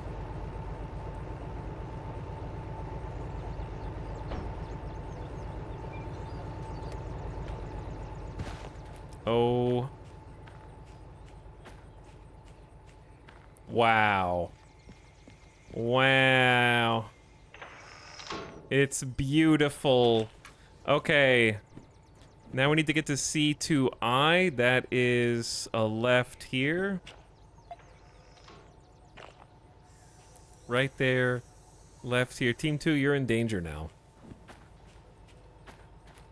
Because we just backed this in. This is like the if this was one extra car, I would not have been able to make that reverse.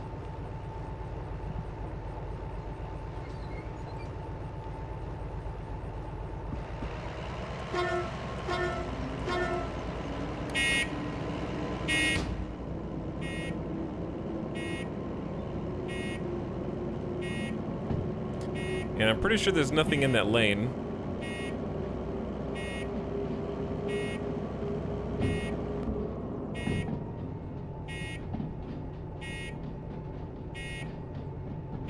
Looking good.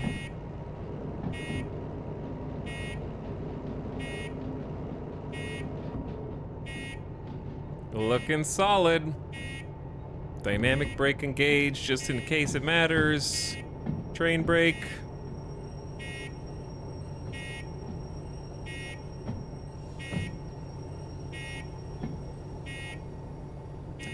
Sorry, Team 3.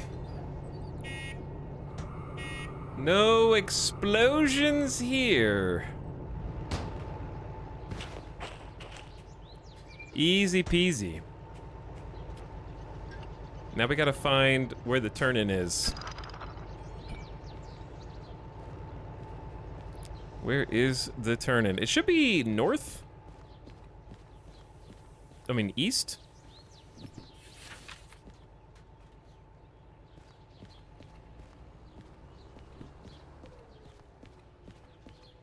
Yeah, should be somewhere this direction.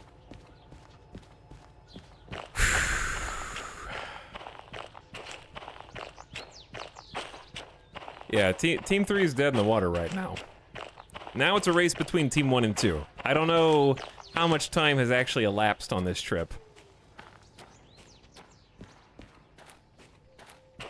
Ooh, there's another DH4 in there.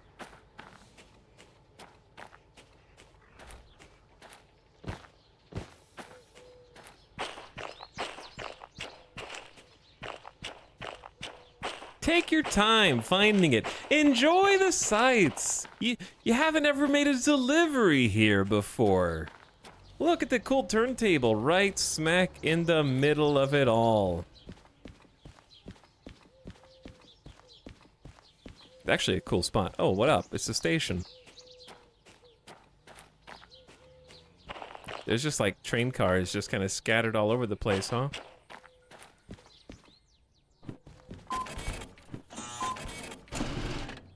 Whoa! 4 minutes! 4 minutes.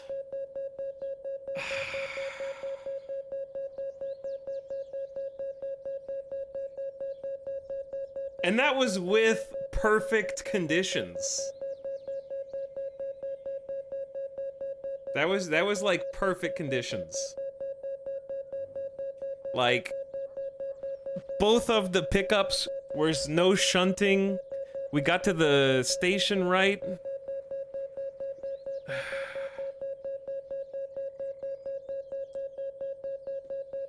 Nothing even went wrong.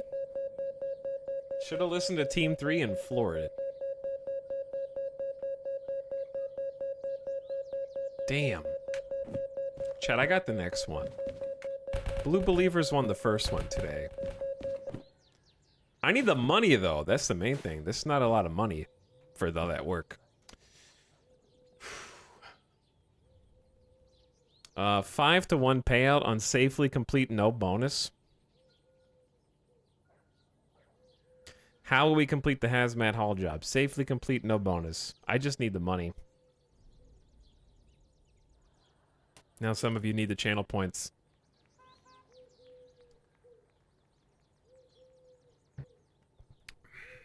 It's rough. Damn, 4 minutes. And we even had the like 3-car no shunting to get into the second side lot. And I found the station immediately. We actually almost derailed on the way in here because I heard the wheels screeching when we were coming around one of the corners. If I was in much more of a hurry, Team 3 would have won. Because there was like a left turn around there that was like... And I heard it.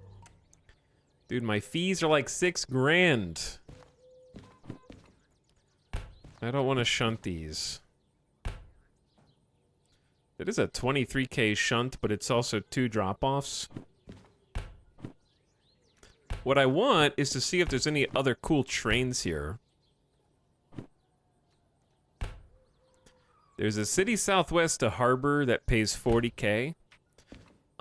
We can also go back... Yeah, there's not a lot of missions here, actually. I've never been down to Southwest. We might be able to... How much money do we have? 190K. I was gonna say we could probably go down here and look for the steam engine, but I also want to just like save up for the DE6 so we can do the super missions, because there was a really cool mission out of the oil well that I wanted to do. I do have an idea for an Omega mission. I do have an idea for an Omega mission. What if we picked up the DH4 here, then drove both of them back to OWC, linked. There was another DH4. It may have respawned into something else. We do 3 DH4s combined. Okay, now let's go look for... This was the place...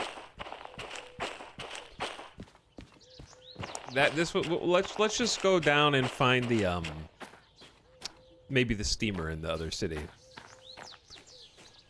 But first, I want to go north. Straight north. My apologies to all the blue believers out there. I really thought that we had that one. I thought that was an easy sell. What does DH stand for? Diesel hydraulic. It's a type of locomotive.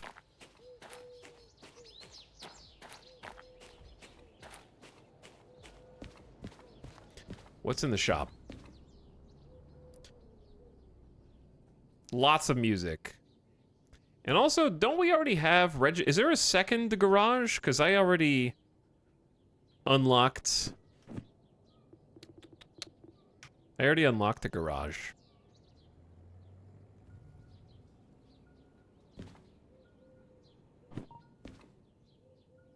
$15 grand for a boombox. And how do I know which of these cassettes I already have? The most expensive boombox. Hey there, if you're a content creator sharing Derail Valley with an audience, please take into consideration that playing the included boombox music content may cause copyright infringement.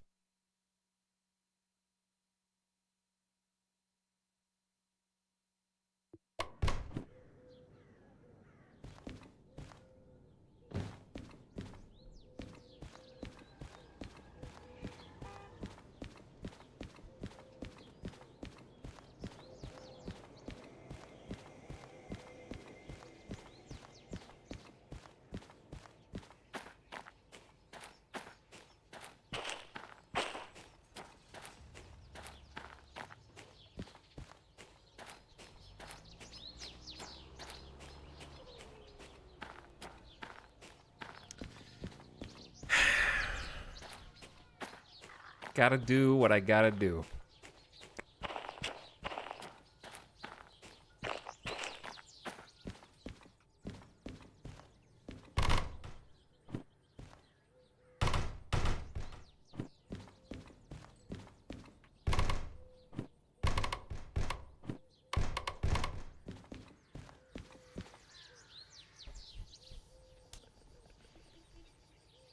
Is there any way to custom replace tracks? I mean, I could just play Spotify.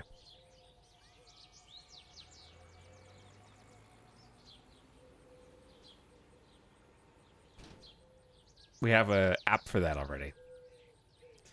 But yeah, I heard that the rest of the music was really good, but I didn't know it was all gonna be DMCA-able.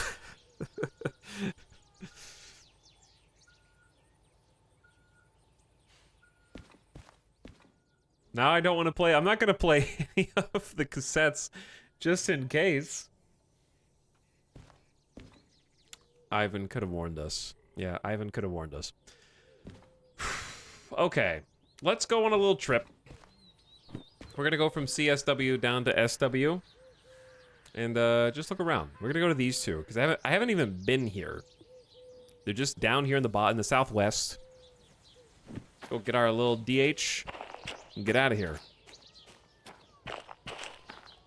I just found the community unlocks thing for D-Ray Valley. Yeah, that thing doesn't apply anymore. If you look at the bottom, it says that they don't use that anymore. But they do have a roadmap, which is a separate page.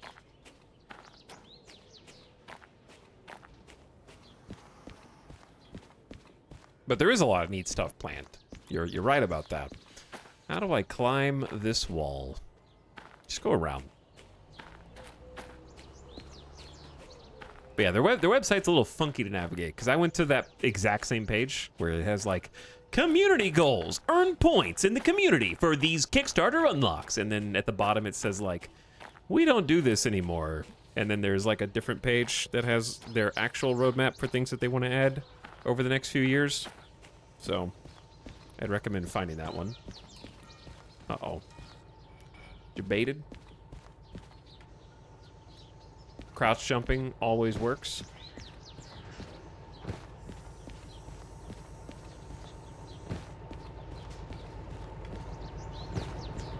All right. I can't believe it was 3-4 minutes.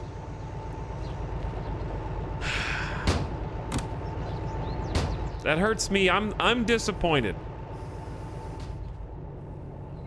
I am disappointed. I need that extra money, dude.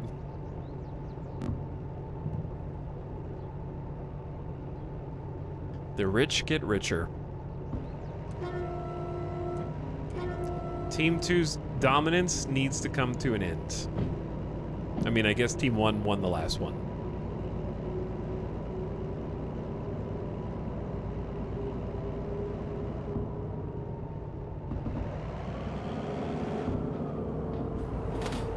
How do I get out of here? Oh, I can go through the far side.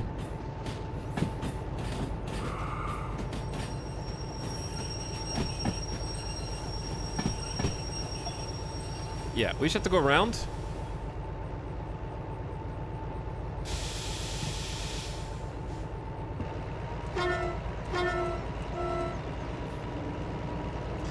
We'll get him next time, champ.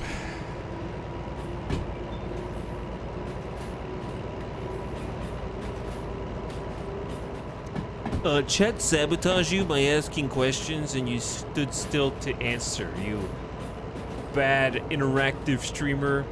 I'm sorry, chat. Next time, I will just not talk when we do a gamba, and we will, I will silently play the game.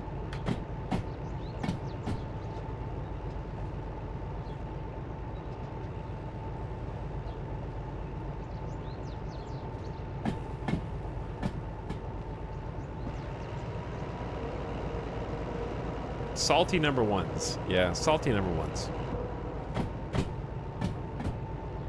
I'm joining Team 2 on purpose next time.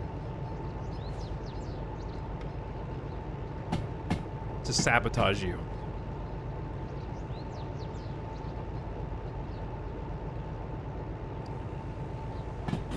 then we'll see how you feel after that.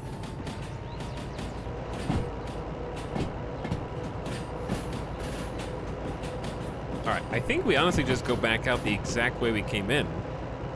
I could have turned my train around, but that's okay.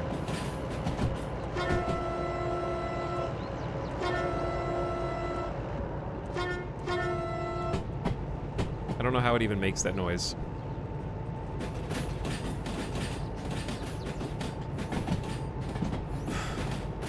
Bad streamer. Interacting with chat? Not on my watch. Get out.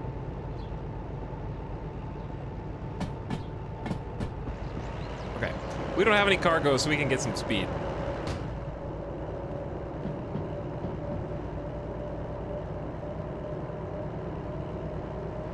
I'll join Team 3. Then I'll get both of you. Or I'll join Team Bell.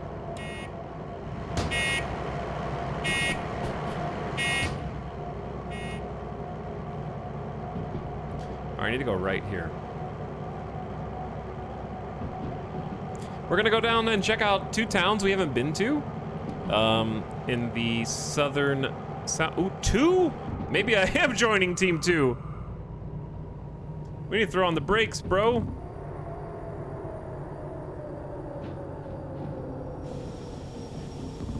That is a big downgrade. You gotta go 20 around this curve? That's rough. Anyway, we haven't been to this section of the map at all. So, SW and FRS. Where's SW? The sawmill. Oh, that'd be cool. And they have a turntable. Nice. Check out some new content. Did our first hazmat missions. I still haven't seen a hazmat explode. Might be possible still. Okay, we can go 30 now. Just bank the rails. I think rails are banked IRL. I don't know. I would assume not banking them here is probably for challenge. Because that's kind of the entire basis of the game. Is maintaining speed, applying brakes properly, making sure that your cargo is, the weight is distributed properly. This is kind of a tricky little track back here. But yeah, there were jobs in the last town, just none of the jobs went to this town.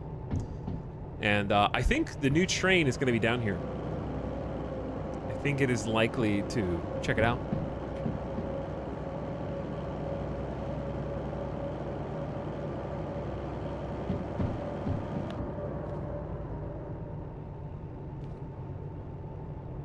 Okay, we need to stay 30 or under around this S-curve.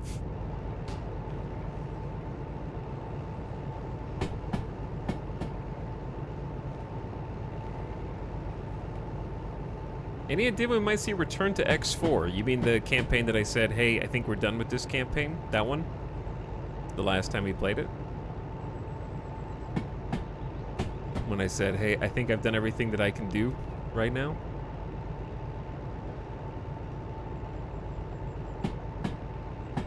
So the answer is not anytime soon, near future, or medium future.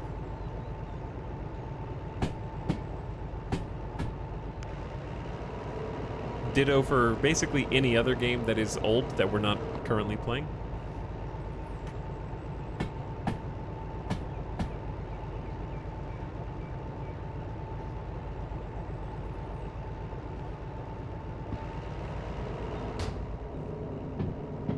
Those first few ships coming out of your wharf. The problem is, X4 is very fun as a stream experience until you get to the point where it's more spreadsheet than game. Which is actually what I really like about Derail Valley, is I like the logistics of the spreadsheets, but it's there's always something to look at.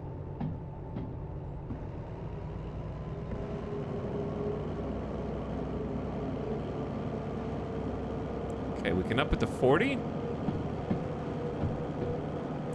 Do the devs plan that automobile traffic? They got a bunch of stuff on the roadmap.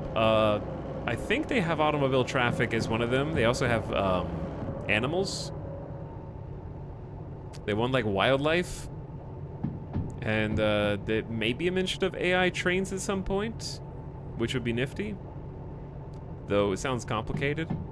The best part about potential AI trains is if they're still beholden to the same physics that you are, and you just watch like a AI take a turn too hard and derail their entire train up ahead of you. That would be hilarious.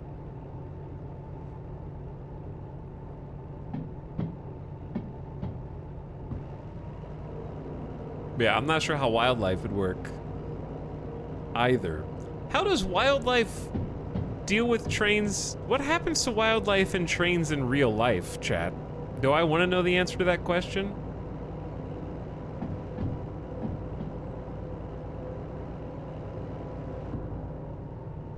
Probably what you think. The train wins.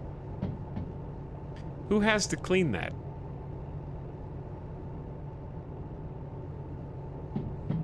That's what cow catchers are for? Oh, okay. It's pretty cool. Me. Me, I do.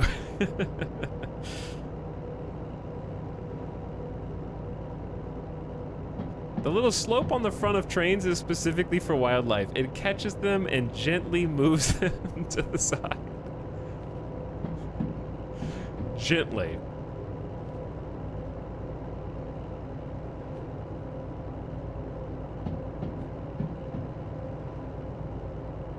Yo, I didn't realize how wiggly of a track this was. I think the challenge of this one is just patience. It's like slow, a lot of S-curves.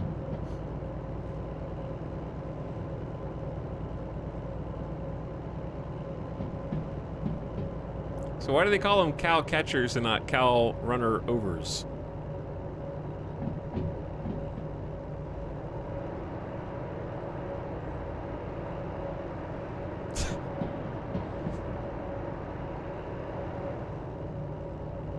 This is a nice scenic route, though.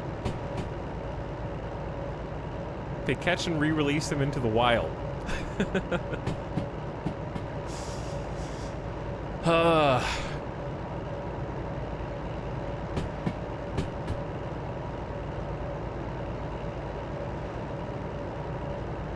What if we just electrified the rails? I'm just kidding.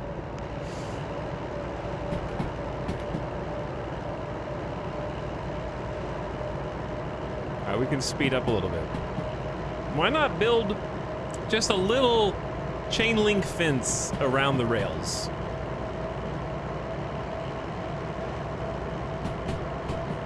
Just all the way for hundreds and thousands of miles in every direction.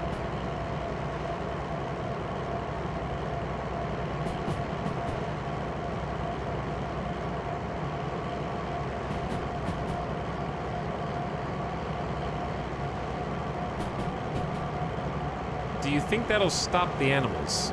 I don't know.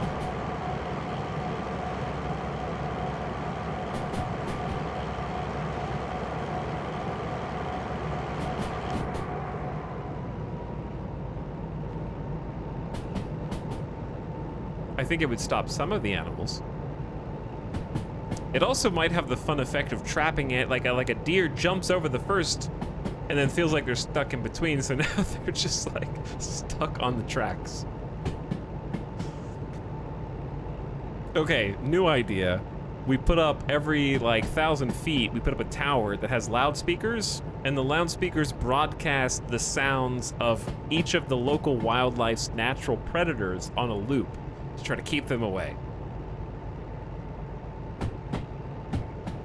And it just rotates through all of the different animal sounds.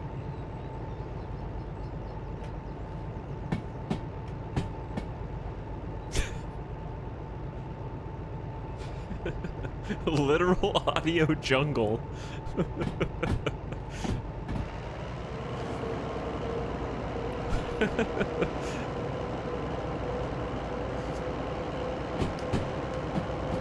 Why not put the trains underground? Because digging is hard, ask Elon Musk.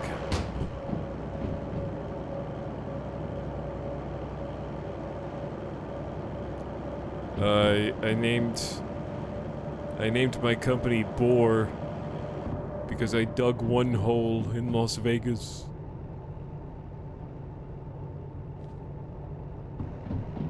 Where you can wait to get into a Tesla. Alright, I actually don't know where I'm supposed to go here. We're coming in from the northwest. So I guess we can just take the first right and that'll just go to the turntable. I want to see if there's another train there. We got 2 parking spots. We can just see if there's a train. We could go left into the parking spots, but if they're occupied, then I have to move my train.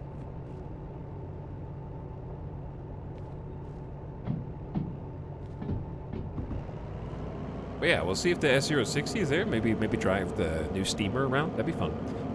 My goal today is to do the content that I meant to do yesterday. So we've already done 1 hazmat haul. Now if we can find the S060 and drive the new train, then I've completed both of the things that I wanted to do, and then everything else is just a bonus. Ideally, we could unlock the DE6 license or get a military contract to maybe link up some DH4s. There's a whole bunch of stuff. I do want to do 1 Omega haul today.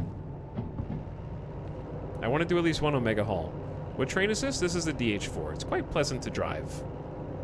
It's a pretty easy upgrade from the DE2. It's more expensive to repair though than the steamer.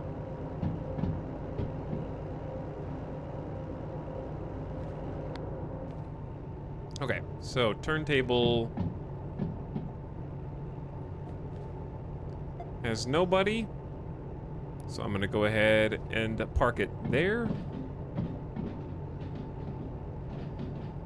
Oh, we might need to move though, because this is where... Yo, they've got it. They got him, he's here.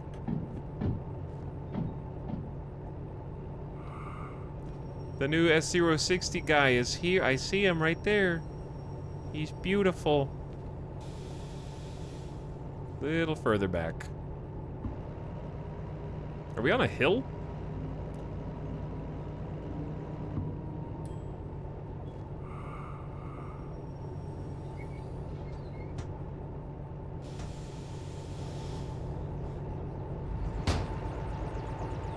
Okay. Fix her up, please. Powertrain fixed. Wheels fixed. Oil replenished.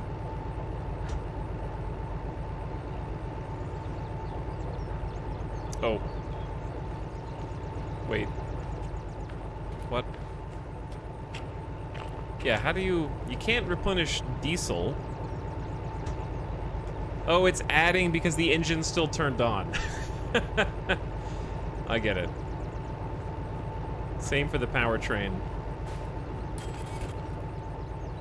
I get it. So, as far as parking goes, dude, they got like lumber hauls here? That's pretty sweet. Makes a lot of sense. Should be 1P and 2P. Right next to each other.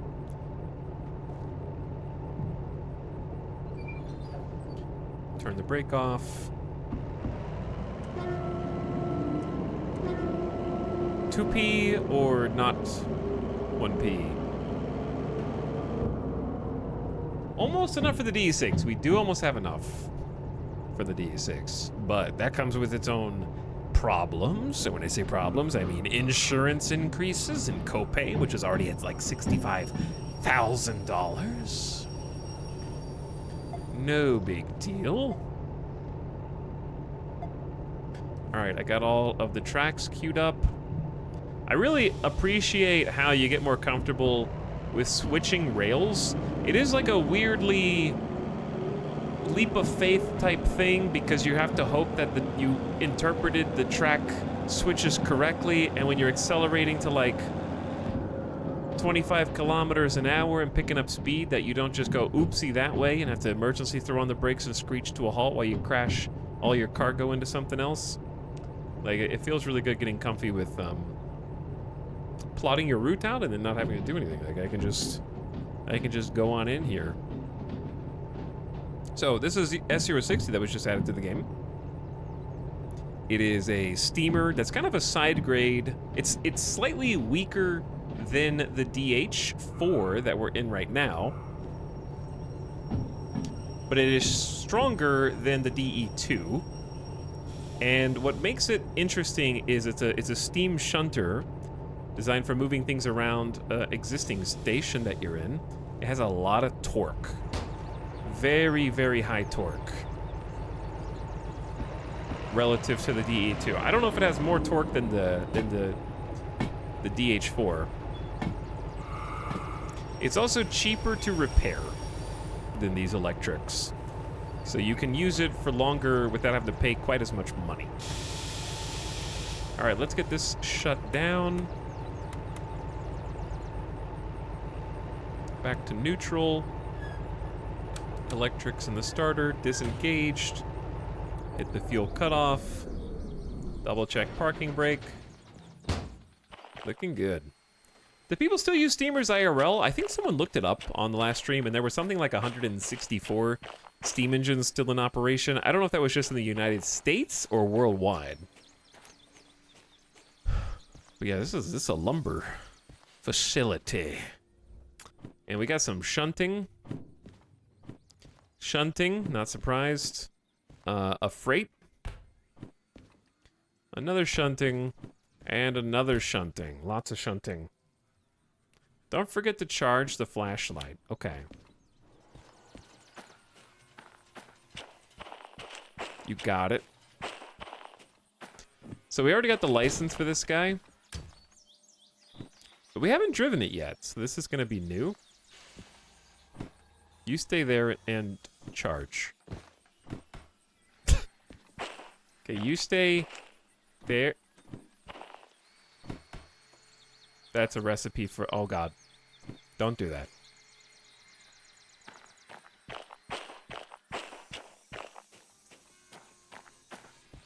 It sounds like just the US. Probably just the US. But there's still a decent number, but not like an unlimited amount. Okay. Can I buy... If I wanted to buy a license, could I? No. Fees not clear. All right, let's clear our fees then. Because I might not be able to even take a mission.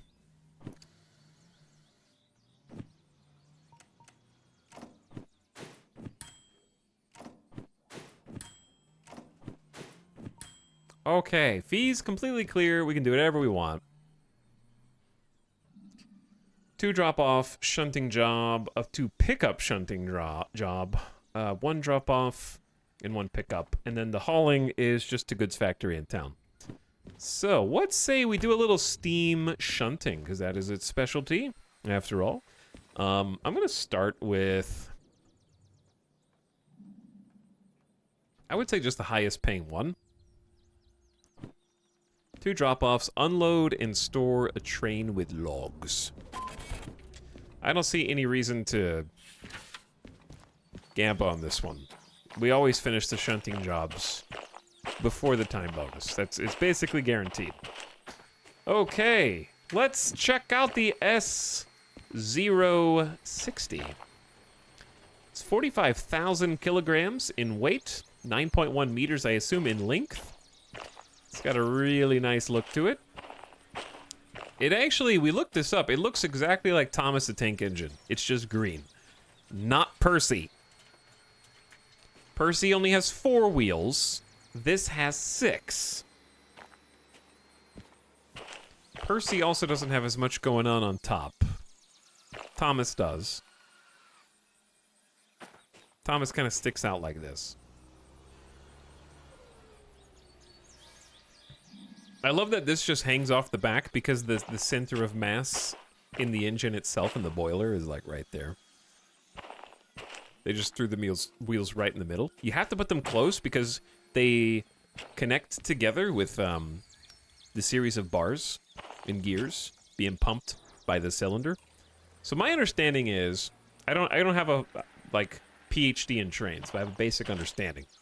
And we have water in the boiler, right? The boiler is in the central sort of cylinder, more or less, in the train, being heated by the firebox, which in this train looks like this. So there's our firebox. We're going to put coal in there and light it up in order to get the water to boiling and create steam. So we're creating steam to generate pressure, and we're using that pressure for power. So as it comes down, the steam is getting pushed, I believe, through this tube, and it's getting pushed down through the cylinders. And if I'm not mistaken, if this works the same as the other steam engine, it should go back up. And if you, that's why when it's going chugga, chugga, chugga, chugga, like steam is coming out of the top because it's being pushed down and then back up through the top, right? And that steam power is what is pushing these wheels from the cylinder itself. So it's going in and then out. And then because the metal bars go around one way, they also, I think, this is where I need some help. Correct me if I'm wrong. I think it alternates, where it'll go down one side and come back up in order to push the metal bars around, and then to continue pushing them down, it alternates and comes down the other direction and then goes out the other side. So there's like two sort of paths. This isn't just like a single tube. It has two ways of entering. The steam has two ways of entering the cylinders. So it alternates between each side, because the way that this rail, it has to go down and then back up, and then down and then back up, and then down and then back up. So that's why it has to alternate. And then it comes out the top, choo-choo, you know? So that's my understanding. And then I believe that's the brake pad. I think this is a sander. It's just clipping, just right there on the rail. I believe that's the sander. These are probably the brake shoes to apply the brakes. This is where the steam is ejected when you're doing a blowdown. So if you're trying to decompress the boiler, the steam comes out there. We got some lights. There's a dynamo on this as well. Let's take a look. I'm assuming we have to do the same three kind of turn-on points here. We got these guys up here. There's the air pump, the dynamo, and there should be a lubricator because we have all these metal mechanical parts bumping and grinding, so they need to not chafe. I could have said that less awkwardly. I'm going to put you in there. I'm going to open this up from the front, put you in there. Old mechanical stuff is so neat. People are crazy to invent all this without simulations. Yeah, because putting it on paper is one thing, but actually forging it all out of metal, that's what's crazy to me. Where is the lubricator on this guy?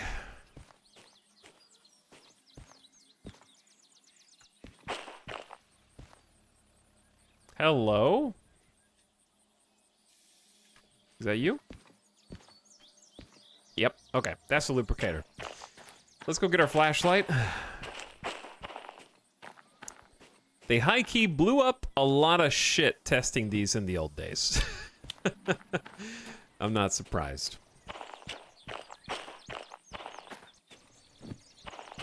All right, so let's start with the lubricator. Hiding just under there. Okay. Grease the wheels, as they say. Then the air pump. Then the dynamo, which is a generator.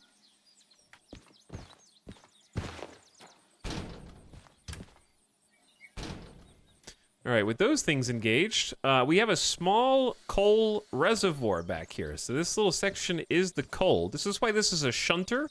It's not really meant for long distance trips because it doesn't have a lot of coal back here comparatively to the other steamer.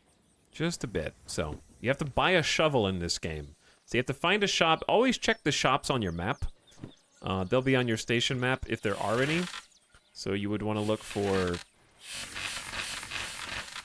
You just want it solitaire. You want to look for the little blue $ sign. And the different places will have them. This is SW. There is no shop in SW. So there's a few places you can buy a shovel if you want to drive one of these. All right, let's get this booted up. So to get a steam engine online, we need to load coal into the firebox. And where is my lantern? Let's go ahead and get this guy on. Oh, it's already on? Okay, nice. So I believe this is where your lantern can go. I think it's specifically designed for your lantern, actually. Yo, we got windshield wipers on this thing? This is a modern steam engine. Got an electric bulb in here? There's a cockpit light? There's a cab light? Ooh, fancy. So I haven't done the tutorial for this. We don't have any steam pressure right now. Until we get steam pressure, we don't have electricity, so we have to get steam pressure going first. So what we're looking at are two things. The fire temperature, there's no fire yet, and the boiler pressure. So this is representative of how much steam power we have. We, on the other engine, want this to be above 9. I'm assuming the same is true here. So we're going to go ahead and grab our lighter, which you also need to buy from a shop. Get the coal lit, and it has an accelerated startup sequence. So typically in real life, you would have to do this.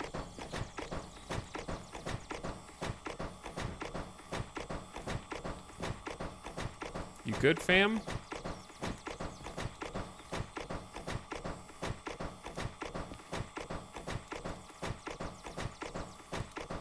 Typically, this would take 3+ hours to heat up the boiler.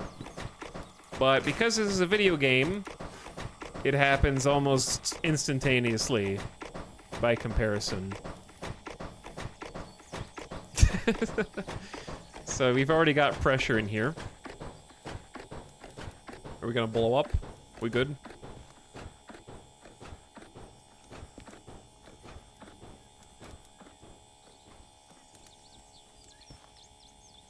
Okay. Want to make sure that you're relaxing. Temperatures, it's like 1200 degrees Celsius. Coal's burning up. It's going, yeah, it is going fast. Why is my game not tedious? In order to, if the fire's getting too hot, like pushing that 1600 Celsius, that's what this little guy is for. We push that down, and it'll kind of cause there to be less of the heat reaching the water, basically.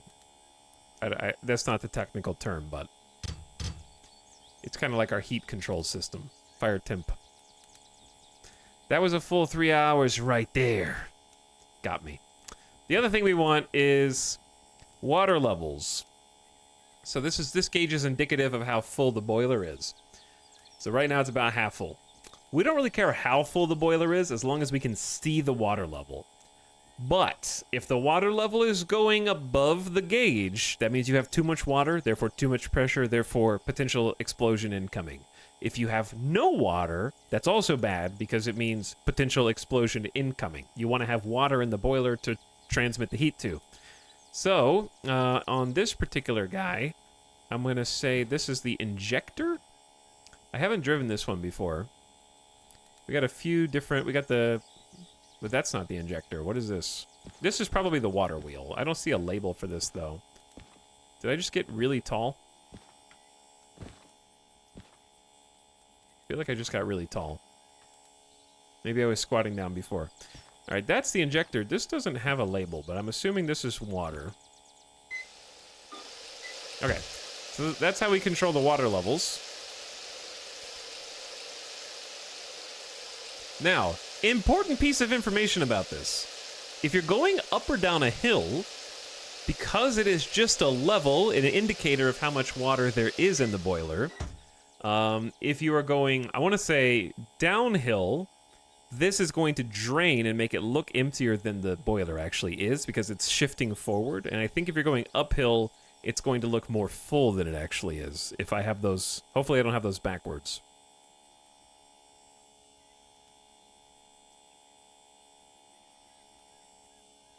So that's how you get more water into the boiler. Pouring cold water into a hot, dry boiler plate causes an instant explosion. Well, the thing is, the temperature is subsided. Like, we can maintain pressure without exceedingly high temperatures. But either way, don't at me about science. All right, I'm happy with like a 80% full water level. That's good. I don't know what this is. There's the blowdown. Okay, so if we ever have too much water, as indicated by that little gauge, we would throw the blowdown. And you can relieve pressure and let the steam come out, and you'll also see the water level go down, right? That's how you kind of get rid of water. If we need more heat, that's where the blower comes in. That'll kind of stoke the fire so that you can get some heat going fast. I've never had to use it. I feel like the game as a default might be too generous with you not even having to use the blower. I've never had to use it. And then we've got a sand meter over here for sanding the rails to maintain traction. And then we've got chest, which is a representation of sort of how hard the engine is working to go. So the higher this number, the harder it's straining to do what you're trying to get it to do. And that begs the question, is there a gear shifter in this? We have the cylinder cocks, which we'll get to those in a moment. Is this the gear shifter? That's probably the gear shifter. There's the damper. I think that's pretty much it. Now that we have pressure inside of the boiler, we can do this, of course. I love it. It's so cute. It's the cutest little steam engine sound.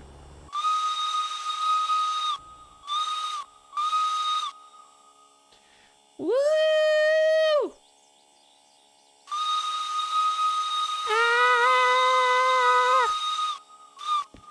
Is there a bell?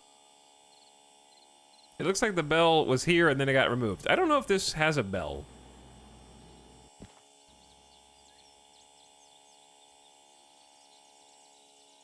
Is this it? No, that's the light. I'll find it. This is like a choose-your-own adventure game. I mean, a point-and-click adventure game.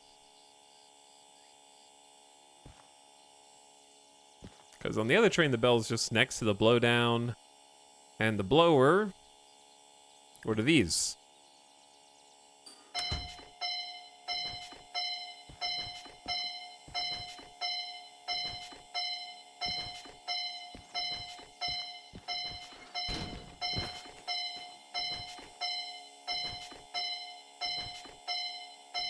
I like the chugga, chugga, chugga.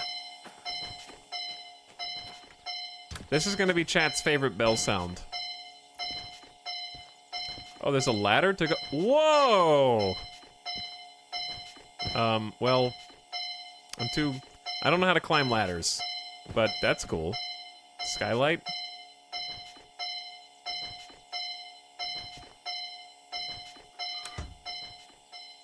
And we have opening windows. Love all the interactables.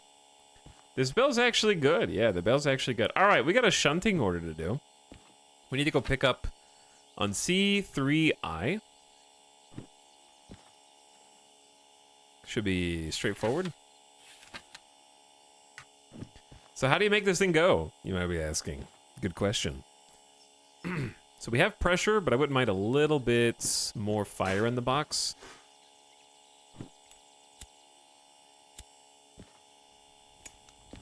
We'll go ahead and close the firebox. Maybe get a little bit more water in.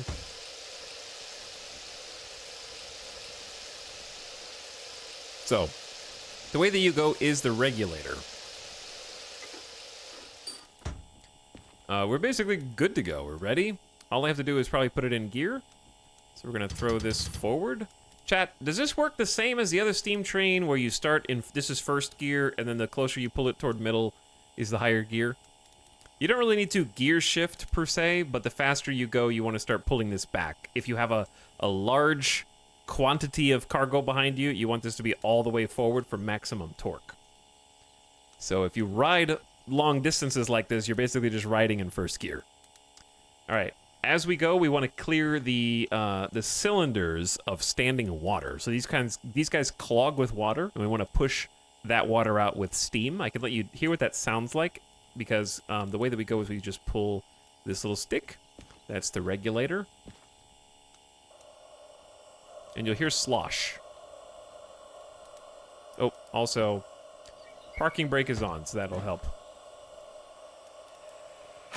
Slosh. Slosh. So you pull that, and clear the water out of the cylinders.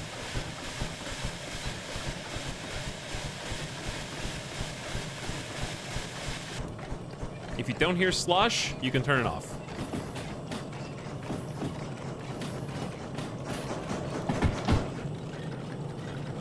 It gets chugging pretty fast. This thing's got a little get up and go.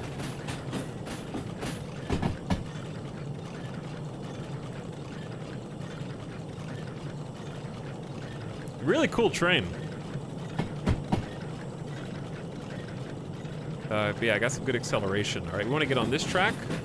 So for brakes, front one is our individual brake. That's the one we want to use when it's just us. Careful with these because it's easy to lock the wheels. Ooh, the positioning of these is awkward to look at. But yeah, it can be really easy to lock the wheels on accident in these steam engines.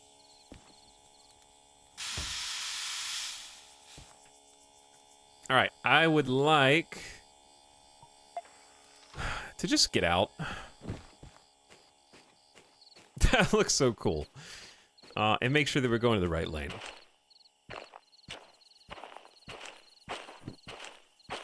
So we're coming in from the northwest. And we're going to 3I. Sorry.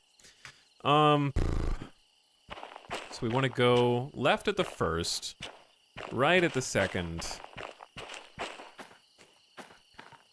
then left, then right. That should take us in.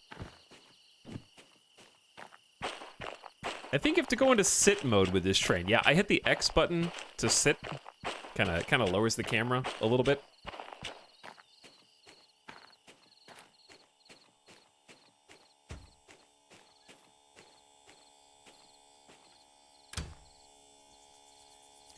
Okay, now to put this in reverse, bring that stick all the way back. Turn off the parking brake, let them know.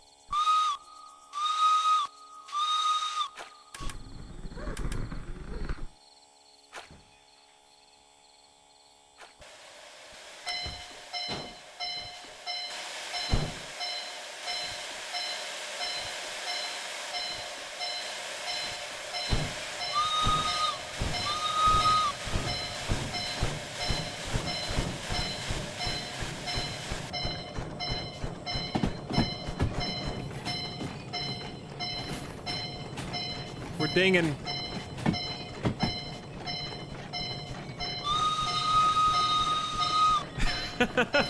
The noises that each train has are so unique.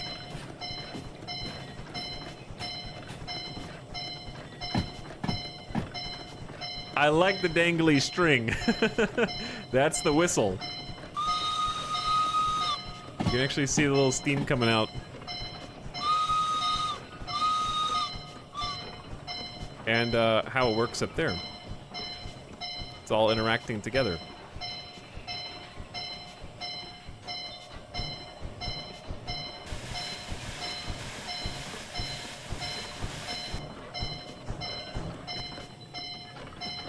All right, we still got a little ways to go. I don't want to go too fast because I'm pulling in reverse here. And 3I, that's where we need to be. Beautiful. Oh, headlights.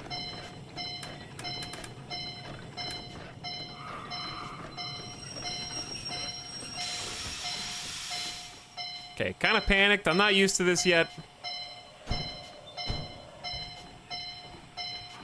Easy does it. We got a new train. I need to make some money.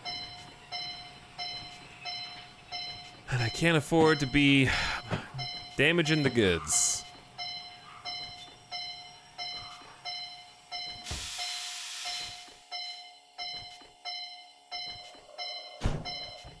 Chug.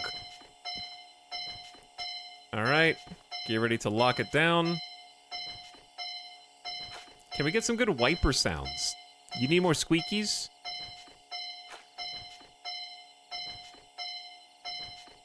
That was very gentle.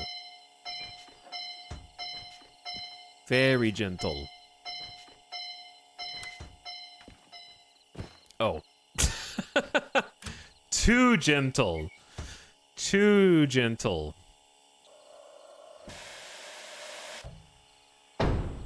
There we go. Less gentle.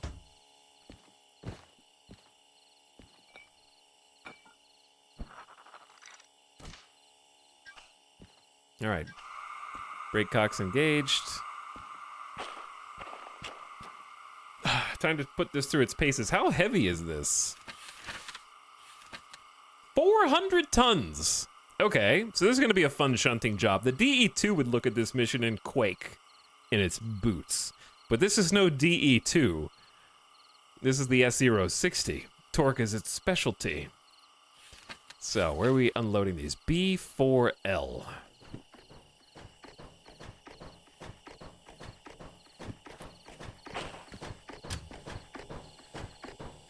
Why does it do that? All right, B4L. If we just pull straight out, we can also just back out and then pull in. That might be easier.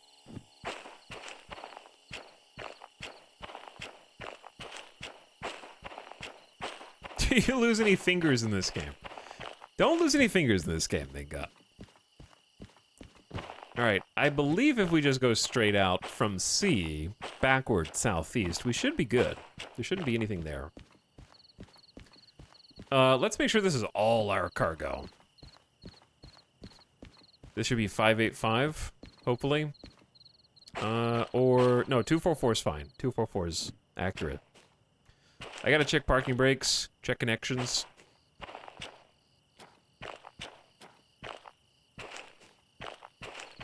Otherwise, they're gonna be screeching.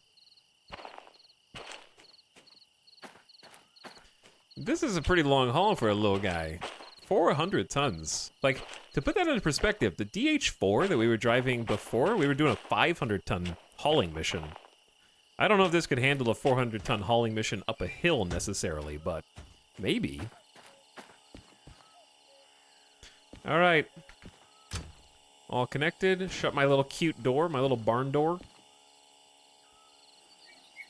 And I think we're just gonna go backward all the way. So, pneumatic brakes off. Let's turn on the cylinder cock.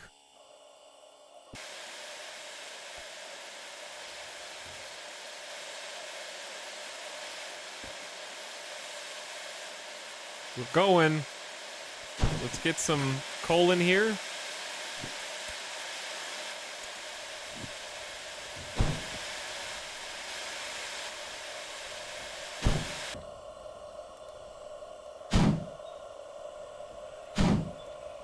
Oh yeah.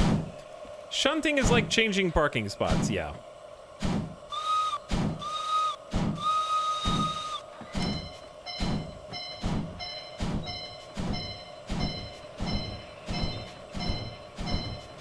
Shunting is like, in this case, prepping cars within a station. So, we gotta offload these cars and then put them in their parking spots. And then that'll generate new missions.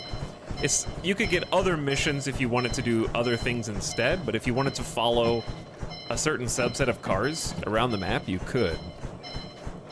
And that would be viable. So like, once we offload these and park them, there might be another shunting job generated that lets pick them back up, load them, and take them somewhere else, for example.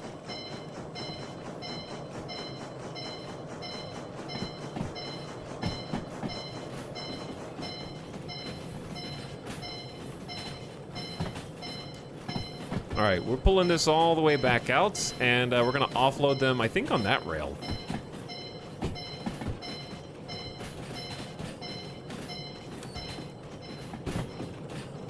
Train valet, kinda, yeah. But similarly, if you did like a hauling job, it would generate a shunting job after to offload the cargo.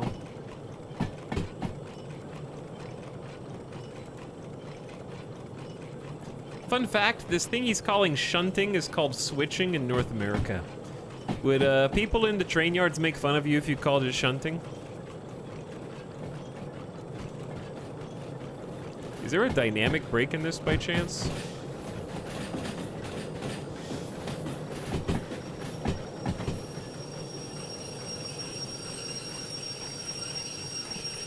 Probably not.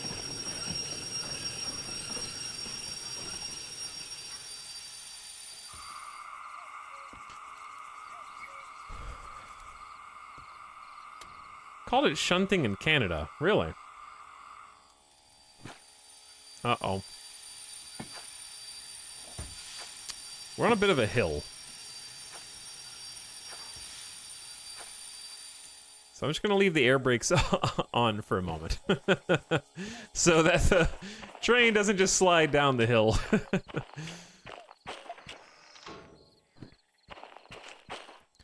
Alright, we need to offload B4L. So we go right from the southeast. So we go right, right, right. Just right, right, right. 3 rights. Get the headlights on and get the nighttime profile in here.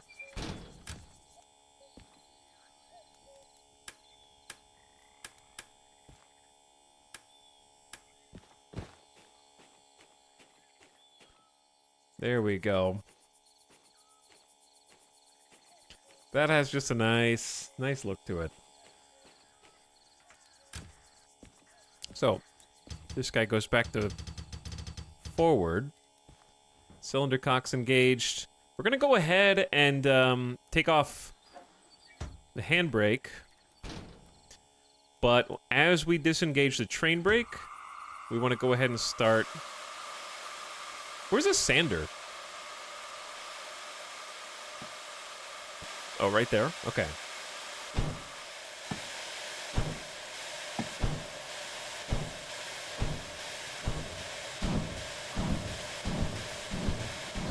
Why are we going backward?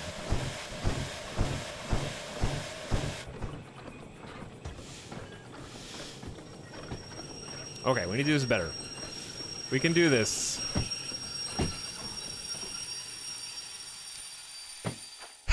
All right. Decompress.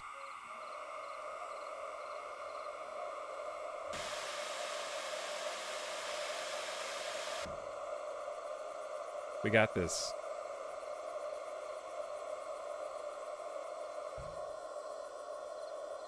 We're kind of at a standstill.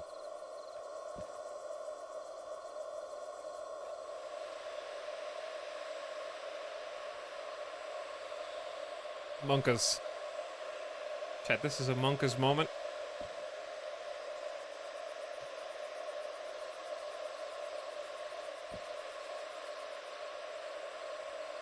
Steep hill.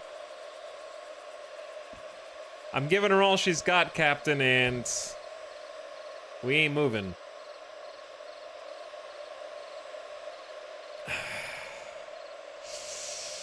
Now, I can go get the DH4 and pull this up, or I could do these. Actually, that's the way to do it right here. He doesn't know.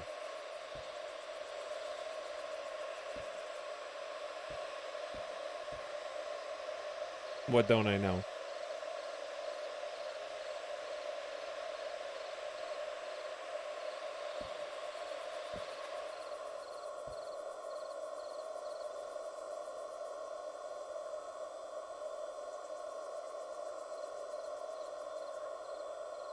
Like, all brakes are disengaged.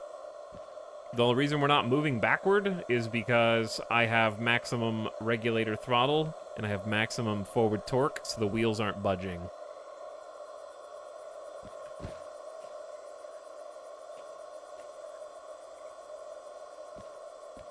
How much weight is the engine rated for? This much or less, but not on an incline. Okay, so here's what we gotta do.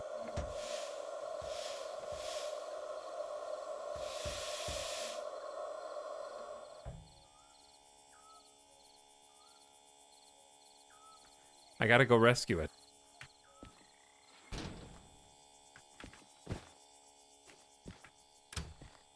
Could raise the boiler pressure first, we'll give it more torque. Will it?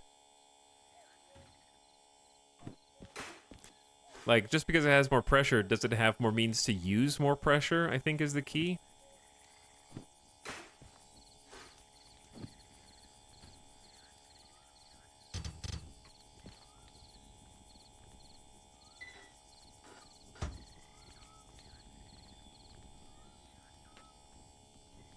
Does it not have a maximum amount?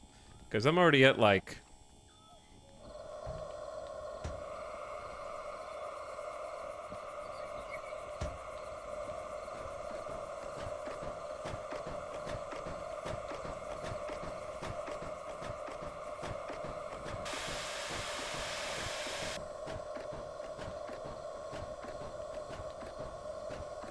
I got the blower on max. We're going backwards again, I think.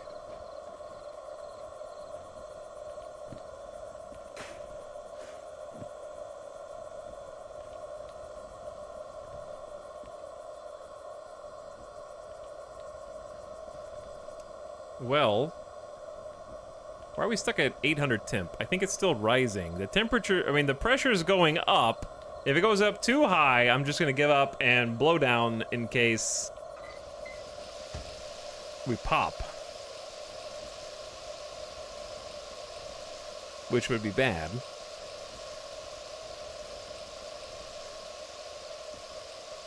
Yeah, I was thinking about unhooking a few cars. That was my other plan. And then coming back and getting the rest. How do you know all these controls? I learned how to drive the other steamer. I already learned how to drive the other steamer. So this one's just steamer small. But yeah, I don't...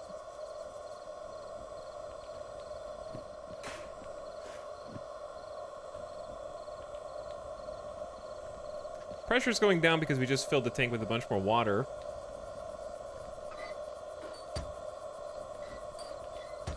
I'm not convinced the blower does anything, but maybe it does.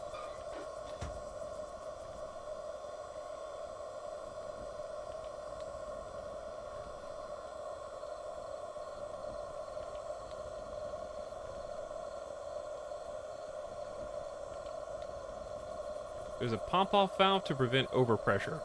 Does that mean you can't ever explode from going past 18?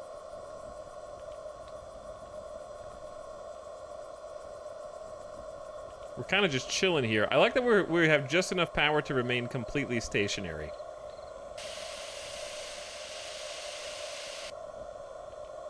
What was that?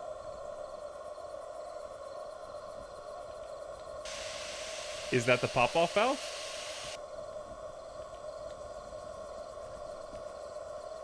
Huh. Cool. That's so smart. I don't know what's faster. Going and getting the DH4? Or leaving half the cargo? I feel like the DH4 is faster, ultimately, because one trip's faster than two trips.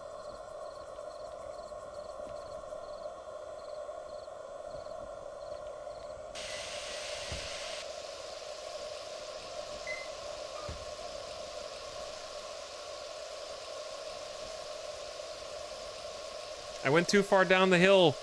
I didn't know there was a hill. We never even worked down here. Now I know to fear it. Okay, we're gonna go ahead and turn the brakes on.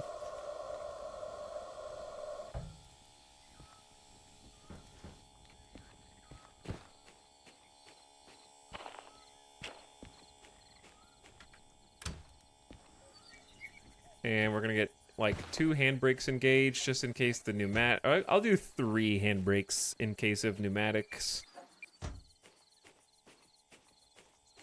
All right, I'll be back, little guy. You're just a little guy. 400 tons is a lot, but we went way too far past where I needed to turn.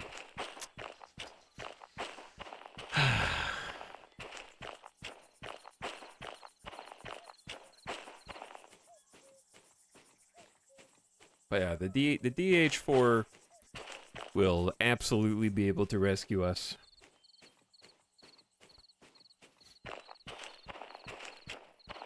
But no, without any kind of topography map, chat, I'm not just gonna roll backward down the hill and hope that there's enough of a level section that we can get like a 40 to 50 kilometer per hour run up to climb the hill the other way. Great idea. Chat's like, I don't know, to hell with this, just good, just roll it. I don't know, dude.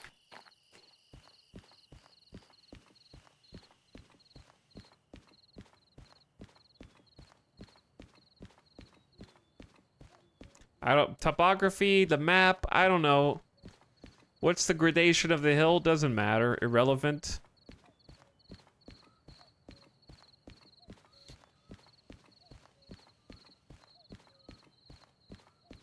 All right, my friend DH4.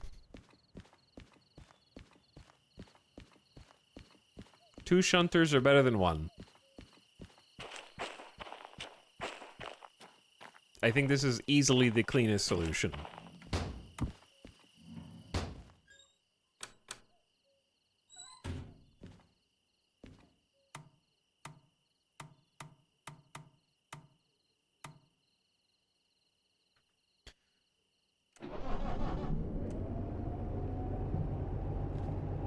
Main reservoir is already full. Brakes are depressurized. Disengage the handbrake. Put it in forward. Can you run out of coal in the little back pocket? Yeah, it's not infinite. You can run out of water too, which you need for the boiler.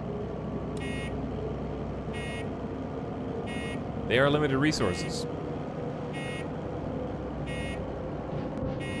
And it does keep track of them, and you can refill them manually. You can even run out of sand. That is true, you can even run out of sand. It counts all of those.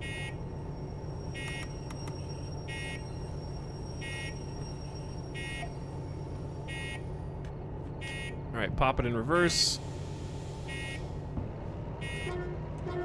What is the sand for? Chat, we need a sand command. The sand exists so that people can hear the word sand and go, what is the sand for?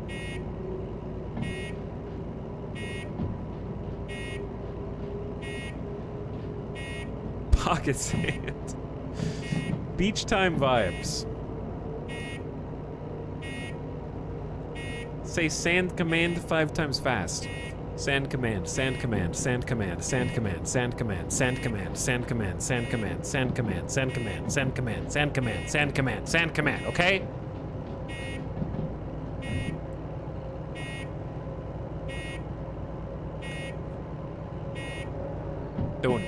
Done. Kaibo. That reminds me, actually. I made the mistake of remembering that I had subscribed to HBO Max and remembering that it was just Max now. And so when I tried to update my PlayStation app, it was really funny because you open up HBO Max and it doesn't have anything that loads because it's an outdated app. They make you download an update. When you download the update for HBO Max, you log in, you go in again, and it says, hey, idiot, go find our Max app. We just made a different app instead of updating the one that you already had. Thanks for updating this one, bozo. Now go find Max instead. And so then you download Max, and you have to log in again and all the other stuff. Annoying as hell. And oh my god, it's so much worse. Especially when I ram into this train in a minute.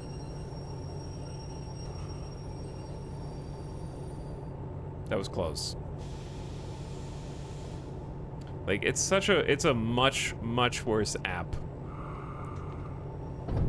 Alright, we bonked it. I'm here to rescue you, little guy.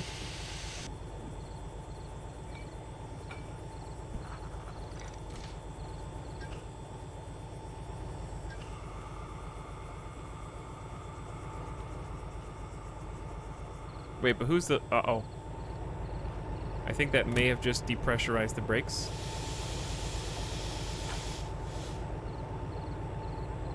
Okay, we'll keep those ones pressurized. Handbrake is on. I can't see anything out here.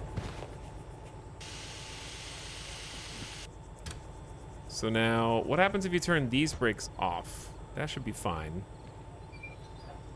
That should be fine.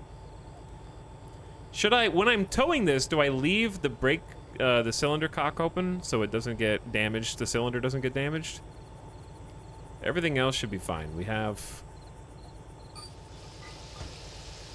water.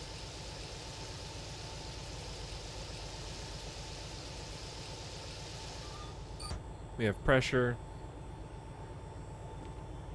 Okay, anyway, I'll tell you why it sucks. I kind of left that part out. The reason why it sucks is it's really difficult to tell at a glance what content is HBO and what content is shitty Discovery shows. So, like, I saw a couple of shows that I was like, ooh, this looks kind of interesting because of the thumbnail, thinking in my mind I had a HBO Max mentality, right? Where it was just like, you have certain expectations. If I click on a HBO documentary, that's not the same as clicking on a Discovery documentary, right? And I clicked on one because of course I did. That was about like weird encounters / aliens, because I was like, holy shit, did HBO make a documentary on all of the like alien UAP stuff that's going on? I want to see what they made a documentary on. And the very first thing that happens, it goes into like a reenactment of someone seeing a ghost. And I was just sitting there with a blank expression while an actor reaches out and touches a ghastly illusion, which is just another person, while the voiceover tells me how this person, you know how it does at the beginning of those shows where it's like it rambles off all 4 or 5 of the people it's going to talk about within that episode and their experiences, and how one of them was like a captain on a ship and he was so scared he was in the Bermuda Triangle. Yeah, I guess that's History Channel, but it's all under the same umbrella now. So it was that. And I was like, God damn it. Like, I just wanted to watch like an HBO quality documentary on the stuff that I'm interested in, and now I have to sift through all of the garbage to get to it and figure out what is what. They may as well just be like YouTube top 10 videos, basically. All right, we need to decompress the brakes and also, uh-oh, not that way. Gonna end up blowing the engine out.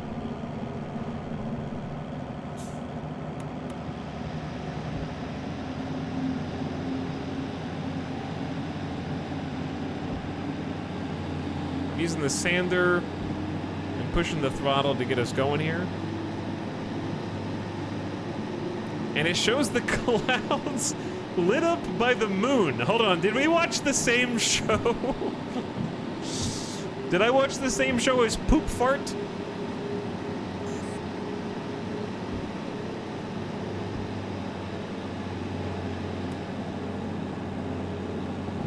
Two times speed. I could only get through like 7 minutes of it.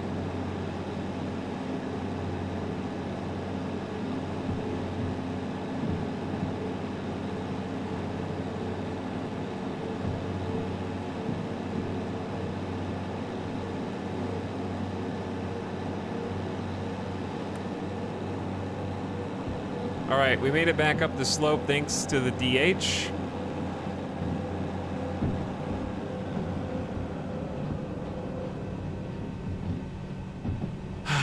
Sorry, little guy. I didn't realize I was gonna make you have to go downhill with 400 tons of cargo.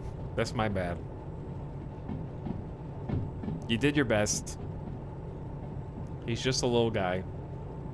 He could handle it on flat terrain. It was just that slope that was the problem.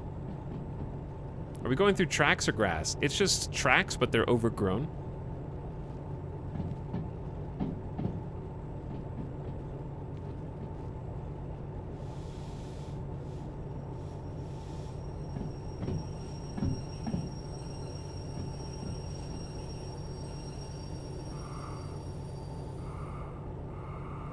All right.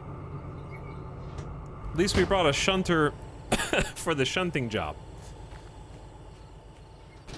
We should be good. Just put this brake back on and then disengage these two.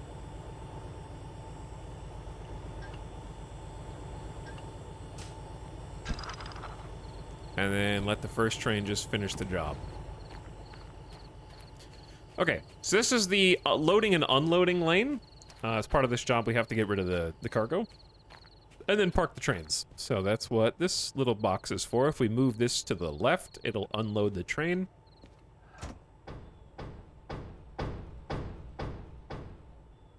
Now it is significantly lighter.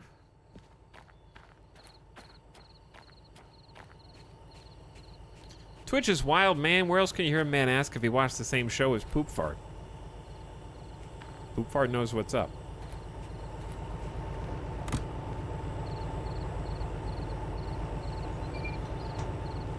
Okay, I gotta move this guy out. I could just finish the job with this, but...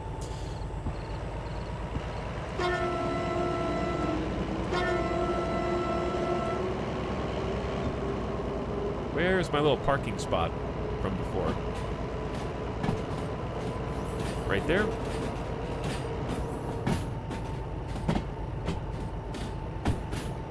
Yeah, is that those guys right there?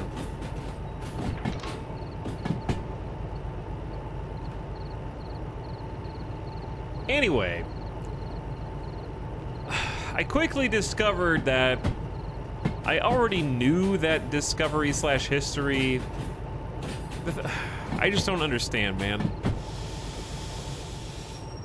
I am constantly fascinated by extremely wealthy people or companies grossly and negligently mishandling their bajillions of dollars. That's why I can't look away from, like, Twitter.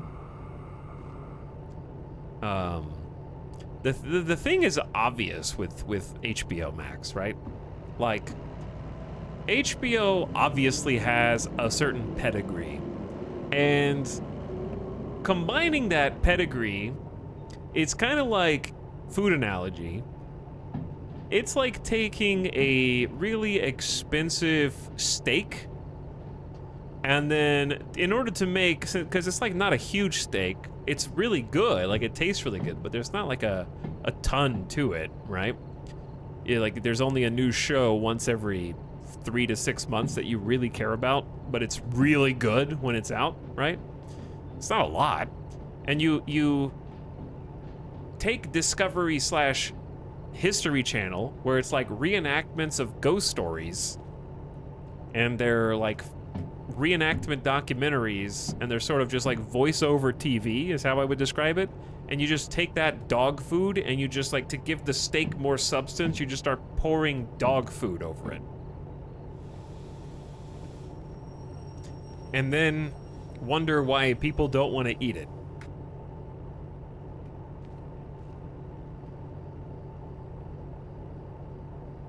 Steak and McDonald's fries. See, that's a bad analogy because that would actually be good.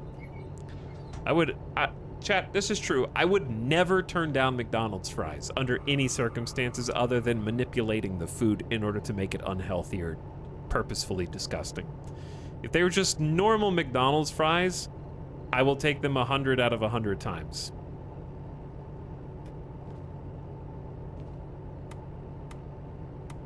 I'm not saying like, oh, McDonald's fries are the best fries. They're just like, they're just good enough that no, if you turn your nose up at McDonald's fries, you're just like too rich for me, bro.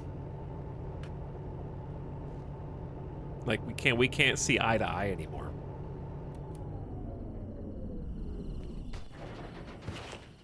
McDonald's quality has gone up the last few years. They got the recipe, dude. They just got the recipe. It just tastes like nostalgia. They just got that Coca-Cola.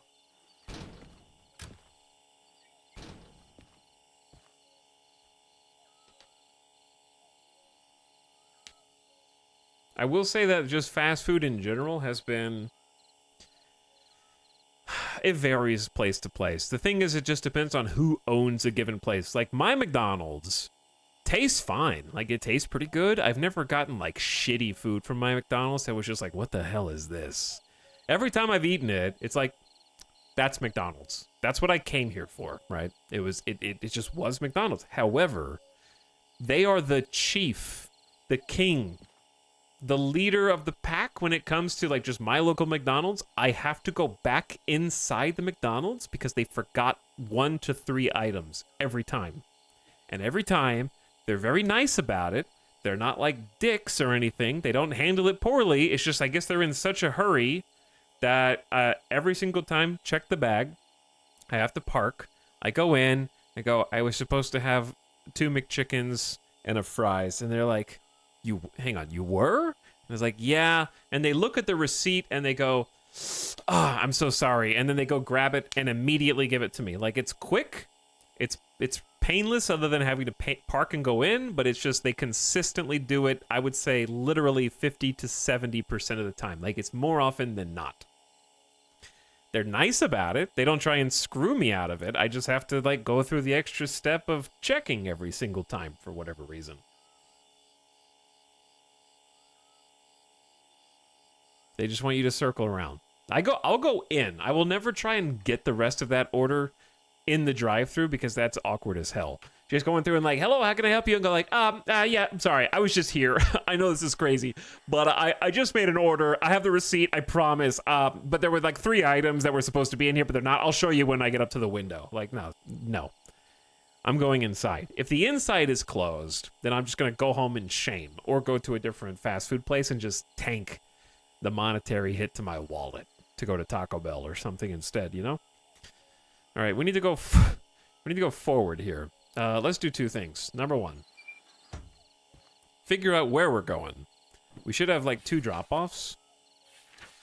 One extra car. Okay, I need to make sure that extra car is not the one that's furthest from us. Otherwise, this is going to be fun. Please be at the other end.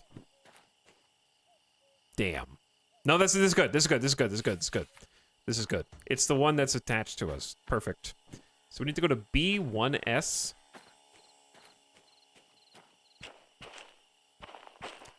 That's this guy right here. There is a series of cars, so we're gonna have to kind of like pull forward, back it in, and then maybe hook them up and push them all a little bit. All right, 2 things. Number 1, where's the damn water before we blow up? That scared the hell out of me. Holy shit. Why did this just fall off? Ghost, push this off the ledge, dude. I thought we were blowing up already, man. But yeah, this thing eats water like crazy. Bro, I love Taco Bell. It's one of the only reasons I get up in the morning. Taco Bell's goated. Splat, what's your Taco Bell order?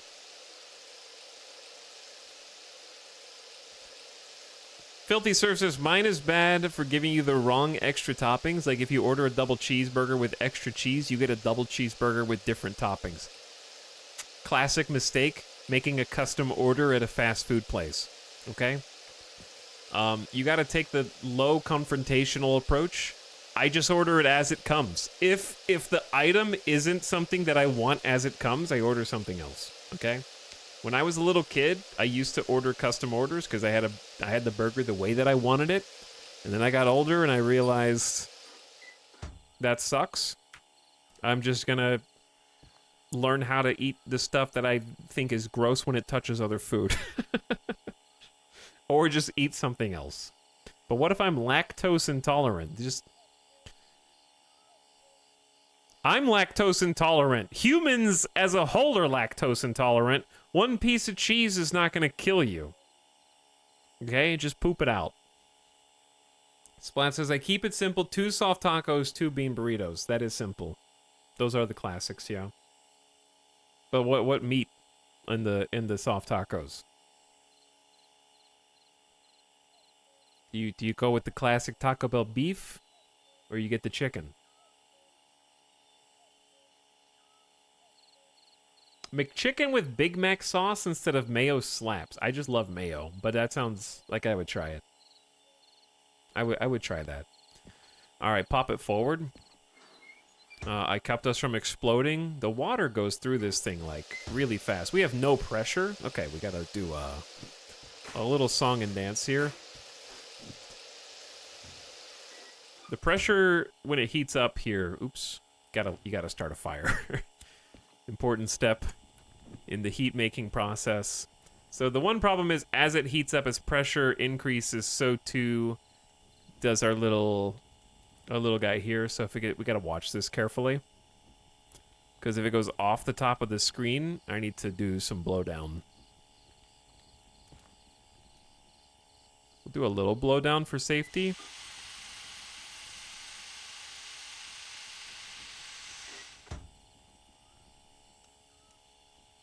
Maybe that's good. The pressure's still increasing. Yeah, I shouldn't have put that much water in. I'm wasting resources. Water's expensive out here. All right, let's go. I think we're good.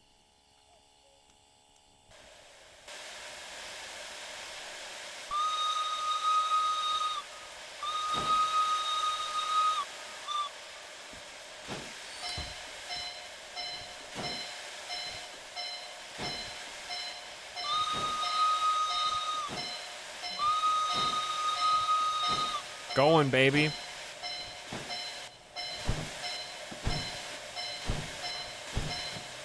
Anyway, my Taco Bell order is complicated. It's not like anything custom, but it's all the fancy shit.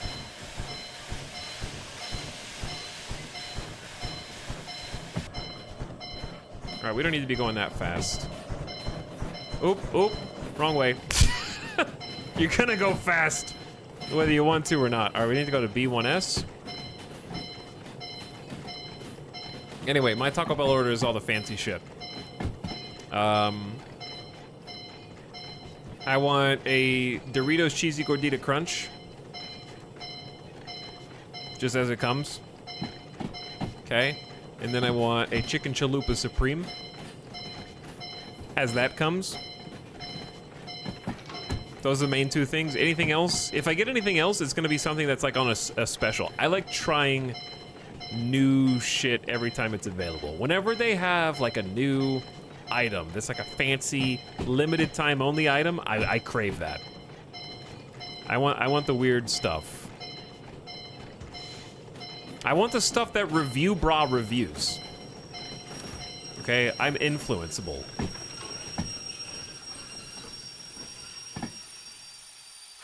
The limitedness makes it more delicious. I agree.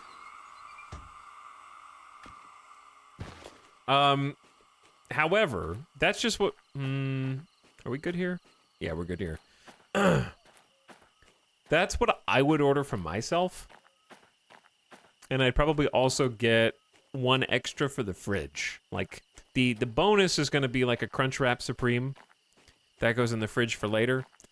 The bonus could also be like... Oh yeah, nacho fries are pretty good. Like, I might get a couple things and throw it in the fridge. I'm not above microwave Taco Bell, all right? Microwave fast food's fine with me, bro. I'll even get extra McDonald's cheeseburgers and nuke them in the microwave and eat that for leftovers. That's fine. Microwave fries? I don't care. It's potato, bro. I'll eat the potato.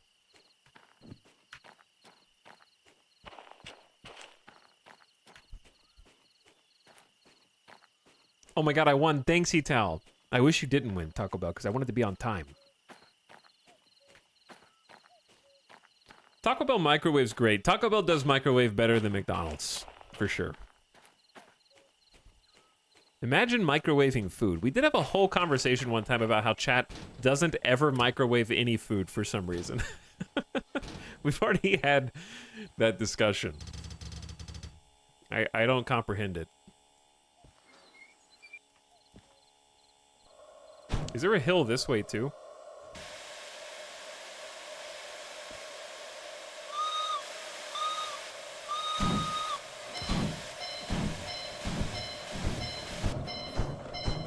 Alright, we really do not need to be going that fast.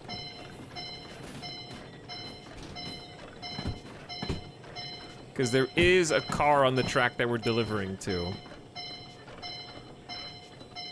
But it's a little ways back.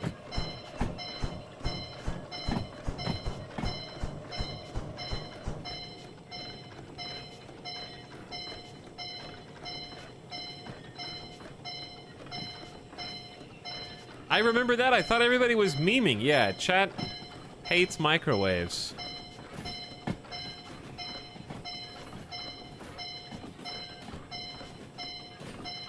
Microwaves make food half icy and half molten. You just gotta know how to use them. Like, if you're trying to microwave something big, cut it in half. And that way it can microwave heat the center, dude.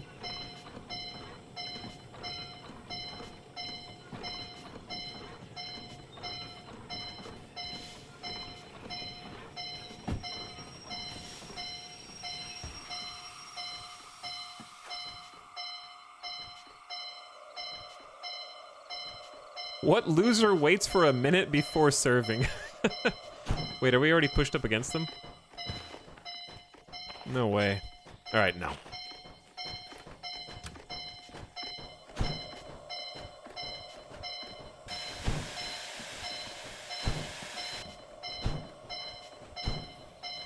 Knowing how to cook in a microwave is a skill. Oops. Oh, you're gonna make me crash, dude. Oh, dude, you're gonna make me crash. We're good. This thing confuses me because the mouse wheel goes the opposite direction from what I think. Are we there? I actually can't tell. I don't know. I gotta go look. I need like a backup cam, dude. Anyway, I was gonna... what I was gonna say was, yes. Using a microwave is an acquired skill. It's not something that everyone implicitly has.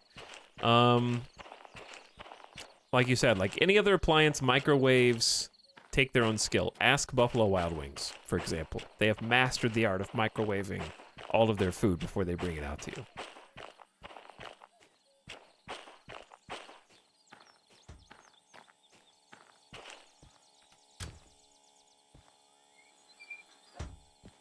Okay, we're not there.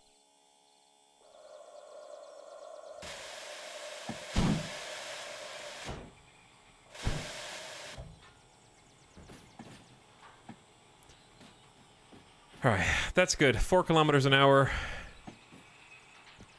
Any second.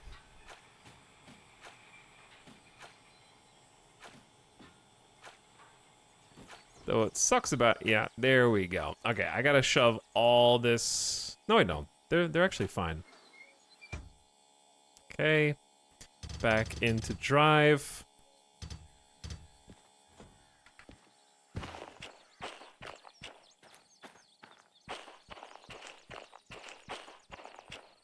I've gotten undercooked chicken from Buffalo Wild Wings twice and never gone back.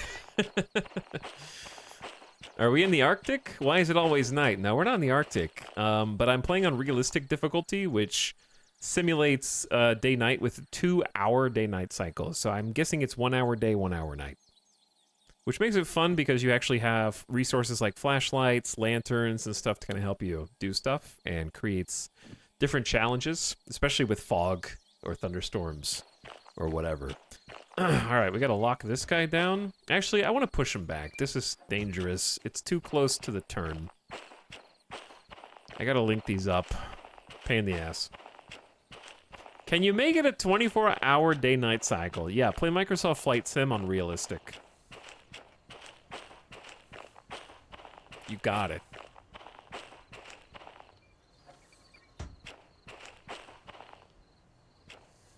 Why did I do that? Did I just turn a parking brake on?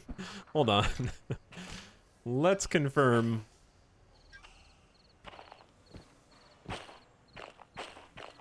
Yes, I did. I just turned the parking brake on. All right, that would have been bad. I thought I heard an explosion a minute ago. This parking brake is also on. Are these multiple cars that are not connected to one another? Oh, fantastic. No, they are connected. The parking brakes are just engaged.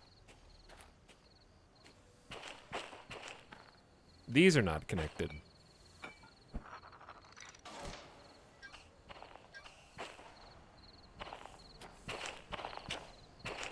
How much of this game have you played? I got about 45 hours on stream so far, but I still haven't played with all the trains yet. I've still got one more. And the train that we're in right now, I just started today because it just came out. It's like brand new. And there's still, I haven't done any military contracts, and I've still got a bunch of hazmat contracts that I can do. There's like, if you're into the sim aspect of it, where you do everything on foot, you can play this game in third person with fast travel, teleport, whatever you want. Those things make the game faster. But if you play on all realistic with no fast travel and no teleporting, then, and you just go full sim mode, then you can get a lot of gameplay out of it. You can get a lot of gameplay out of it regardless, but I enjoy the little details.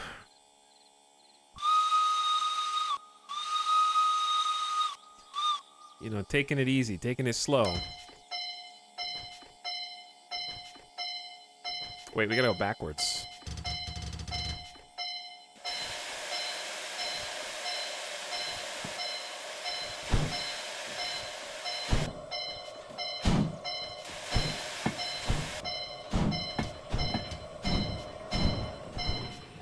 Alright, not super far though. That's actually good. Brakes engaged.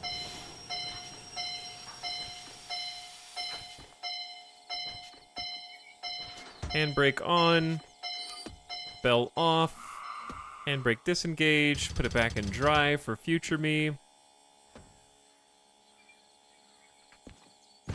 Okay, now what we're doing is offloading the majority of these cars into parking. Because we have emptied them of their cargo. We gotta turn off the brake cocks, disengage the air brakes, uncouple it. And I want to go all the way back and make sure that it's not hooked up to everything else.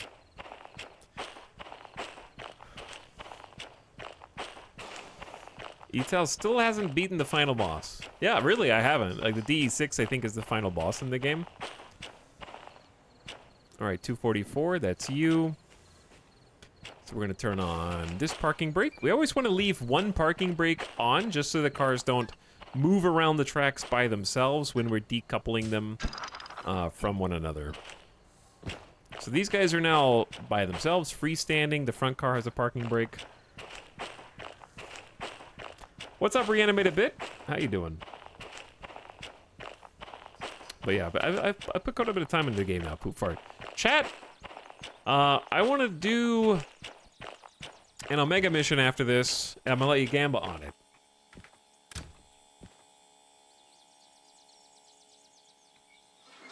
But to do an Omega mission, we might have to go to a different spot. Oops. How about you light that on fire? Like, I don't know if there is one that we can do from this facility, because I only have the DH4. I want to do a big one.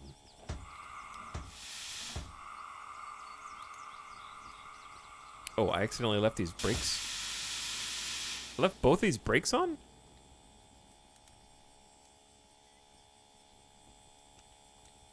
I don't remember doing that. Alright. Put it in drive. Check water levels. Pressure's good. Cylinder cocks engaged, and we go.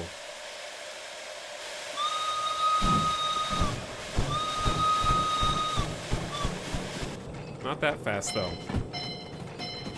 Alright, and the final car just needs to go to C4S.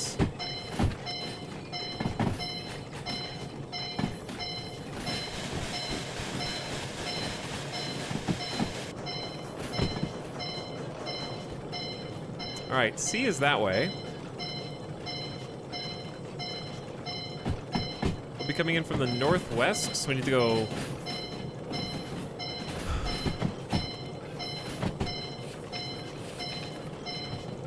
right.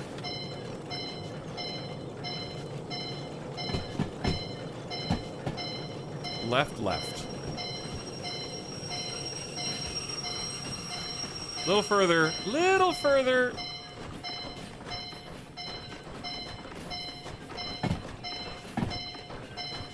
We only got one little car now. This is the last one.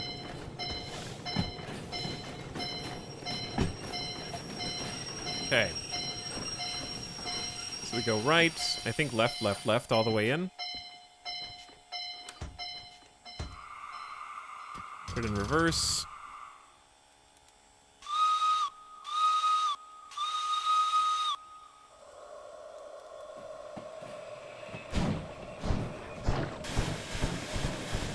Easy, easy, easy, easy. It really wants to go. Okay, left, left, left. So we got the first left.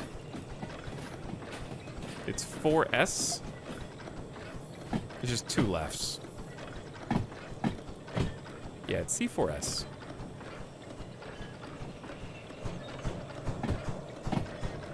Four times DE4 Megatrain? You mean the DH4? I don't think we can find 4 DH4s. That's the hard part. This train's cool, though. I accidentally bit off more than I could chew with it. But it is nice. I think this is a great, like, starter steam train. It just feels like everything is more consolidated together than on the other steam train, where you're not gonna... Like, it feels like everything is condensed right here in front of you.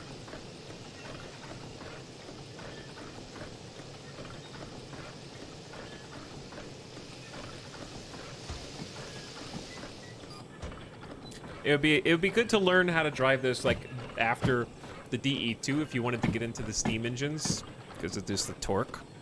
But I understand if you would want to just jump straight up to the DH. I think that the big advantage of this is it doesn't raise your insurance copay, so you can continue to, like, screw this up and only have to pay $100 if you blow a boiler.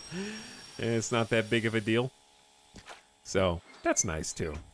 They balance this really nicely where the trains that are the hardest to learn how to drive are the cheapest to drive. They're the cheapest to repair. They cost you nothing when you acquire the license, except for the initial payment for the license. All right, let's go turn in. Get some money. That did take longer than I thought, but I think that that's also just the name of the game. I think the name of this game is That Took Longer Than I Thought.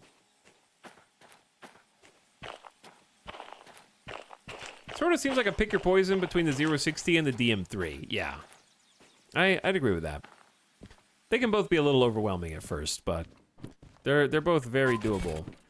All right, I got the bonus. That still took longer than I expected. Money's money. I'll take my 20 grand. I can almost afford the DE.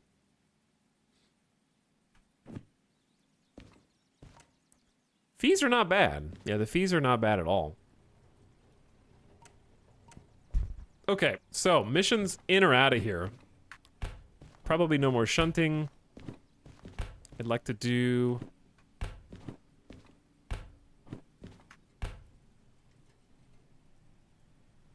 This would be a fast one, going to the forest south. I actually wonder if the devs... I wonder if the devs should start you off in one of these smaller towns. Because I guess my question is, by the time you get down here, it feels like you have to go down here sort of on purpose. There's not really many missions that take you down here. And they kind of bounce between each other because there's a forest and a sawmill. This seems like a nice starter area.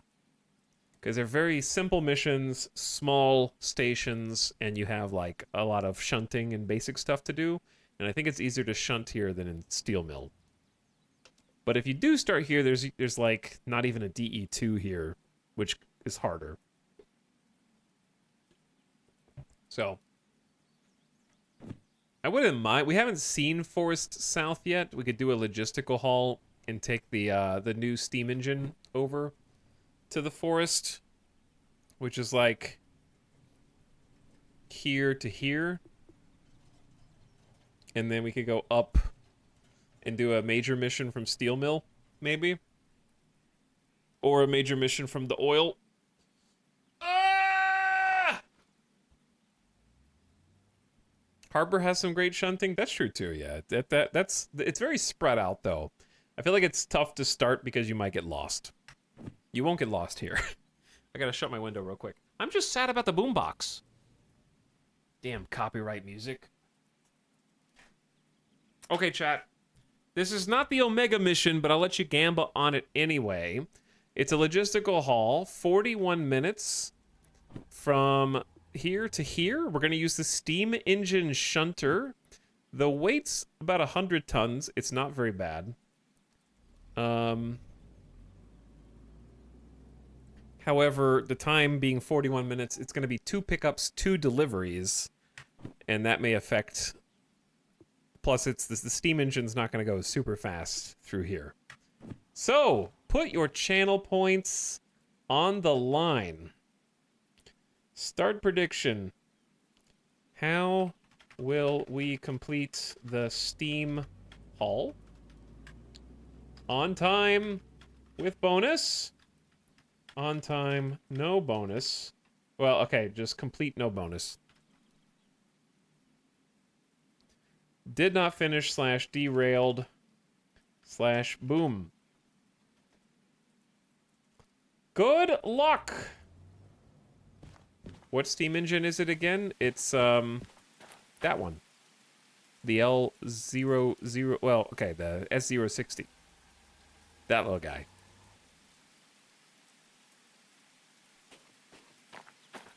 Alright, put your channel points on the line. I'll be back after I take Midas the dog outside. I'm gonna grab his snack. And I'll see you in a few minutes. Thanks for hanging out tonight. Hope you guys are having a fantastic Saturday. I'll BRB.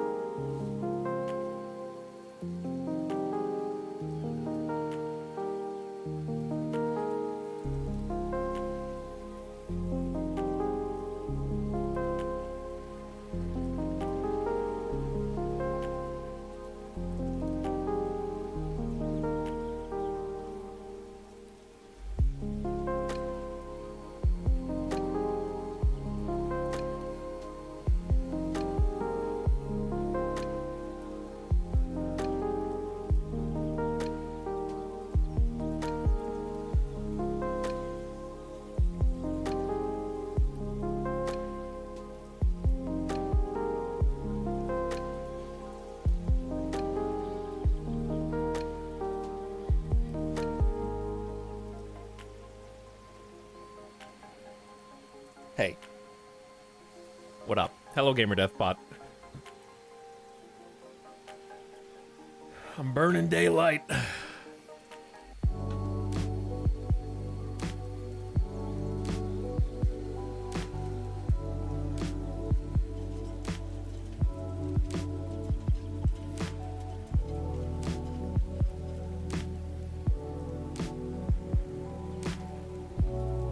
It's always funny to me when I see major companies using free fonts for their products. Like, right, this one is Corsair ICUE, which is a kind of computer component regulation system for Corsair products. Like, it changes the RGB colors and changes the fan speed for your all-in-one, you know, water coolers or whatever.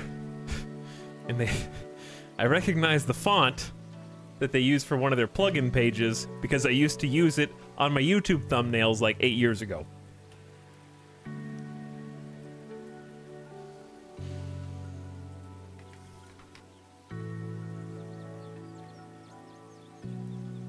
Also,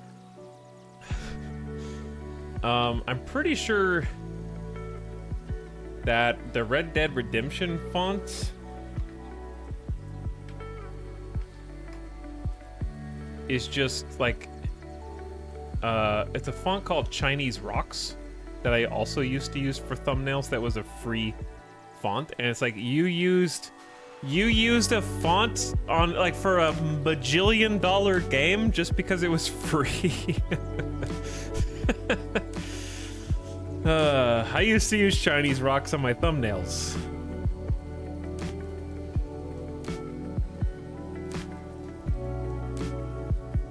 Anyway.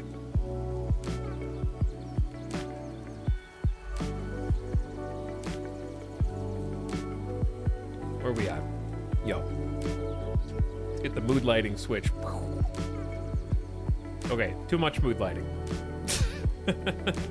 Chat, we need some backlights back there. We need some backlights. Boop. What do you guys got? What are the predictions at? 2.4 million channel points on the line. Mostly blue believers right now. Payout on did not finish is huge.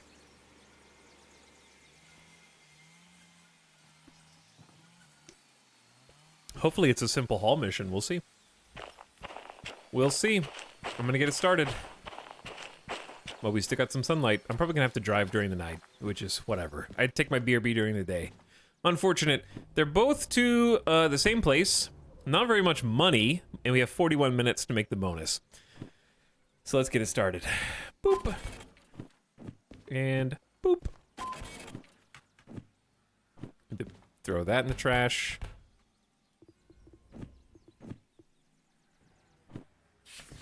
All right, B1S is first pickup. C4S is second pickup. Guess what? B1S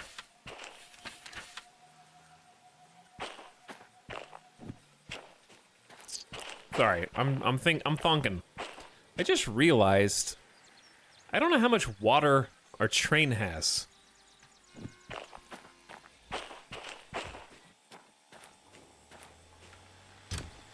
How do you tell how much water?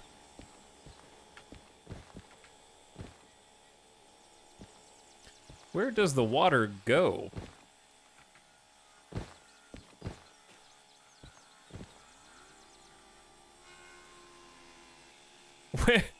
Where, actual question, chat, where does the water go in this?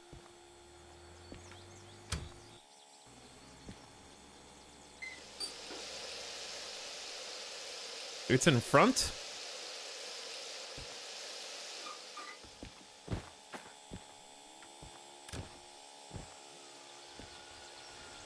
Oh, it's good. That's what the sides are? They hold the water? That's so cool. Oh, that is so cool. All right, let's get this ready to go.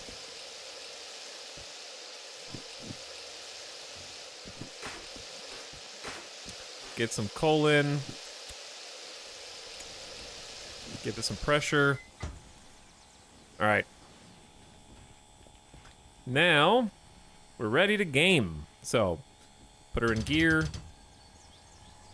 Cylinder cocks. Handbrake. We need to go to B1S first. And then what's the second one? C4S.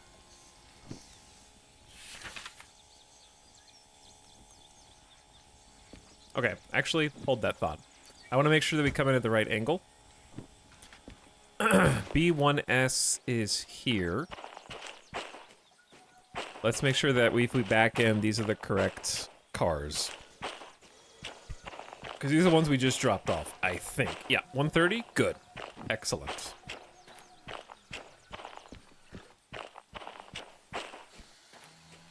That is a beaut. All right, let's game. Break off. I'm gonna take this back in my pocket.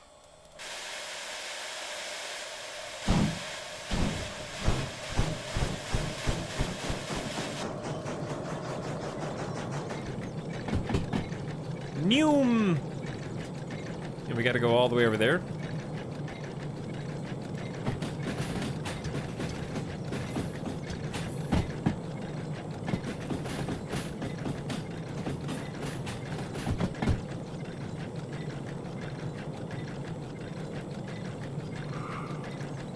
Slow down a little bit because we're going like 25.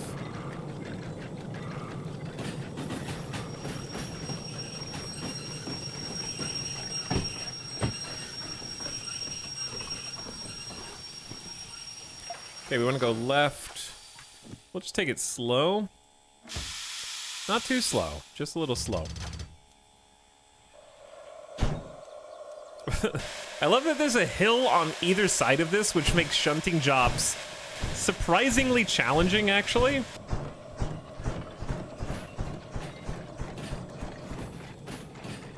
It does make them surprisingly challenging.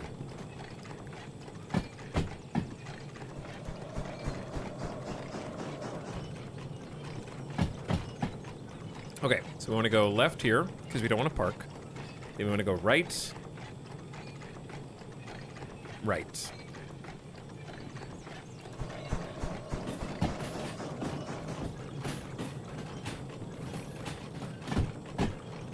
Yeah. All right. Don't want to come in too hot.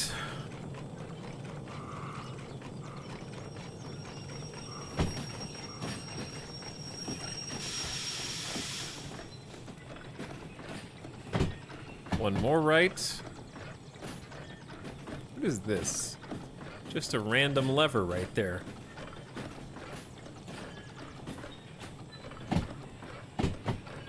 All right, that's our pickup.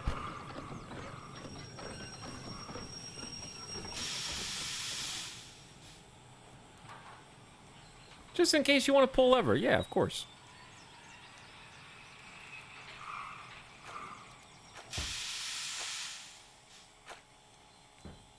Okay. Water, good. Pressure, good. No big boom, please. I know chat would like it. But we already boomed a steam engine, okay? I don't want to boom a second one. I don't care if this is a new steam engine. And you want to see how this one explodes too. Too bad. Okay. Now, I just need to check the manifest. This is 130. Okay, so we go 2, 640, 427, 053. Yeah, it's all of them. 944, 244. Okay, that's decoupled. Gotta check the parking brakes because I don't remember what Pass Me did from like an hour ago. Got a connection. I'm going fast. Parking brake off. Got a coupling. Parking brake off. Got a coupling. I'm not taking it for granted this time. Ah, I just realized we're gonna have to push these kind of uphill, but these are only like it's like 100 tons. We can handle 100 tons up and down a hill, not 400. This is much different. All right, put it back in drive. And actually what I should do while we're here is go check the other lane, C4S. We're looking for 585. Yeah, okay, it's this one. Good. All by itself? Wait a second.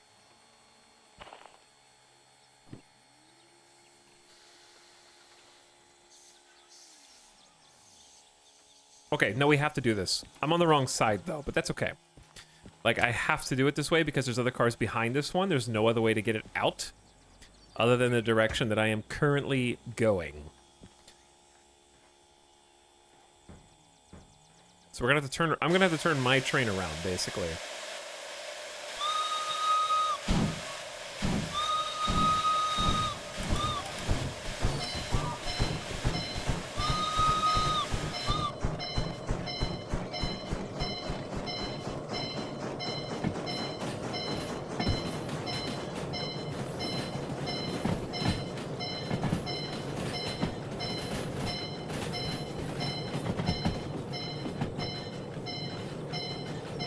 All right. Ding, ding, ding, ding, ding. Gotta go grab that one.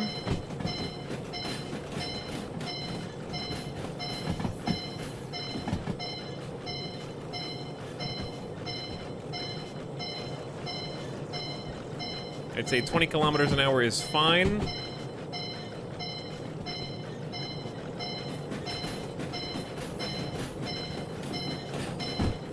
There's gonna be... This is gonna be a little interesting.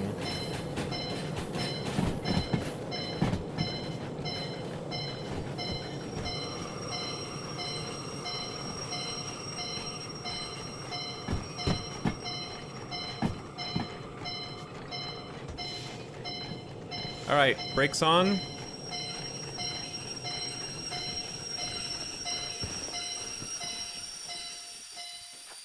So, to get this going where it needs to be going, we need to go right here, and then should just be clear to go left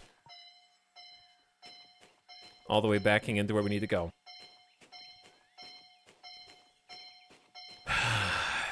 Can you honk one more time? Yeah, every time we go in changing directions, I gotta do another whistle, of course. Okay, put it in reverse.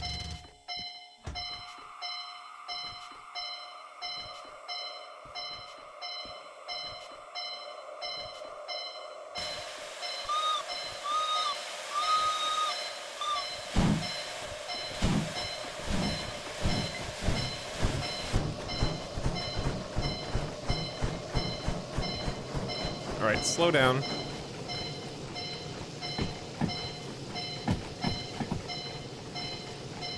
Hey, just checking on the stream, that horn sucks. This? You don't like that horn? Whatever. That just tells me that you have terrible taste.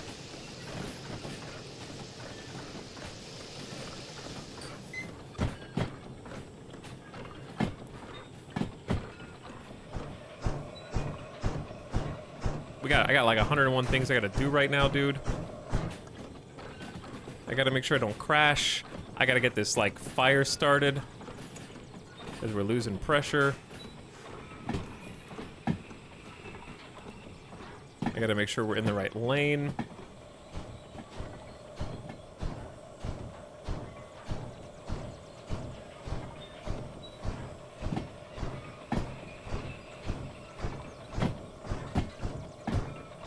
Okay, this is gonna be a little awkward to get started, but I have 41 minutes, not like 31 like last time. Oops, that's the wrong way.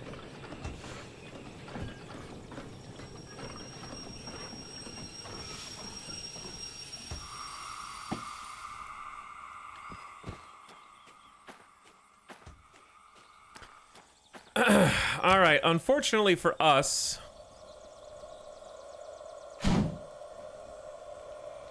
I feel like I always have bad news.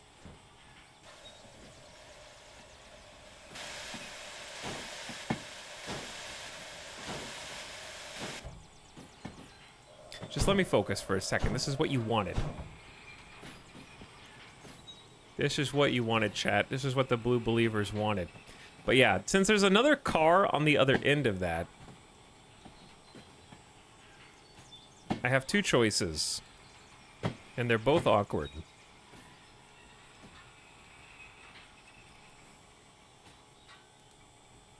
One choice is... Okay, we just made contact. Wait until we come to a stop. Put on the brake. One of them is because we have to leave going that way. The way that I'm walking now is the way that we leave this station anyways, so I gotta turn my train around regardless, like on the turntable. So the option that I think is maybe best is I use the turntable to turn the train around and then pull through this side. I gotta shunt the tiny car out of the way because there's no other way around it.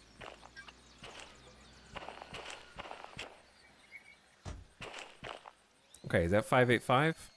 Check.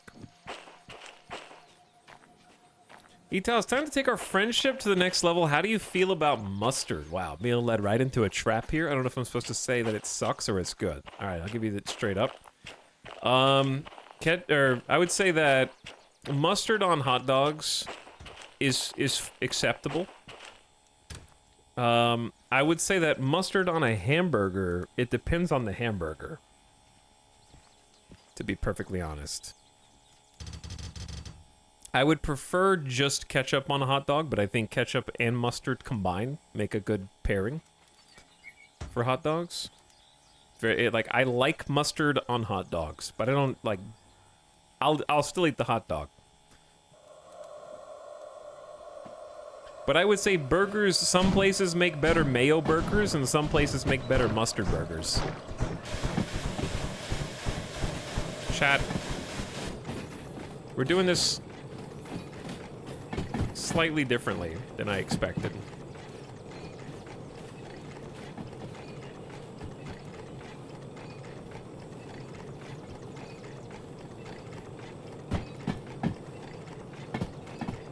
I got a plan B, but I don't know if it's actually better or worse.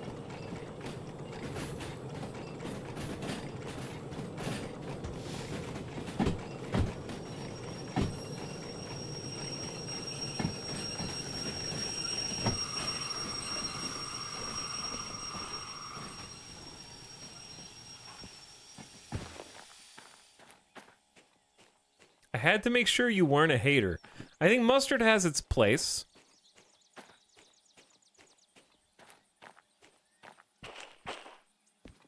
I think, I prefer mayo hamburgers because I think that the ultimate combination of flavors for a cheeseburger is the way that mayonnaise tastes with tomatoes. And I think that mustard, if you have mustard on your burger, you can't have tomato on your burger. So it's a trade-off. Like, if you got a ketchup and mustard burger, notice that ketchup and mustard burgers, you know what they have? Pickle and onion. That's fine. Like, that is a type of burger I think is good. But if you like that mayonnaise and, that mayonnaise goes with delicious lettuce and tomato flavor.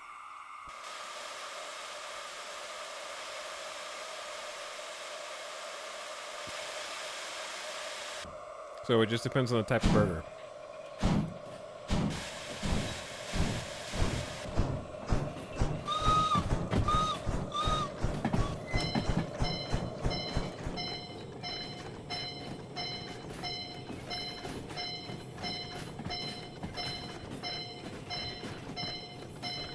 Okay, I gotta make sure I did this right. What about a deli sandwich like turkey? You guys are asking the wrong questions. Because all sauces must bow to honey mustard. Not on a cheeseburger, but just in general. Honey mustard is the best sauce, hands down, goated, end of story. This the baby steam shunter? It is, yeah.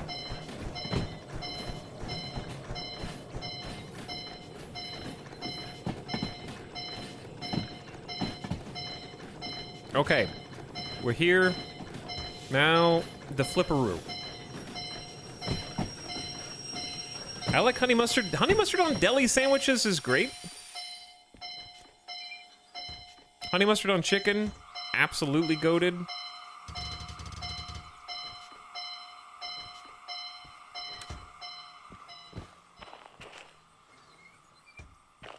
Okay, so here's the plan. I gotta turn my train around. And I gotta do it fast.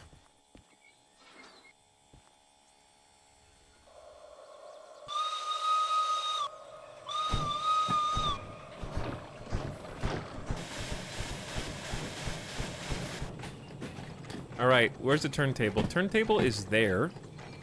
We enter from kind of like...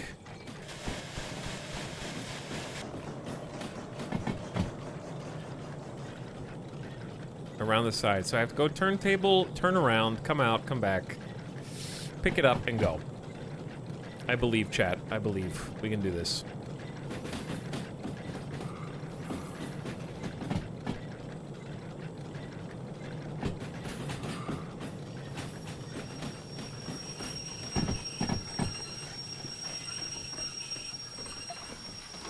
Okay, turntable switch. Put it in reverse. Take off the brakes. Peepo said, I believe. Okay, too fast. Relax.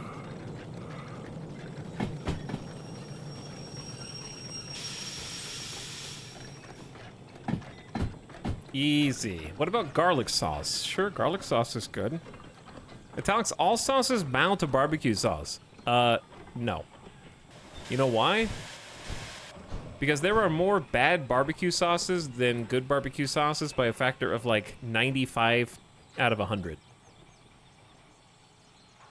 Finding a good barbecue sauce and not just settling with like Sweet Baby... There's nothing wrong with Sweet Baby Ray's, right? It's fine. It's just... I don't know. I'm not gonna turn down Sweet Baby Ray's, but I'm also not gonna be like, bro, I gotta get me some Sweet Baby Ray's. like that just makes it tolerable. That just made the food like edible.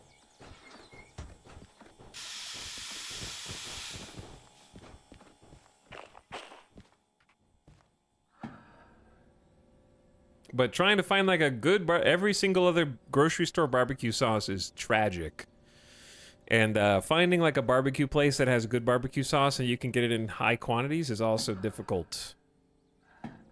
There's too many different types.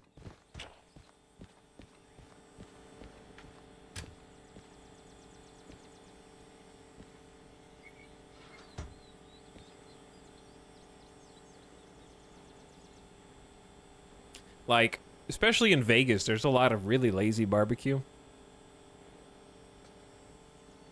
But, grocery store barbecue is almost universally bad, yeah. Okay, we gotta go backwards.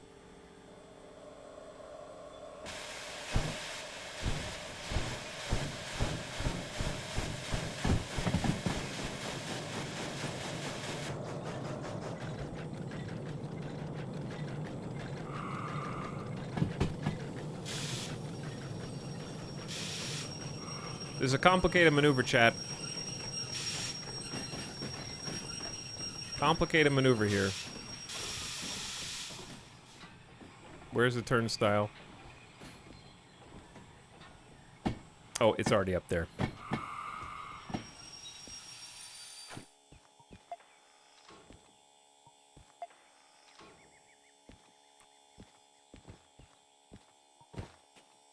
Okay, I need to make sure that my wheels are not already on that, or I'm gonna derail the train. That's why I had to get out and check. All right.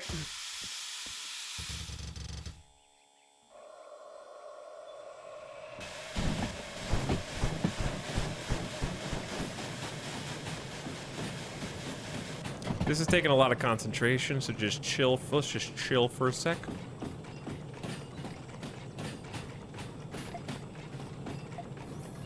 All right, I think that's good.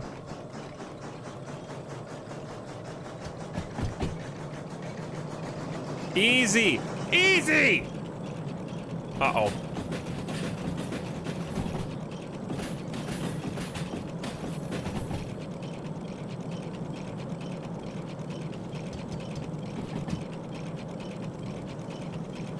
Faster!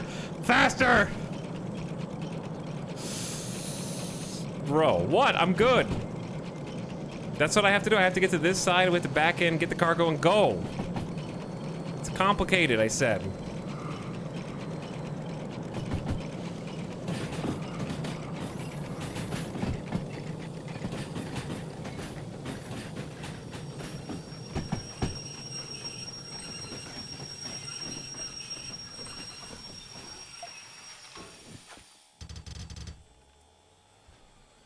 Like, I'm trying to make good time for the believers.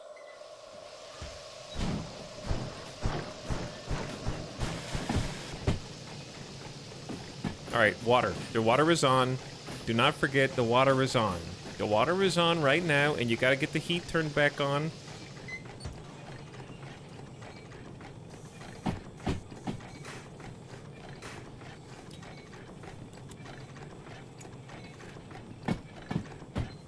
Okay, cargo's still there. Water is now on.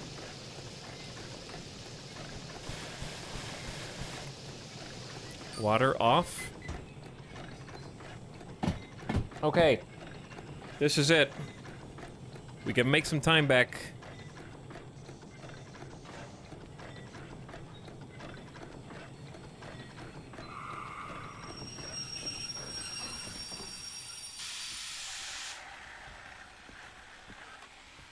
Oh, that's just the sawmill noises. Okay. I was like, what noise is my train making right now?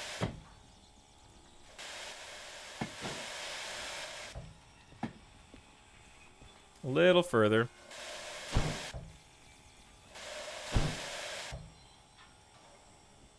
Oh, the brakes are on. Oops. We're good. Little bonk.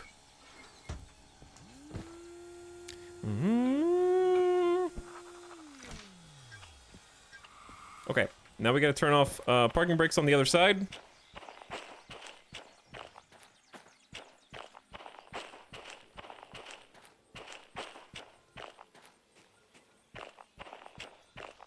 How's the water level? Water level's good. We checked it before we even started. Okay, now the run back.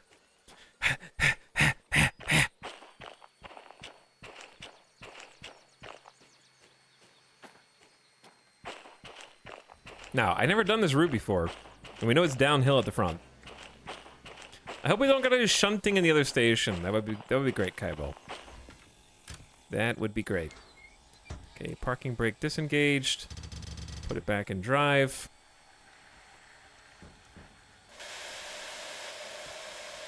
Clear the cylinders.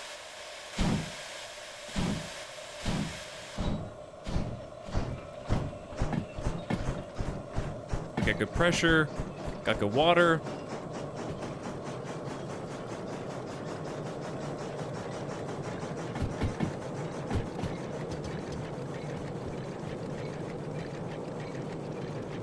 We don't want to be going too fast here.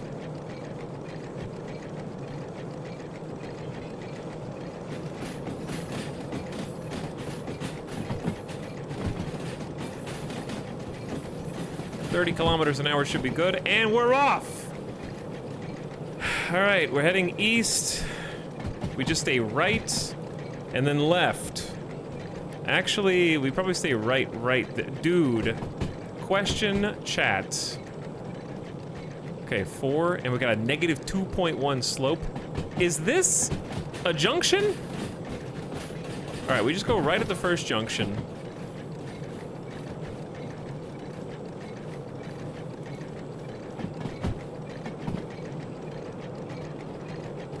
Gonna have to ride the brakes down this slope a little bit.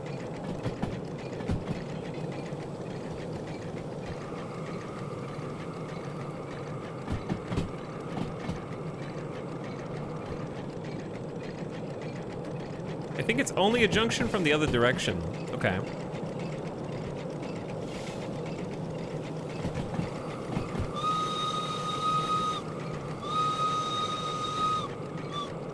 Negative 1.4, so still pretty steep slope. But up to 50 miles an hour, kilometers an hour safe speed. Still gonna take it a little easy.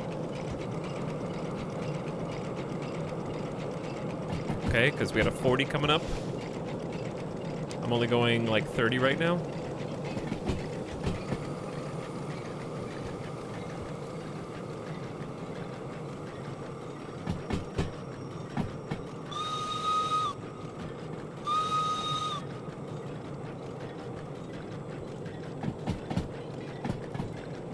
You're coming from Sawmill. Yeah, I'm coming from Sawmill. That's why I was thinking it was a junction from my direction. So I go right at the first junction for sure.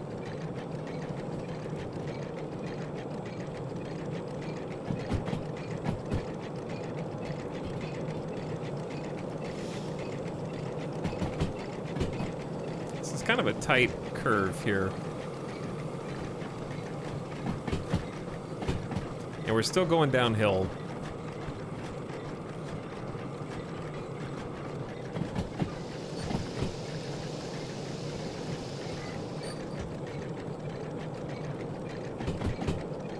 It says 50 up there.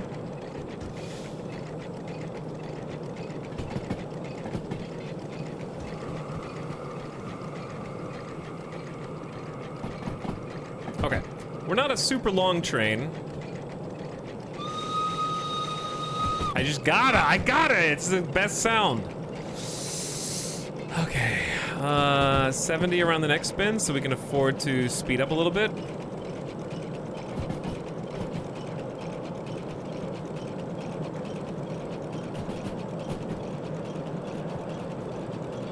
It's faster than we can kind of like go. Do the wheels come off at a certain point?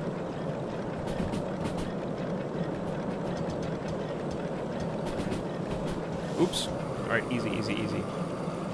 So we stay right at the first junction.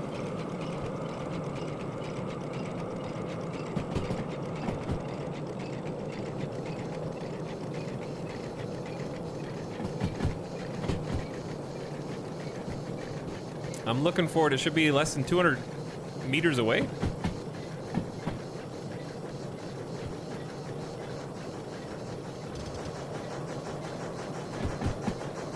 All right, it's right, and we can take it only at 40. Otherwise, we're gonna derail. We're already going 30.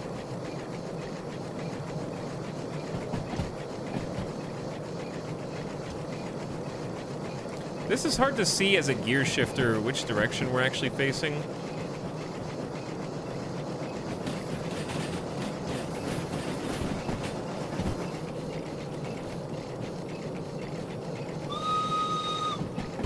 Got him.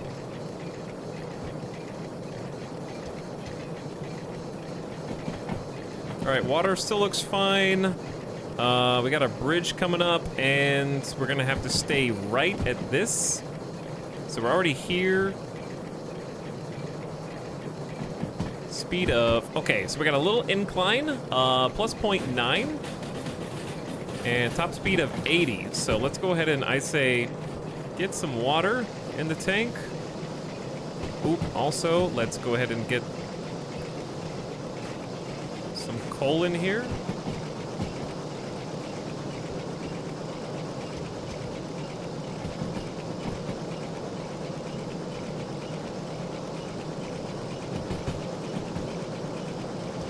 It's hard to tell where the middle is on this, I guess, is the problem. We're losing pressure, but I do have some more coal inside. Should be heating up. We can get it hotter with the blower.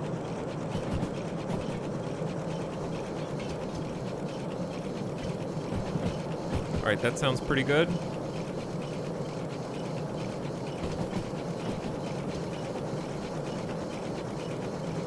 Watching for speed.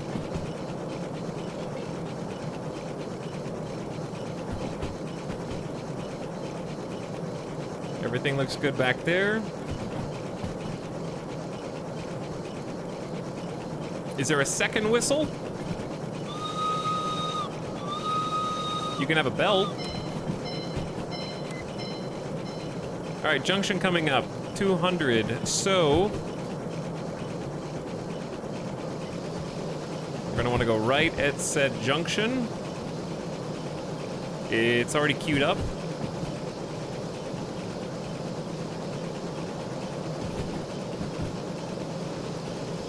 Speed is 30.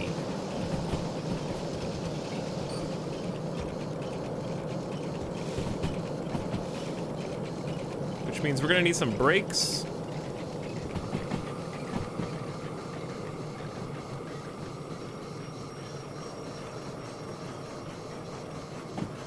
Like, that's a little dead end, right?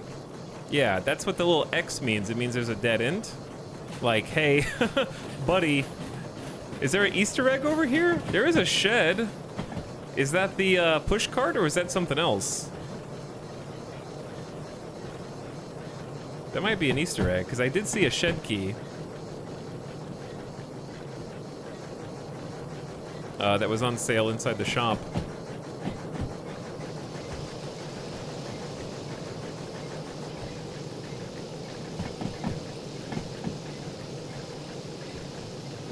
Okay, we're losing a lot of pressure.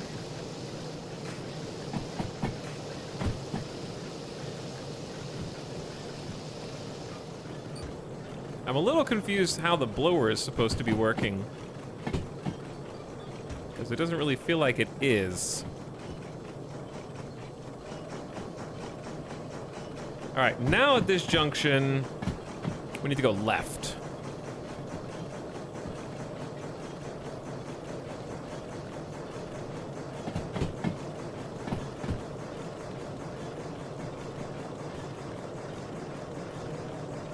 I'm going as fast as I can, chat. We're almost there.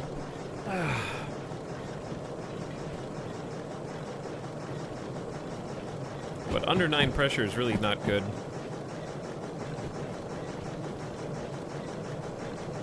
It's not gonna blow up, it's just...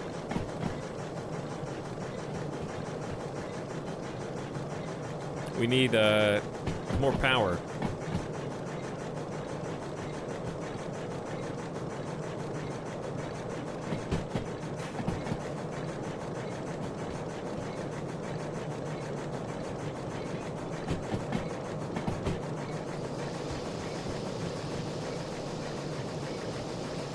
All right, should be a junction here. Okay, going left. Speed of up to 70. How do I stop losing so much pressure?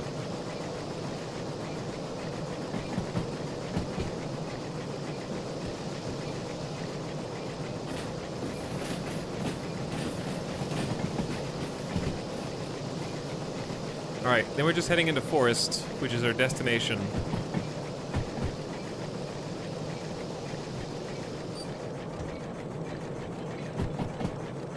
This is a new steam train, yeah.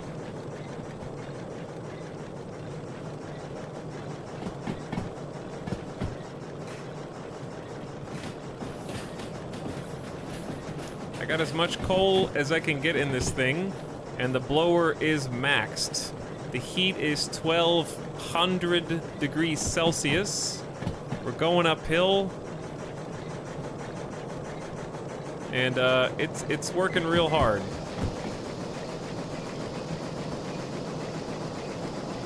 Maybe it doesn't need a 9 like the last one.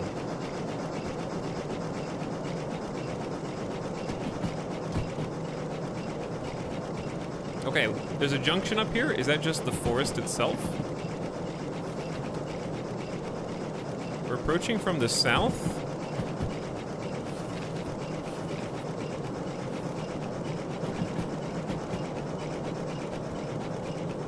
Okay, both in B. So to get to B from the south, we should go left, I think.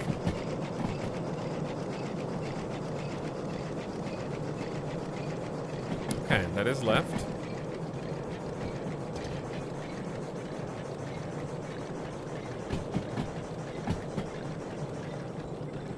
Now, we're dropping off... Shit, are we dropping off the four... Wait, which cars are we dropping off first? Yeah, we're dropping off these guys in B6S.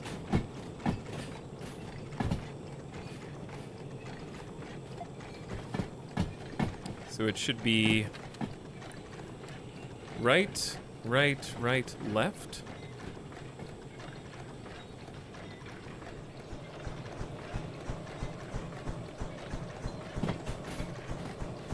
Of course there's cars there.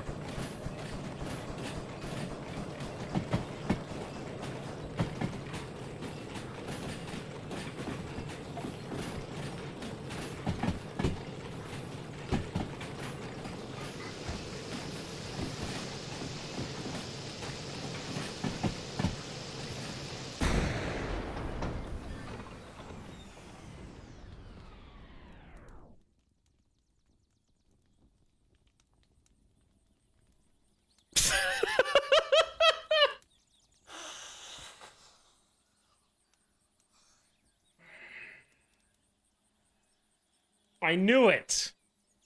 I knew it! I saw it happening. Oh, I saw it happening, dude. The water ran out, and I had the valve open, and it wasn't enough. I heard it sizzling. I saw the water dumping, and it was empty. I heard the noise. I released the valve. I was trying to dump water in, and it wasn't enough.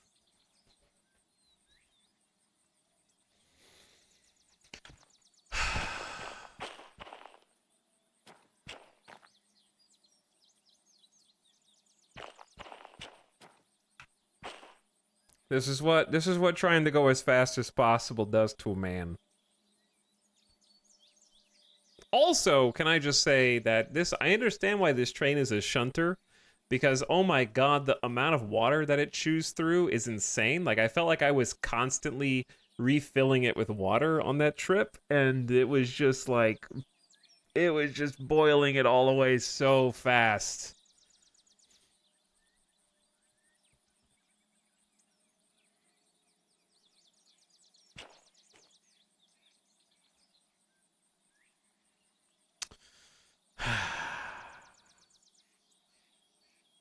I've had a rough day today, chat. This has been a rough day. I know how to drive these steam trains, dude. Some people in chat are learning some valuable lessons about gambling. How will we complete the steam haul? Okay, statistically speaking, based on current events, it is correct to always vote on did not fail, derail, boom when a steam engine is concerned, because historically, I am now 2 for 3 steam engines going boom, I think.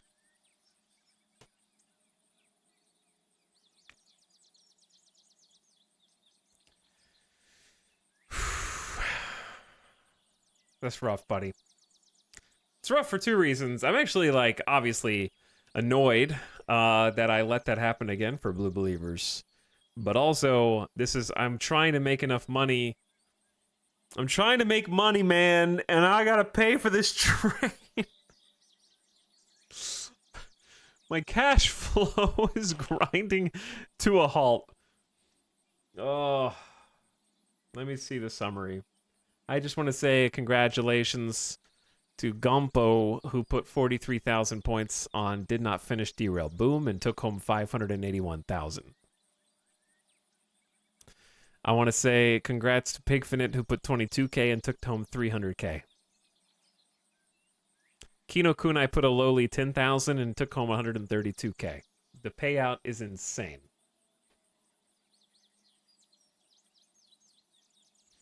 Well, all right. Let's try and finish this mission. It's rough, man. That's rough. Great clip. Dude, I was like, I internally panicked when I looked over and I saw the water meter and I was like, what's that noise? And I couldn't speak. And all I did was flip the water on high and I just clinched. I flipped the water on high and I waited.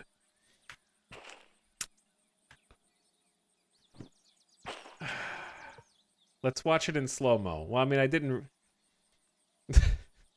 We'll watch it in slow-mo after I finish this. Goodbye, vehicle. Actually, I have to re-rail it first. For $1,000. 5,000 to clear it. Goodbye. The debris is gone.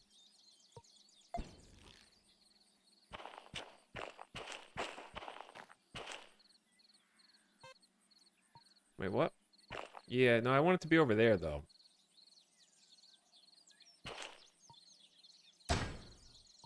Alright, I mean, that's fine.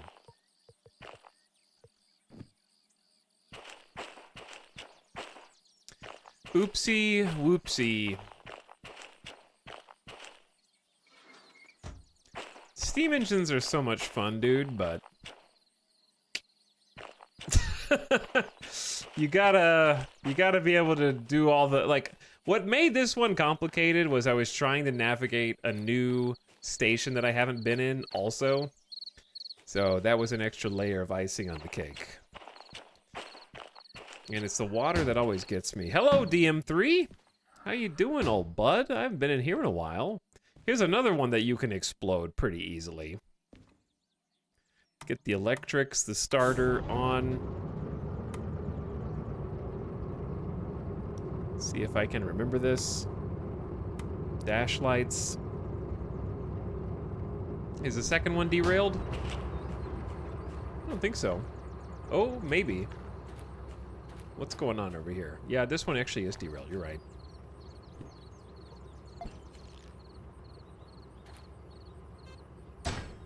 Whoa, no, not on that one. Well, this just got way more complicated.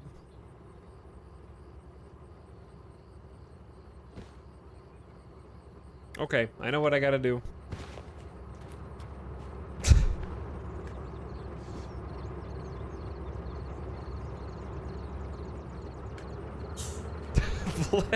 Bless your heart. Oh, God. Okay, I haven't been in the DM3 in a minute. So, give me a sec to get my bearings.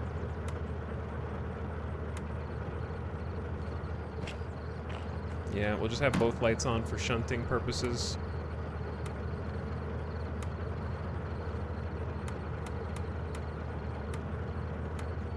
Okay, yeah, both lights on for shunting.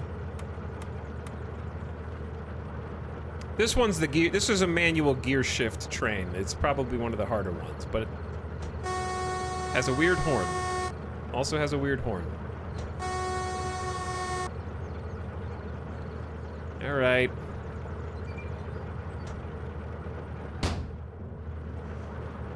Open the window. This is the manual gearbox here. This one's a tough one. All right, put it in drive.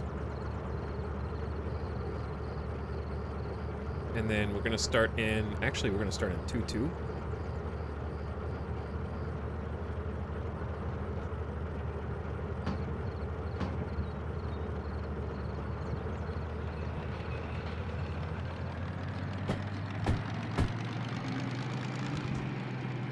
At least it didn't blow somewhere worse like the oil field. Chat would have loved that one, but yeah, that would have ruined my career probably.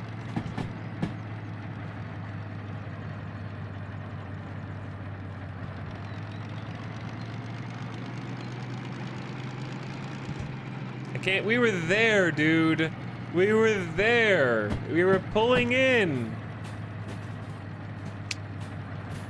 That just makes it worse.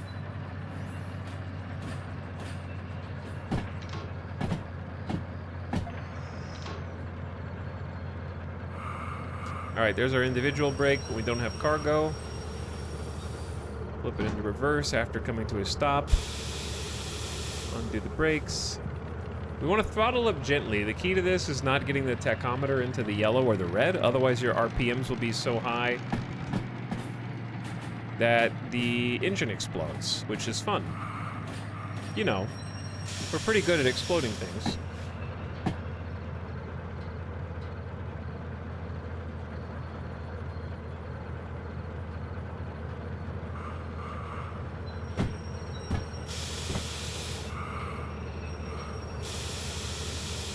I'm a little salty about that one. It was hilarious, though. I think that objectively, the location, the timing, the fact that it was like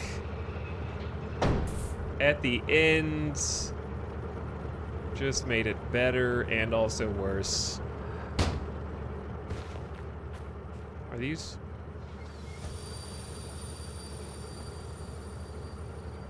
Thank you.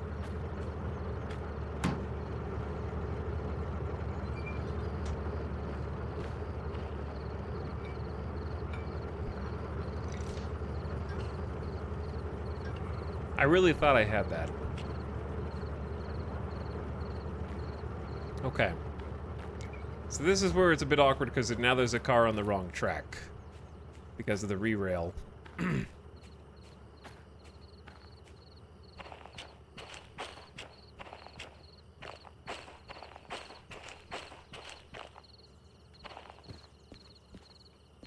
Okay.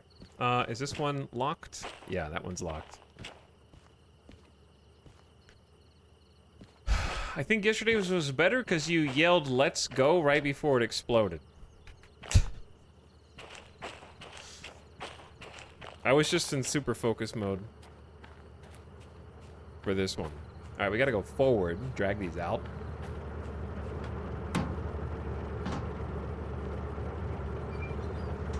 Gotta clean up my damn mess, dude.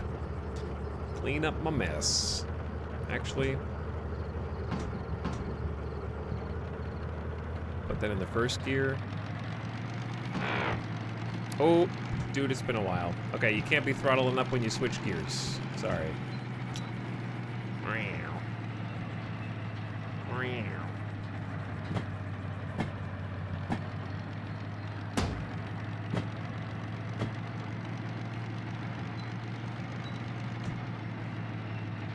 We don't need to go very far, just past this.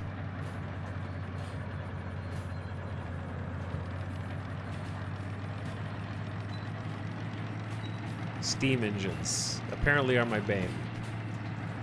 Because, yeah, now we have 2 steam engine explosions compared to 1 DM3 explosion.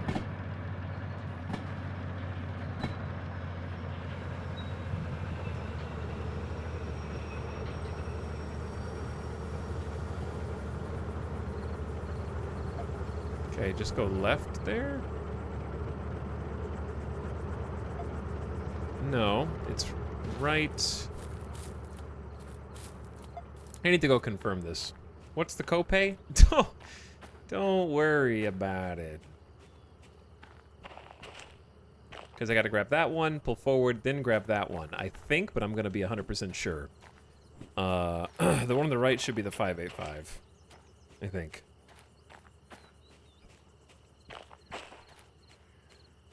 I got to do this right. The rushing for the bonus makes for very compelling gameplay, though.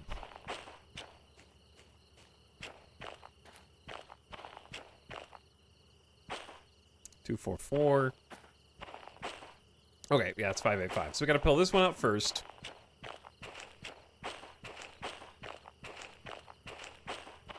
And it's nighttime already. I got to drive a train IRL as an intern, yo. That's pretty sweet. Was it a good experience? I think the only way I can make this up to myself is doing some kind of Omega run. Where we just carefully collect, like, multiple DH4s and do one mission to rule them all as far as pay. Like, I'm talking like a 6 to 7 hour long mission. That's just, we do everything perfectly. We do everything by the book.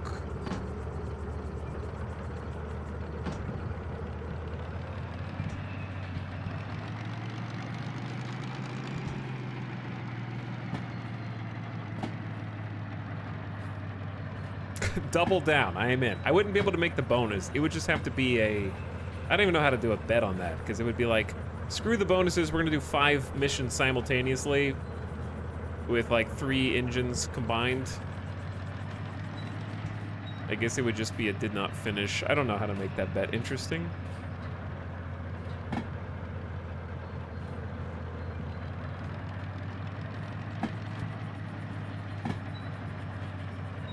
Classic Blue Believer versus Pink Downer. I guess, yeah, because you could still blow up or be carrying too much cargo or something else.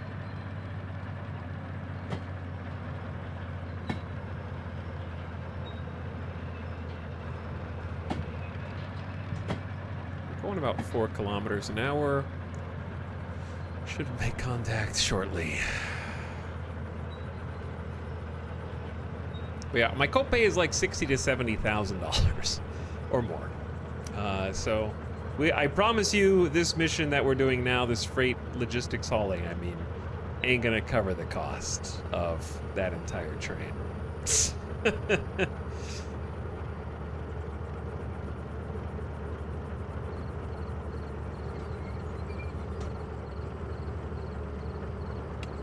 So you have to put this into neutral when you get out because the DM3 is actually like a automobile. If you have it in drive, it just tries to go forward. If you have it in reverse, it's just trying to go in reverse. It's just sort of coasting.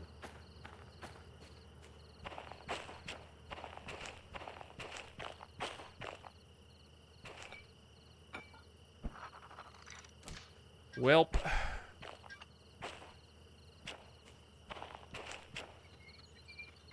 Okay, rescued this one. Now we just pull out back into this guy and we actually deliver them to that row. I had 200,000 points yesterday and now I have 7K. Huge wealth redistribution.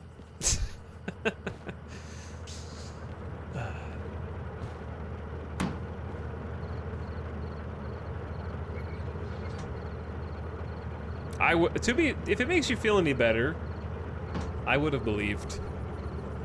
Like, I would have been there too. I honestly thought this was a shoo-in.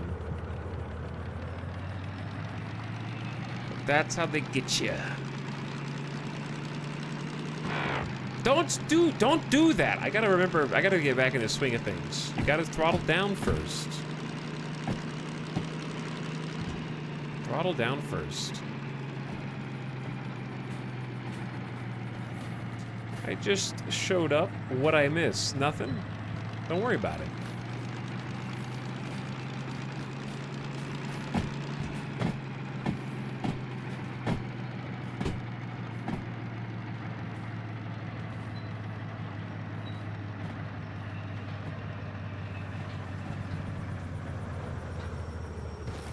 Okay, let's make sure we're going the right lane.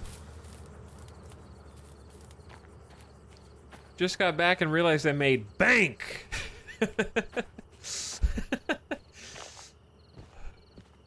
The thing about betting did not finish is statistically speaking, you will lose the most frequently, but it's like hitting 00 on the blackjack table. When you do hit, you hit big, baby. When you do hit, you hit big. Wait, no, we don't deliver them there. We deliver them to 6S, don't we? Great. This cleanup is a mess. It wouldn't be a gamba if you knew the outcome. Yeah, that's what makes it a gamba. Did not finish crew has been eating big these last couple days.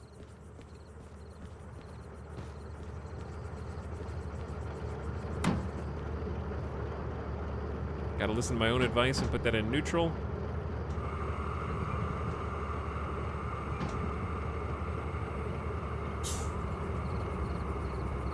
Waiting for the red needle to drop so we're not trying to fight against the brakes.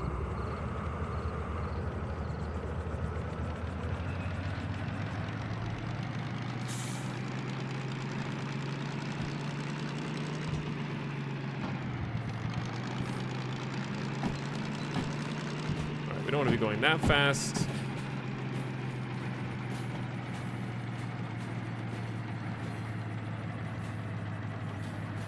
I'm usually pretty optimistic with E-Town skills, but the odds were too nice to pass up.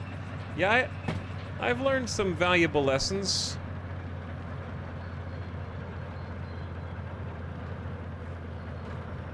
I've definitely been humbled.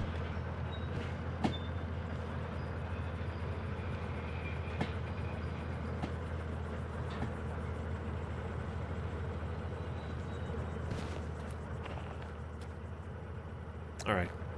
Close.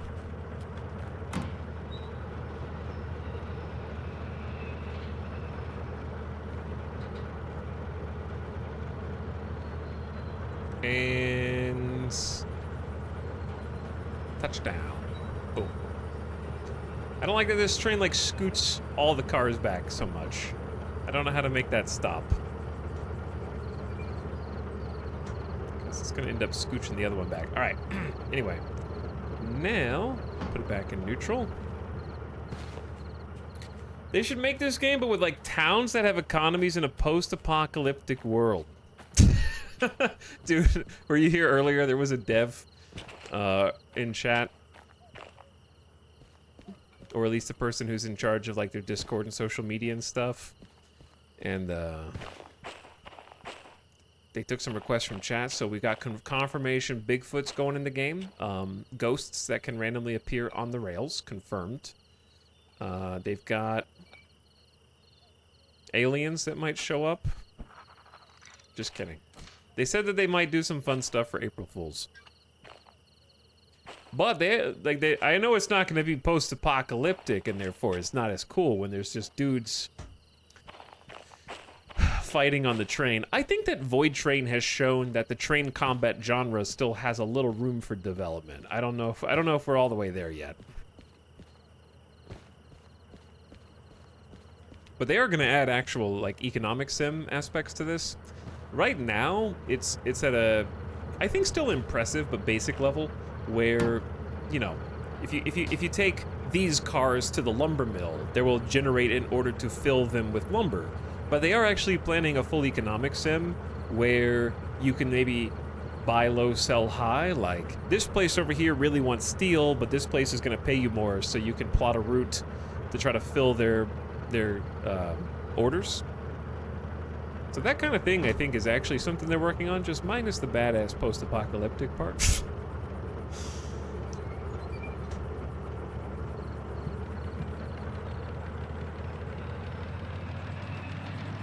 There is a car game coming out that's like that. I forgot what it's called. Pacific something? Trains are harder, because this is... I already got enough shit distracting me. Somebody starts shooting sniper rounds through the window while I'm trying not to money shift my diesel mechanical 3, you know? Like, that's just gonna be guaranteeing disaster.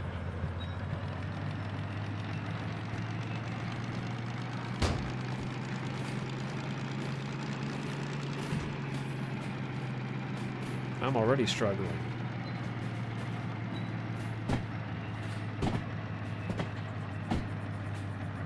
Okay, I can't tell if we went far enough.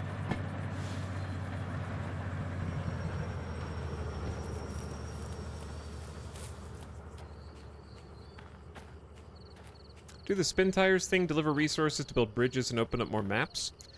That might be interesting. I think I like the way that they're doing it though, with the like full sandbox aspect.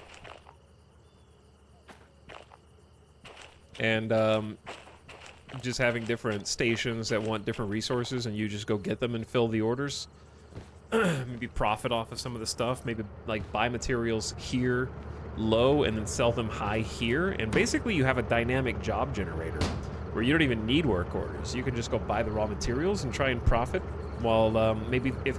And then if you add like AI, there's AI trains that they want to have. And they're filling orders too, and you're kind of like racing against them to try to get the good price. That could be fun. That sounds very ambitious though. But I love ambitious games.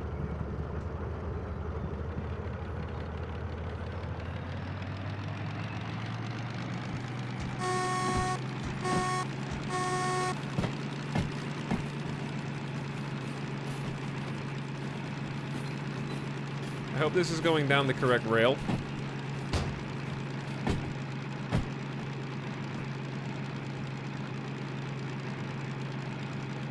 At this point, I'm kind of like, my problem when I make a mistake is my brain checks out and I'm like, I just make more mistakes after that, it feels like. And I have to get like recentered back into Zen mode in order to actually like be sweaty and try hard, if that makes sense.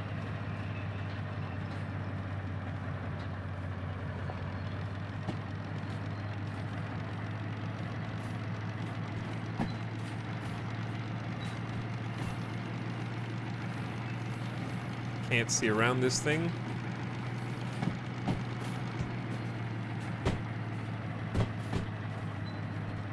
I'm leaning my head out.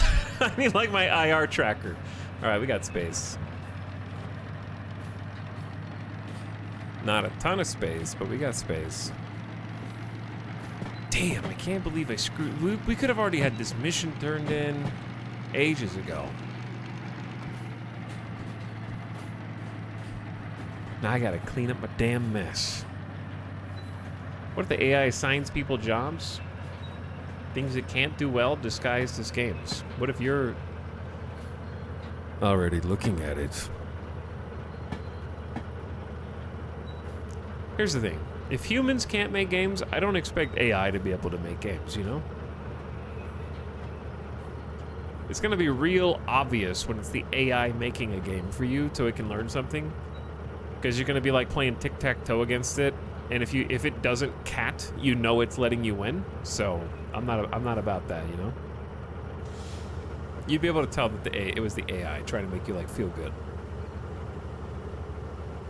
Hello, human. Please select this image of a staircase. Wow, cool. Thanks. That was so creative and fun. Thank you for this game.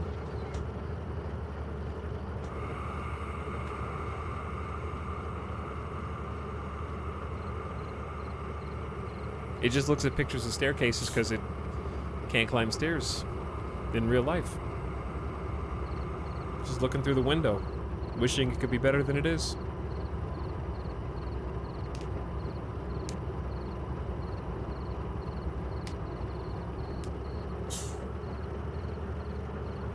The problem with AI is they can't create new things. It's all derivative. Something, humans are derivative.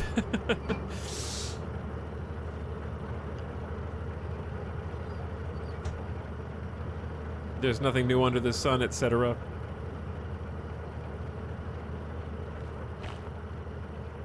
All right, lock these guys down.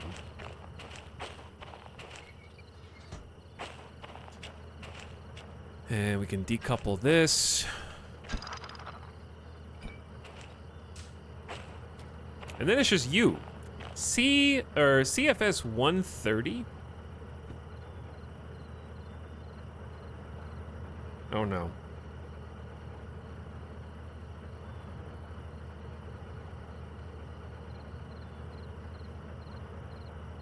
Oh no.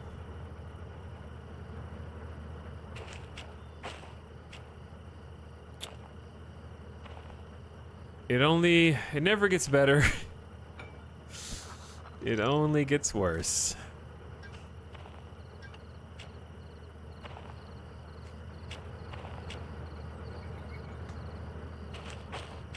We got a problem, chat.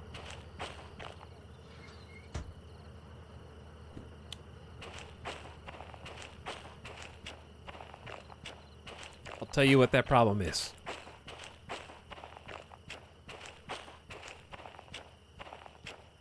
That problem is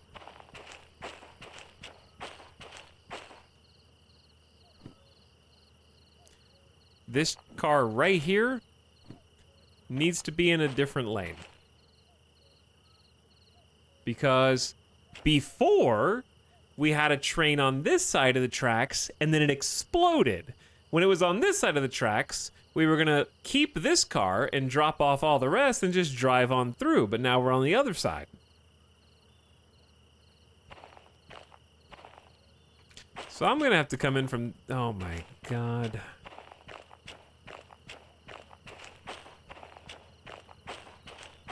All this for like 15 grand. And we haven't even seen the damages yet.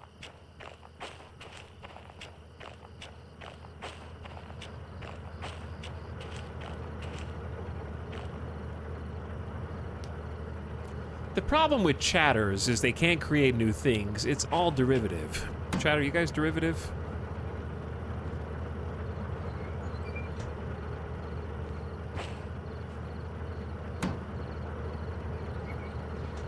Okay, I gotta like disconnect it on this side. We gotta go all the way around. I really screwed this one up, man.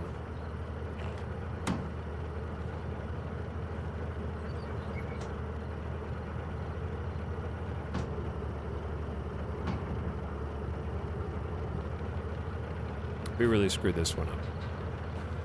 All right, those are where they're supposed to be. I need to go all the way through.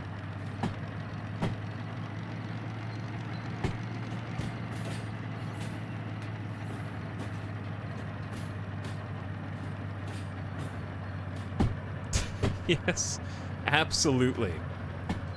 Oh. Hey, let's talk about what we're gonna do next week. So, I'm definitely gonna be chilling tomorrow. But I've been thinking about going back to Satisfactory. What do you think?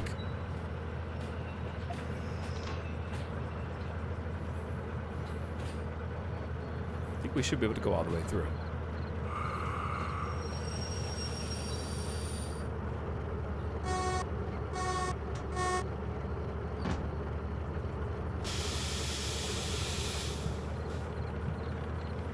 Does it have trains in it? Actually, yes. It does. But you have to earn them, and it's many hours away from the start of the game.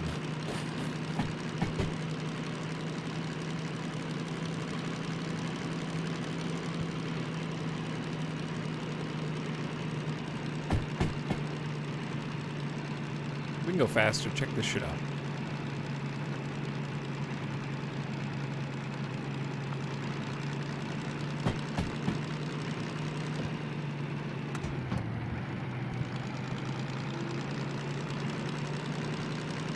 I can go faster.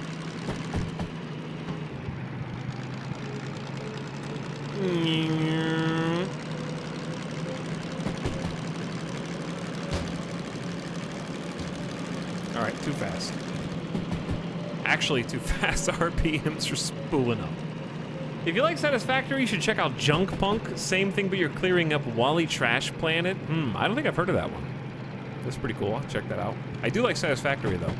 I think I just like logistics. I'm just into like planning and logistics and then having to clean up my mess after I realized that I didn't plan hard enough and then my train exploded.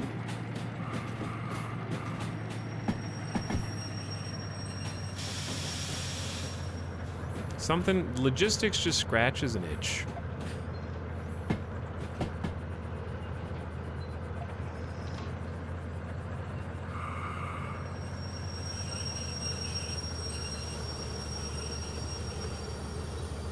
Because it's just a lot of cause and effect gameplay, I think.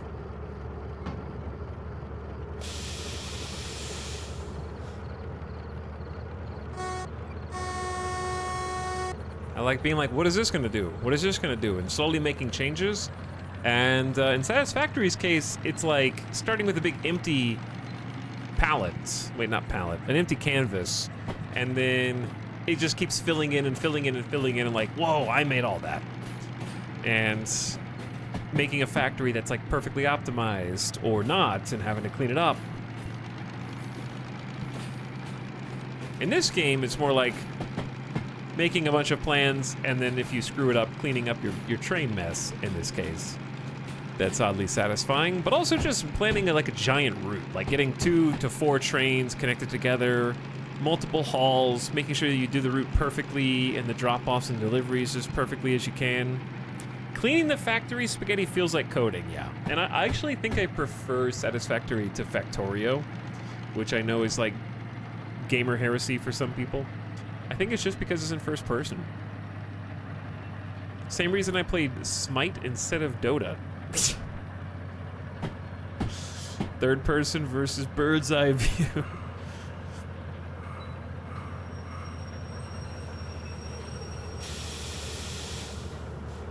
Revoke this man's gamer license now.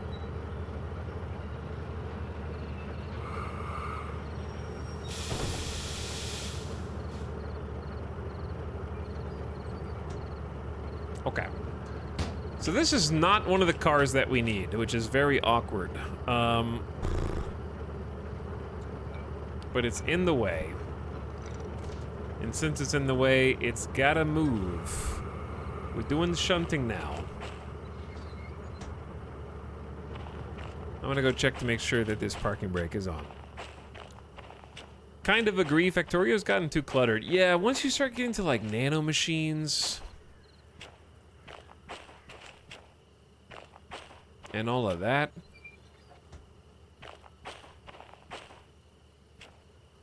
I think it gets to be like Satisfactory also gets to be a little much, but I feel like it's more at your own pace. And the main reason why it feels like it's at your own pace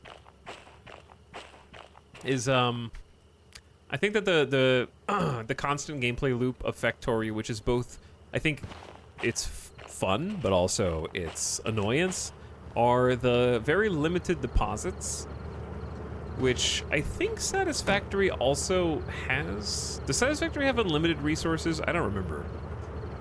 They have different rates of resources, but I can't remember if they're like... Oops.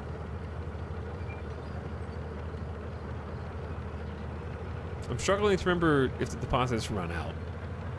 Satisfactory doesn't have Zerg you fight against. Yeah. There's like a... There's like a... It feels like a racing against time in Factorio more. Satisfactory has unlimited resources with a constant deposit. Yeah, I honestly think that that comes down to that for me. Because Factorio, it's like, well, why do I want to waste time building the perfect iron mine? Because the next iron deposit I go on isn't going to look like this, and by the time I'm done perfecting this iron mine, my iron's starting to run out. So Satisfactory feels more... it has more permanence, and therefore I like the building. Like, I like taking time and making, if you want to stop and make things aesthetic, you know, you can build your own physical factory walls and a roof, make it look just right. Factorio doesn't really have the aesthetic element, and I don't mean like, oh, Satisfactory's prettier. I mean like, I can't put my mark on it. Where Factorio, the imprint you leave on your factory in Factorio is how brutally efficient it is. Whereas in Satisfactory, efficiency is obviously incredibly important, but you can leave your mark on your factory in other ways. So I feel like it has more versatility with different player types and play styles. All right, I gotta get this one dude. Oh my God, they both have the same track. I don't need to be over here. Hold on. No, they both have an uncouple at the same track. I didn't even look at that. Okay, I didn't even need to come over here. I'm having a rough chat. I'm just having a rough. Put it in park. Don't throttle up.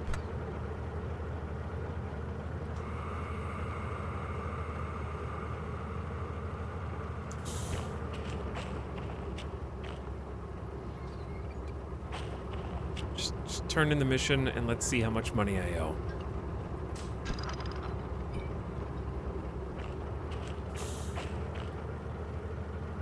Where's the station here? On the other side? Yeah, okay. All right. I wish you could take bet. I'm not gonna let you take bets on how much the damages are, because our copay is the same. Yeah, believers were actually incredibly close, because if I wasn't going through what I'm going through now, I would have seen that they're both deliverable on the same track. I could have rolled in, come to a stop, ran to the station, and turned in. Like, I think we would have made it. To be perfectly honest.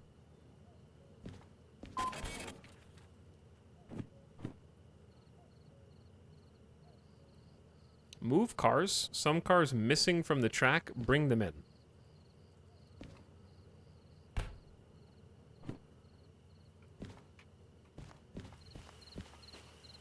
What about this one?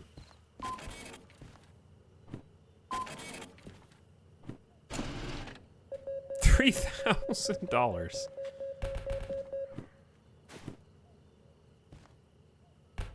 Okay. Let's see. Oh. Okay, so I think it's, I didn't push them far enough. Yeah, alright, I see what it is. They're like hanging off the back end of the track. They didn't escape. Update 8's been out for a month. Yeah, Update 8's been out for a month. And it looks amazing now. Like, they got blueprints. They overhauled, like, the overworld, I think? So, just the design is completely different.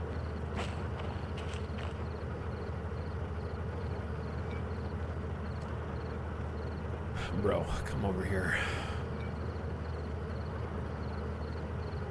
What are you doing?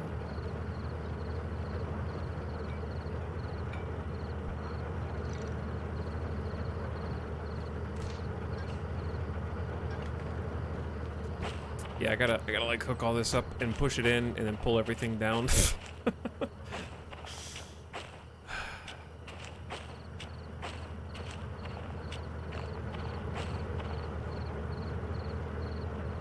They're upgrading Satisfactory to Unreal 5 next month?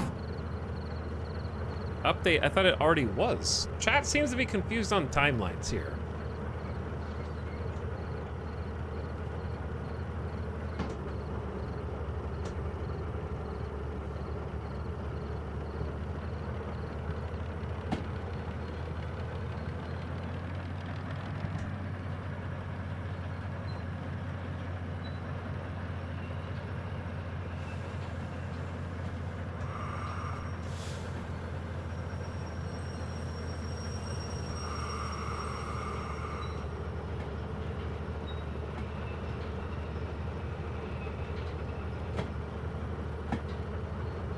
I am now the proud owner of a copy of Derail Valley. Friend just gifted a copy of it to me out of the blue.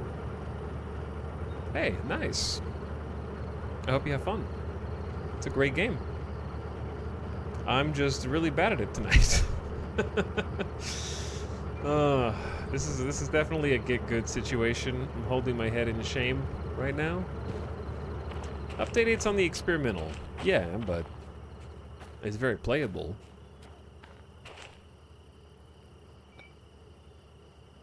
I know EJ's been playing it a bunch.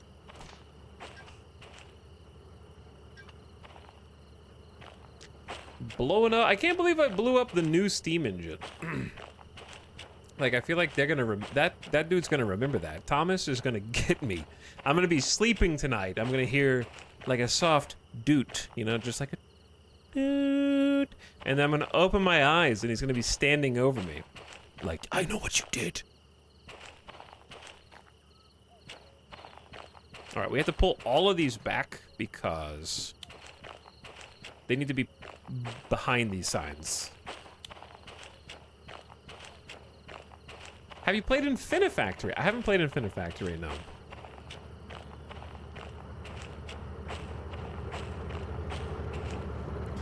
Doing the DM3 again makes you remember how much fun it was. Okay, we need to shift into first. Since we're carrying more stuff.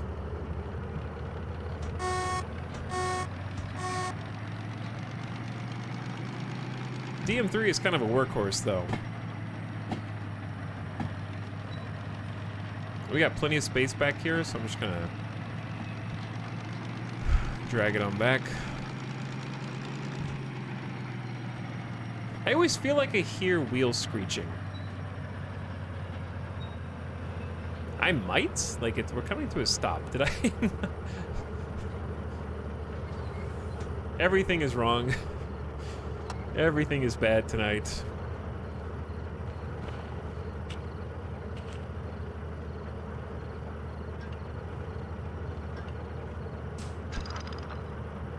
Okay, decoupled. Brakes on. Everything should be considered on this lane now. Let's go get my, like, small pittance of money and then pay the man whose steam engine I exploded.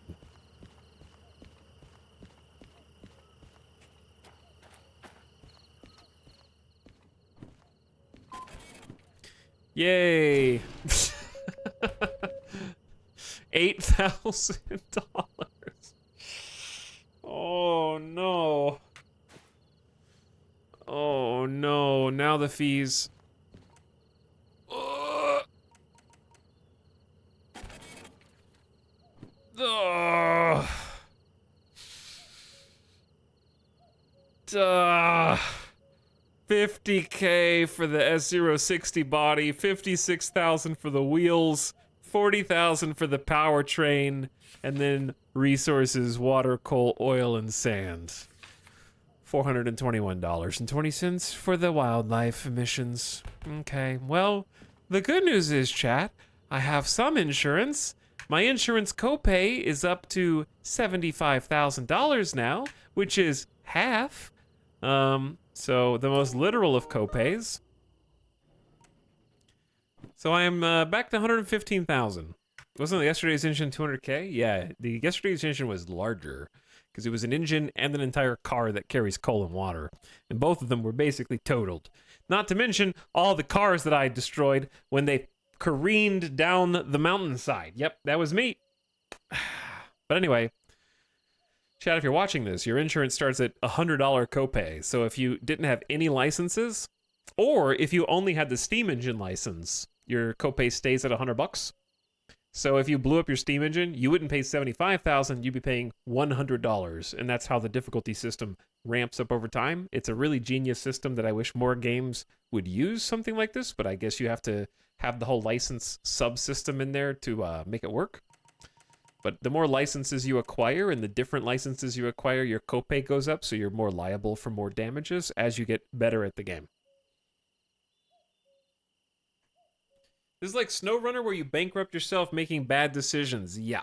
Not noticing the small details is like exactly why I blew up. I just missed looking at the water meter for like a minute and boom. That being said, I would say the steam engines are probably the easiest to blow up just because of that analog. Not to mention money shifting to DM3, but not too bad. I could get, why is Military 2 cheaper than Military 1? I don't know. That was a good question. Either way, I really like the new train. The S060 is sweet.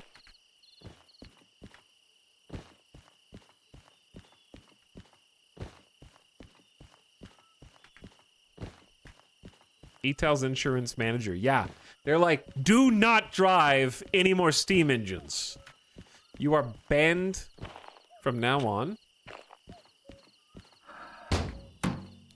All right, let's take this guy over. This actually might be the only train in this yard. I didn't think about that. Yeah, it might be. I was gonna say let's park it, but I think this is what we got. We got a DM3. I didn't see anything else. So I should have just seen what missions they have in there. Probably.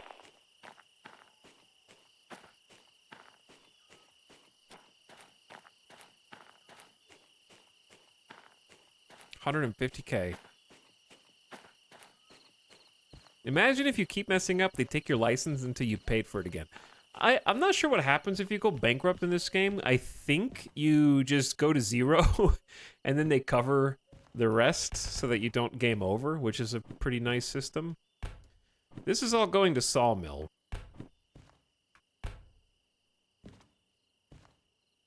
Deliver logs. Deliver logs to the sawmill. I think this is too many logs for a DM3. Chat, what can the DM3 comfortably handle?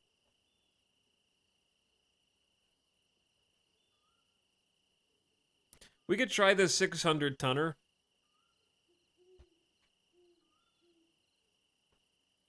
Is that too much? It's gonna be hefty. Can't do all three of them, sadly. Okay. Yeah. We gotta do something right tonight. All right, last prediction of the night. How will we complete the haul? On time, with bonus, complete no bonus, did not finish, derail, boom. You got 5 minutes. Try and make some points back. This is the DM3, it's the gear shifter. It is also a difficult drive. It's a fairly short trip, and but it is heavy. It is very heavy. 627 tons. Forced back to Sawmill where we just were. It's kind of the only missions that are here.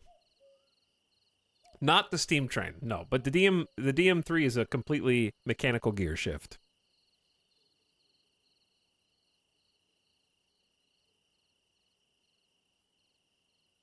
Total pay for 2 small ones is about the same. 2 things. That's 2 pickups instead of 1. More time. 2. It's well, it's basically that. It's 2 pickups, 2 drop-offs. 1 pickup, 1 drop-off. But heavy. 3, 6, 9, 10. That's 11 cars. All in or coward, chat? While you guys are doing that, I missed some subs. I apologize profusely. I've been in some kind of stupor for the last 3 hours. Tyrion, thank you for... I'll tag some of you guys if you're still out there. Tyrion is gone. People Arrive train for 12 months. If you're out there, Tyrion, I appreciate it. Zvininator, thanks for the 15 months. Howdy, welcome back. Brology is choo-chooing for a year.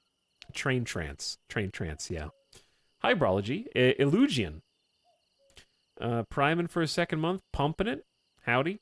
And SVO Fanatic, thanks for the brand new Prime. Thanks for subbing.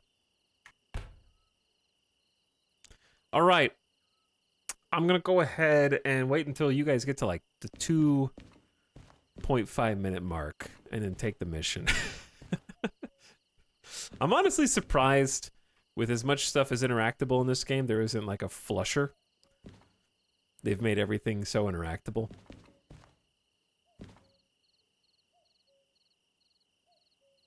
All right, I'm gonna take the mission. Let's get this show on the road.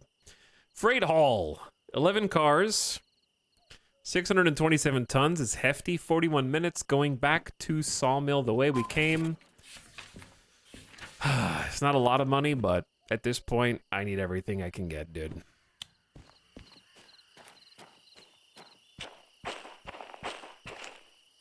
Good luck to all Channel Point bettors. May you win delicious amounts of channel points. Rocking the DM3.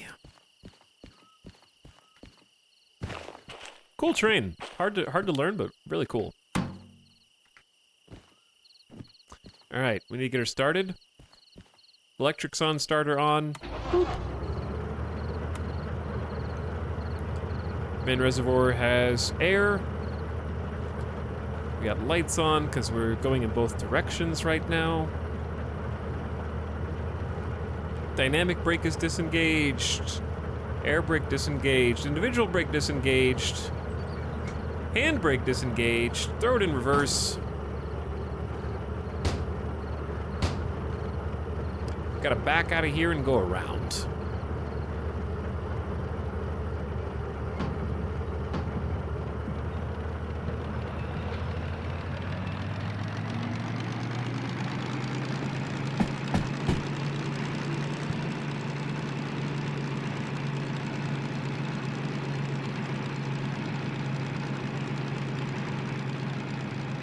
So when you destroy an engine, does it reappear somewhere? Yeah, engines respawn and change spawns. So just because you go somewhere and you see a particular engine type doesn't mean it's going to be there every time necessarily, but some engines spawn more frequently in some places than others. But just getting far enough away from a station and coming back respawns vehicles.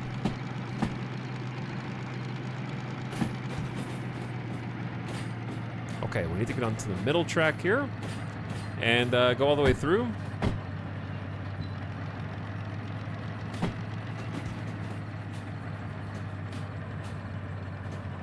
Glad I could sponsor some Gamba winners. Chat is just donating channel points to people who need them. Because people who consistently bet on me not finishing are not good people.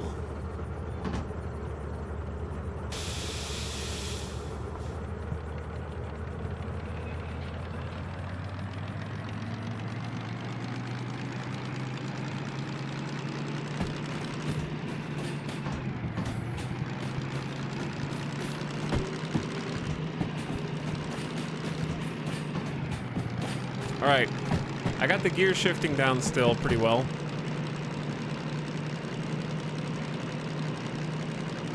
So this is not gonna be very fast. It's gonna be fast for the pickup. Not really, this DM3 has a lot of torque, but not a lot of speed. So we'll see how it goes. Not a lot of visibility here either.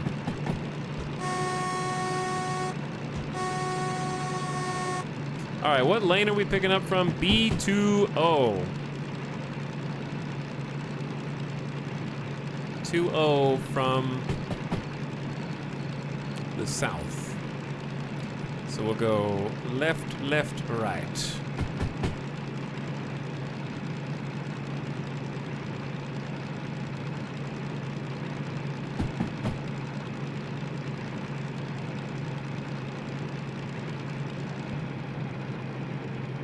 Okay, go ahead and slow things down.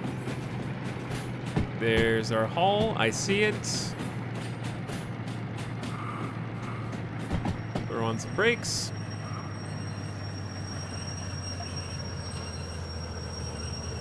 What did I say, left, left, right? Looks good. Pop it in reverse.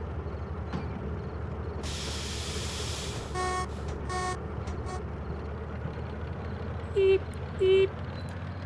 What happens if the load rating is lower than the load? Then we don't finish. Or I go find a different car and try to bring it back. But that's challenging. I only see one car here.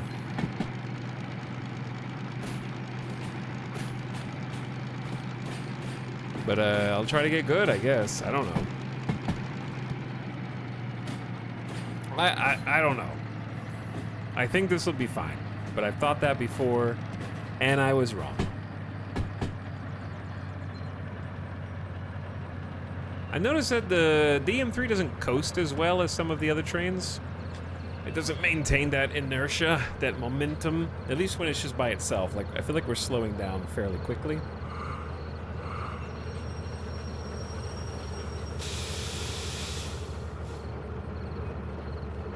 All right, this should be our cargo, but I'll go out and double check, and we just leave as soon as that happens. Let me see what the distribution of points is this time. What do you guys got? On time with bonus has the same number of people as complete no bonus, but fewer points bet, which is interesting. That is interesting.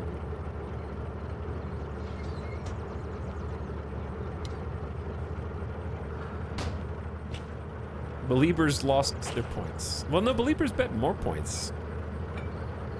You just want to believe. I understand.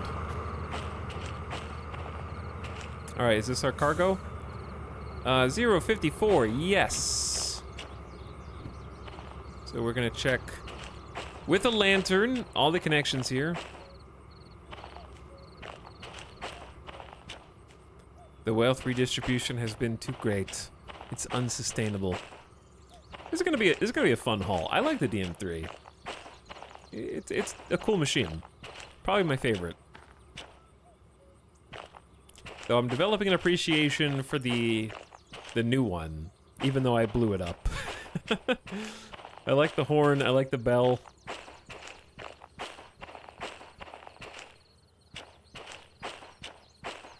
Alright, lots of logs. So, what do we got? 413. That is the last one in the lineup. Parking brake disengaged.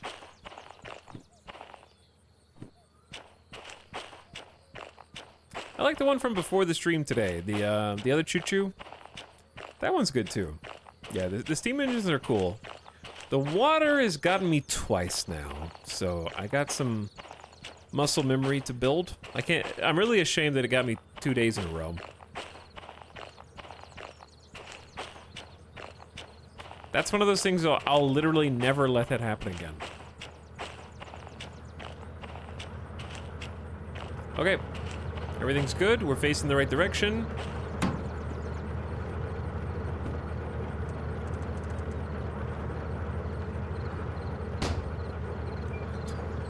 Brakes off. Throw it into gear. We're gonna start at 1-1. And let's go ahead and get our map open to Sawmill. Okay, we'll be approaching from the southeast. Over here. We're going to C3I. Okay, so we'll just go straight in. Hopefully there's nothing there. From here we just, I don't know, we go right? Is that a junction? Is that a three-way junction? I think it is. We'll just go right. Alright, gamers. Here we go. Let's turn the backlights off. Brake off, brake off. We need to go to maintain. I forgot about that until just now. Here we go.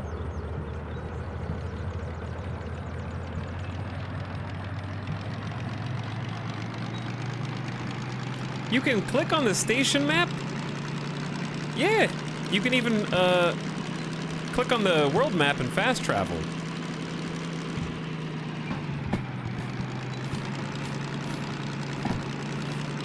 Which is pretty sweet. All right, we need to go upshift to 2-1.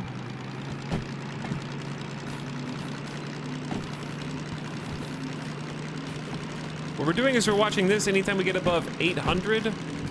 We throttle down and then upshift. So we can start building some speed. Got a bunch of logs. Oh, we do have a thing. So we do have to go right.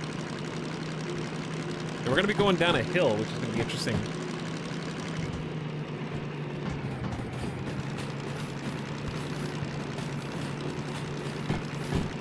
It's in 600 meters. So down a hill means I'm not gonna have to worry about accelerating soon.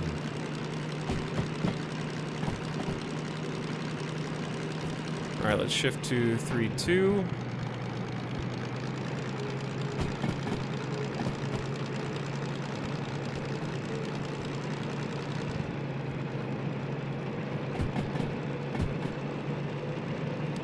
Now to 2-3. Gonna ride the dynamic brake here to make sure we don't pick up too much speed. I feel like I might.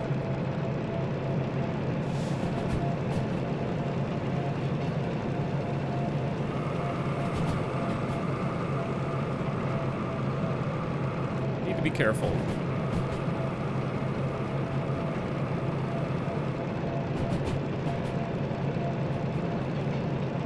Okay, right and 60. Good.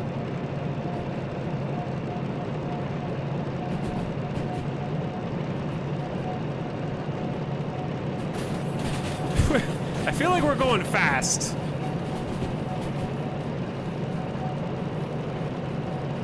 We got a heavy bit of cargo behind us.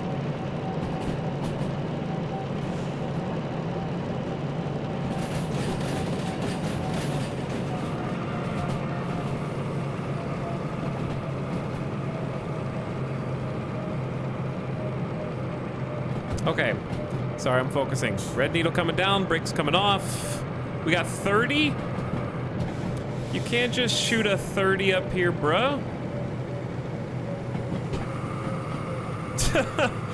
I'm glad I've been slowing down. Good Lord. Just sneaking a 30 in there.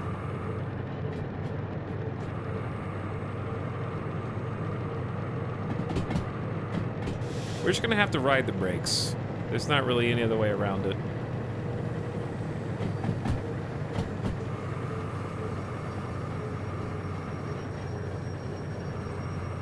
Because 30 is a very slow speed, very easy to achieve.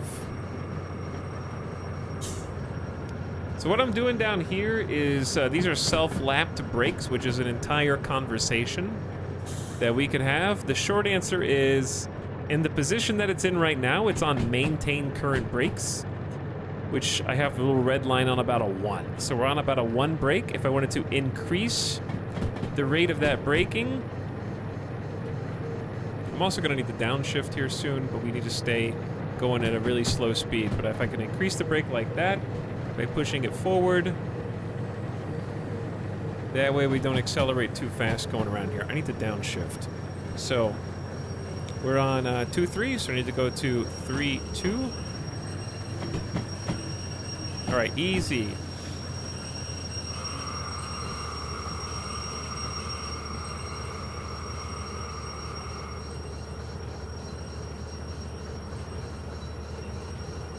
If you put sand down without using the brakes, will you slow down still? Just because you're running over sand, you mean? I don't know. No idea. I got downshift again. Take it down to 3-1.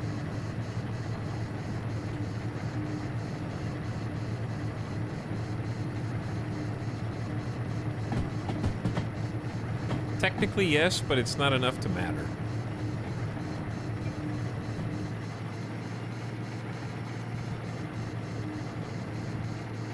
Okay, we're finally through, like, the most annoying part. We got a 70 and a negative 1.3, and we're passing this section on the map, so we need to hang left at the next intersection, and then we'll be getting close.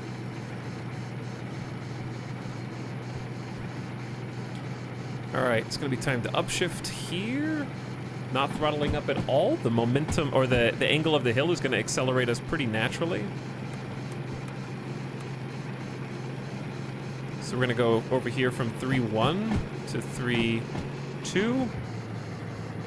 As we pick up speed, watching the RPM slowly accelerate.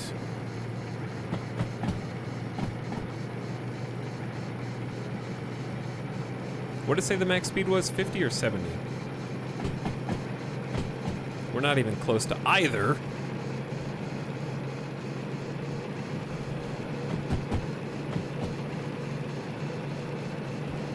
All right, I need to shift up again. I need to go to 2-3.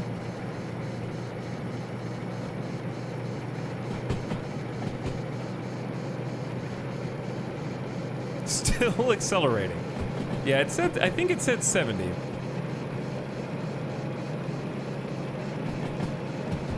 And then we'll shift up one more time and we'll be in full overdrive.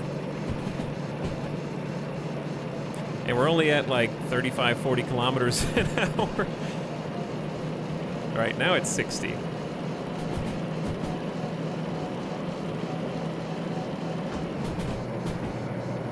And we need to go left. I'm gonna ride the dynamic brake all the way down here so we don't go out of control, because I don't know what speed limit it's gonna want us to take around this turn. It might be a hard turn.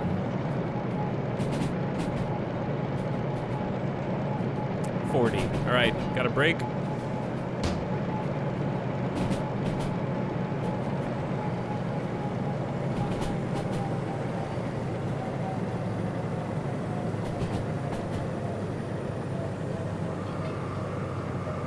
Nice adjustment.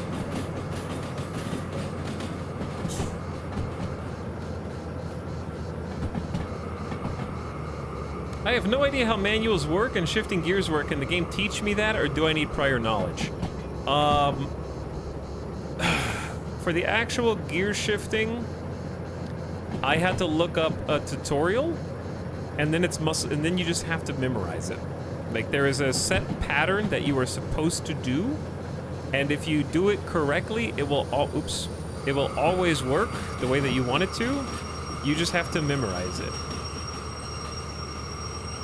So the game will teach you that there are gears that need to be shifted in a specific way, but you will have to, like, practice a little bit for the DM3. Like, I watched a video, and once I understood what these two were, I just memorized it. So in this case, the tutorials will be like, here is the progression of gear shifts. And it'll say, like, use this one for the first number and this one for the second number. And then there's a progression, that, like a step ladder that goes up, and you take it back down the exact same way, but in reverse.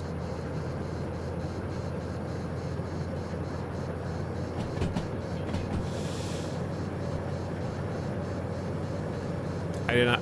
While I was answering your question, I did not see what the speed limit was. But it's like 50 and a +2. On the wiki, there's like a progression order listed from lowest to highest. The way that it works, in short, is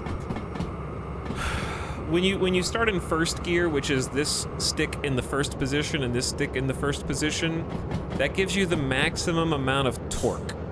So that is for carrying heavy cargo behind you, so that you can start pulling it without burning the engine out. And as you pick up speed, you're shifting up into higher gears, ultimately maxing with both of these in the forward position. That would be a 3-3. So they're both in the third position, third forward and third forward, as opposed to the first position, which would be a 1-1. So the way that you get from 1-1 to 3-3 is a specific pattern. And once you memorize the pattern and the fact that you always, the most important thing is when shifting, well, let's go ahead and, I gotta shift down here. So we're in, go back to this, and then we go from 2-3 to 3-2, and then 3-1. So I need to give it a little throttle because we're going backward here.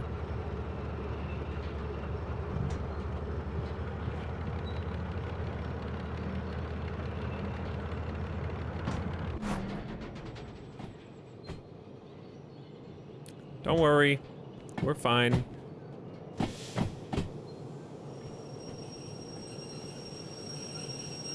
I shifted while the throttle was on, it just cut the engine. KJ, you did this. Just kidding. Alright, so now we'll start from the 1-1 position. And I can show you exactly what that means. I'm gonna throttle up while the brakes are coming off. It's easy, see? It's tough, but it's... Okay, if you hear that, we'll turn the sander on. That way we can give it some more get up and go. This is what the DM3 is really good at. It's really good at torque and going up hills. But anyway, we're in first gear, maximum torque. We have the sander on. This thing can climb. It's a mountain goat of a train. So we're throttling up as long as there's no wheel spin, and then we're watching the tachometer for our RPM.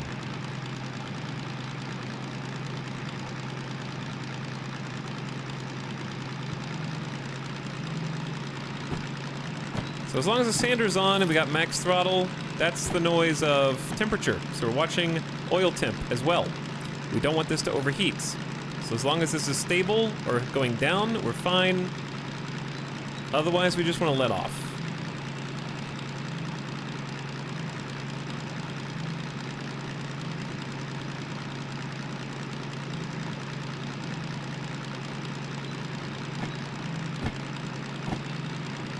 It seems complicated, but also satisfying once you do it right. Yeah, for sure.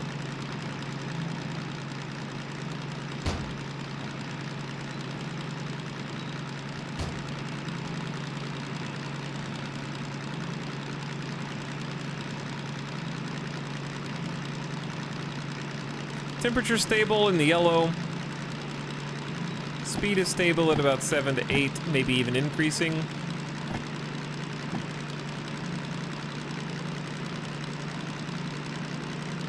RPM is suggesting we may need to upshift. I'm gonna give it a little bit more first.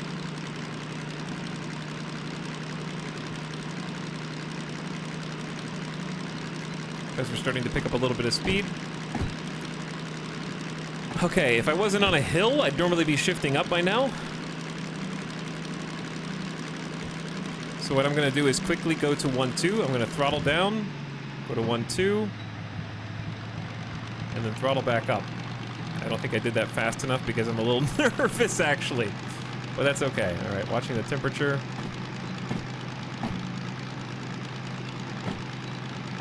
We're slowly climbing out. So how do you know when you shift up and down? That's what the RPM is for. So when your RPMs are shifting or getting into the yellow, that's when you want to upshift. So you'll notice that this dial goes back down. RPMs, rotations per minute, how fast everything is turning over. The reason why you don't want this to get into the red is because it's turning over so fast that it will just explode because the engine is working that hard. But that's what the gear shifting portion of it is for. All right, I kind of need to like downshift back into 1-1.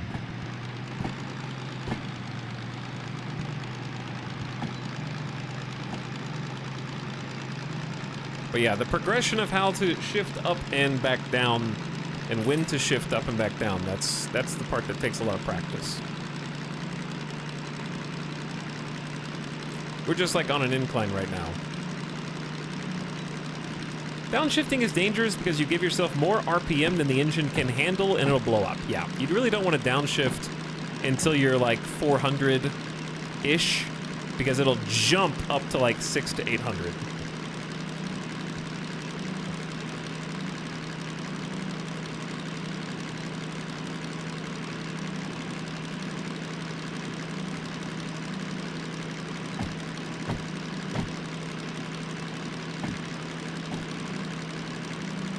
I'm watching you.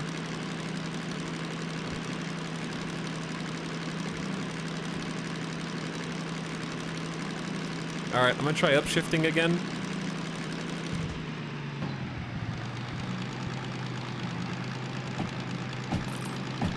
We're starting to run a little low on sand. May not need it.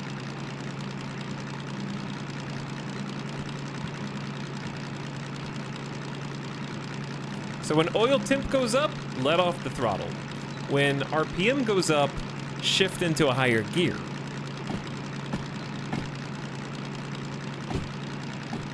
Sand is still on? Nope, I just turned it off. All right, we're almost there. I need to go left. Hopefully it'll be leveling out up here.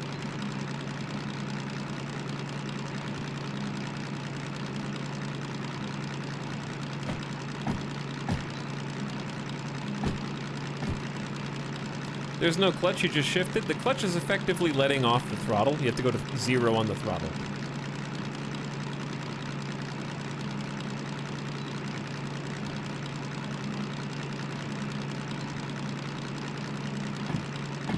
But yeah, it just goes. It's just going. It's a plus 2.1 incline.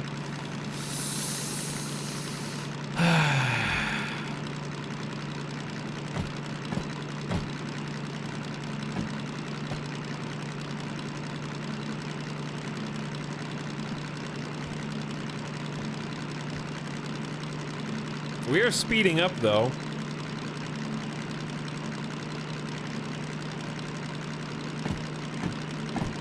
We're at a chilly 10 kilometers an hour right now.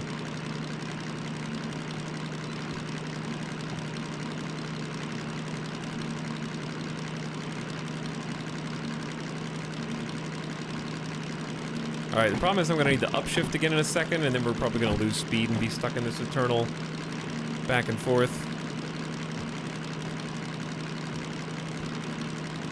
Kind of happy with where it's at. How much time do we have on this mission? 41 minutes. Monkas.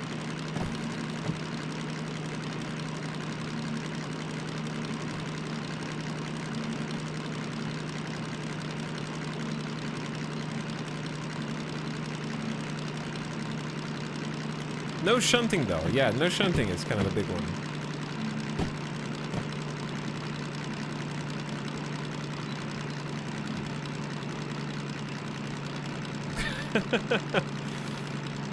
It's a good view. How are we doing here, friend? You losing it? We're gonna have to downshift to keep you on your toes.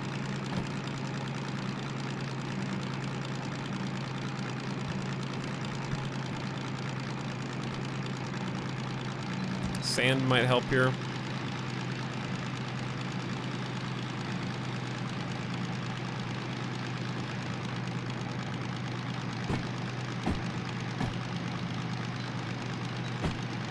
Thanks, Meow Meow Chow. Talix, you sold me this game. Hey, enjoy.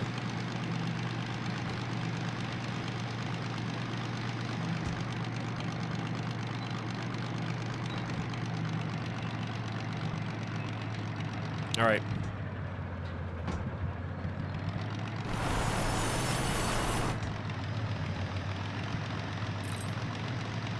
This is a balancing act. Back to first gear. Gotta use the sand. We got wheel slip.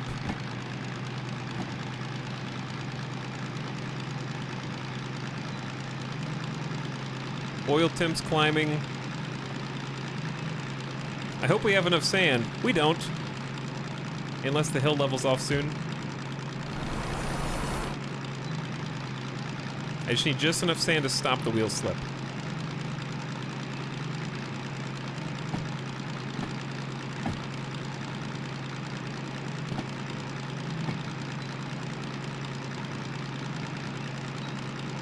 Sand rationing is in effect. How long is this hill?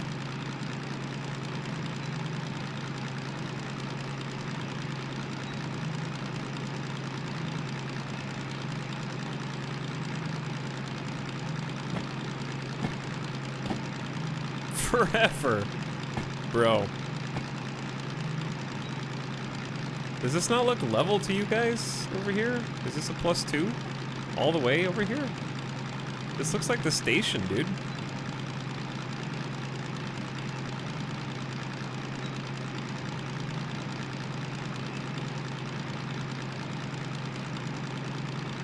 Where am I? Is this the right station? Or the wrong station? This gotta be it.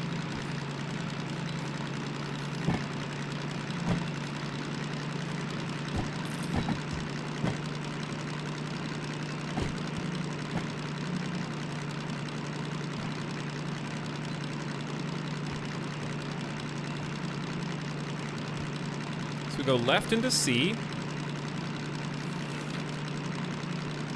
then we go C3I. So be right, right, left.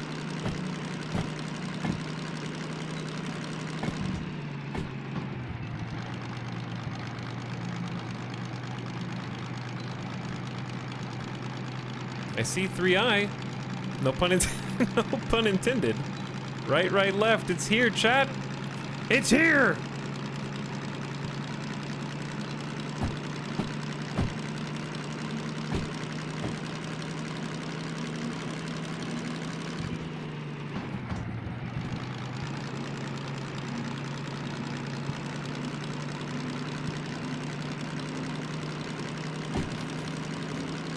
And the lane is open.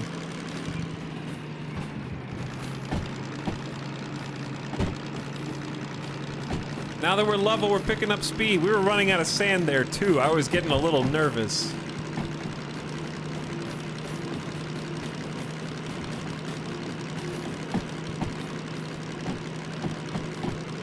There's those logs coming in. See them round in the bend.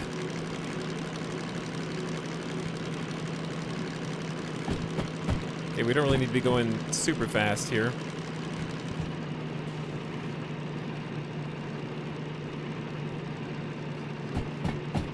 So I'm gonna pull this all the way up to the sign, I think. I'm gonna ride the dynamic brake first, even though it's not gonna do too much at this low speed.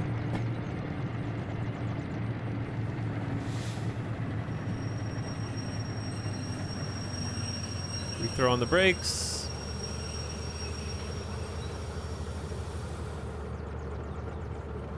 Hopefully that was enough space. Release them. Turn on the parking brake.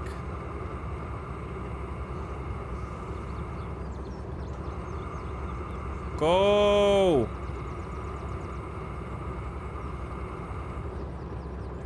Okay, back to first. Parking brake engaged. Everything decoupled. Oop. Oop. I need a win! It's okay, take your time. I already got stuck on the damn hill.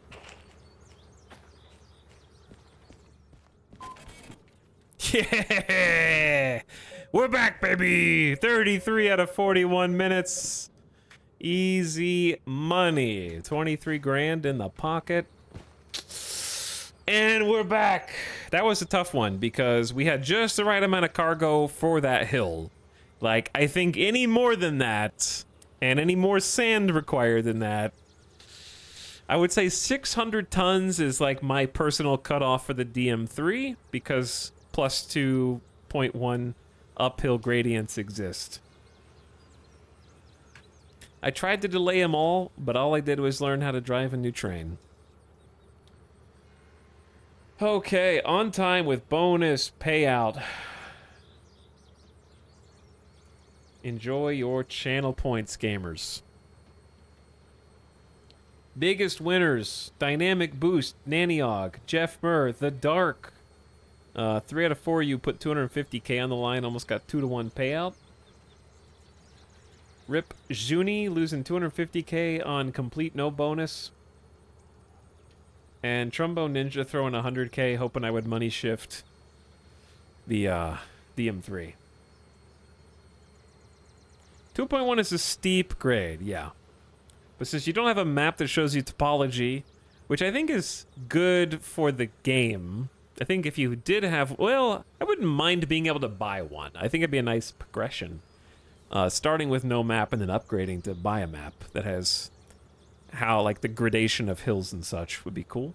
But yeah, the DM3 is a workhorse, single-handedly hauling over 600 tons, and doing it with relative ease as long as you figure out how to shift it properly.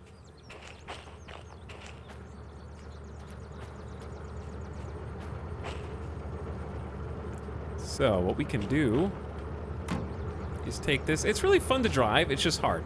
The key that I was gonna tell you before we came to a complete standstill, KJ,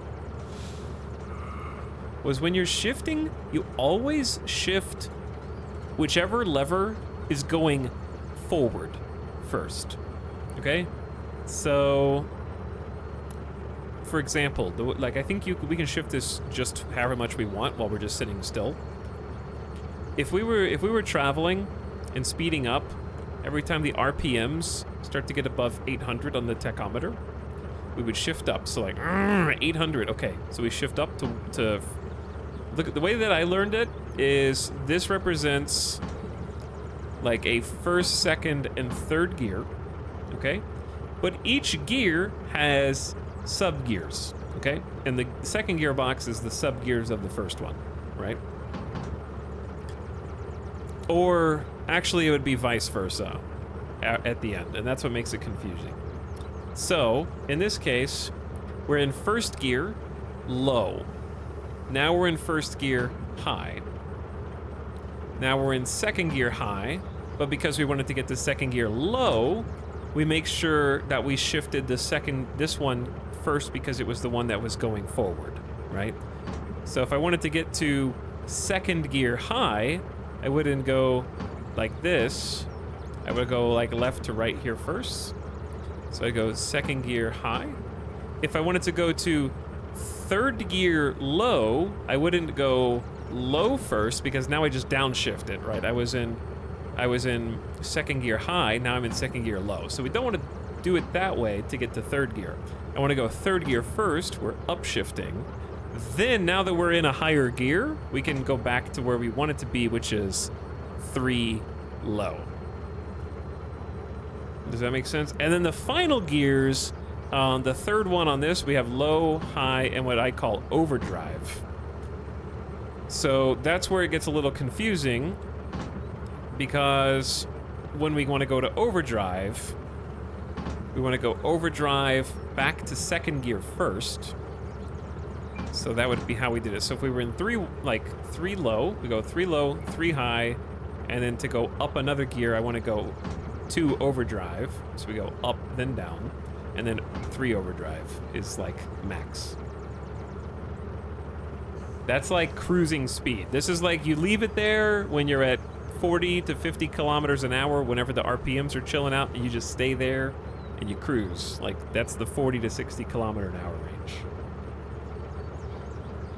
So to give you an example, and again, as long as you're always shifting up before the one that goes down, you won't. That's what a money shift is. A money shift is when you accidentally downshift, but you meant to upshift. So like I said, the best example is if I wanted to go to third gear low, you don't go down first. That's downshifting. You go up to third, then to low. So just always go up before you go down. Everything that goes up must come down. Mnemonic device. All right, so in this case, and always make sure your throttle is off too. So we want to check no brakes. I would show you how fast this could go and derail it, but that would cost me money in the game.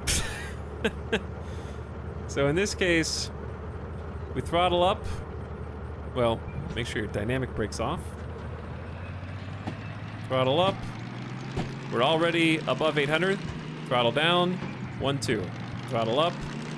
Throttle down. 2, 1. Throttle up. Over 800. Throttle down. 2, 2. Throttle up. Throttle down. 3, 1. Throttle up. Throttle down. 3, 2. Throttle up. Back to 800. Go to overdrive 2. Throttle up.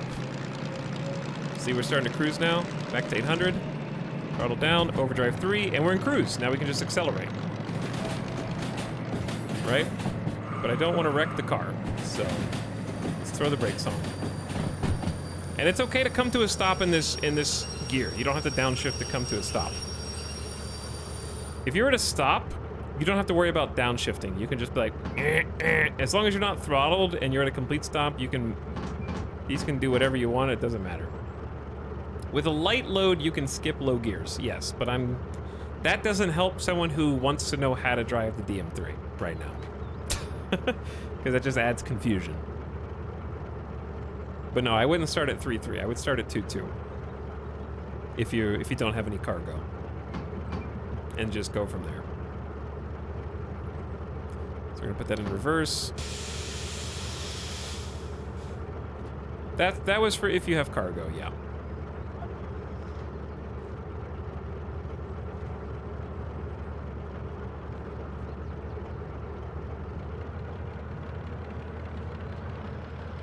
So yeah, for no cargo, I just start at 2.2.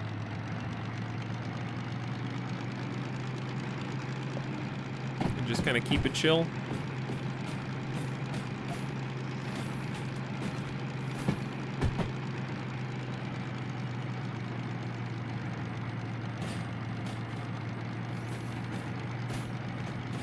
It is very foggy, and I don't remember where the train was parked.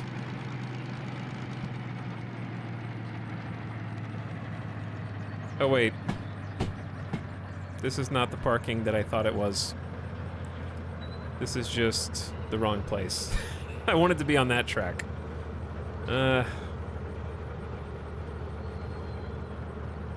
Oops.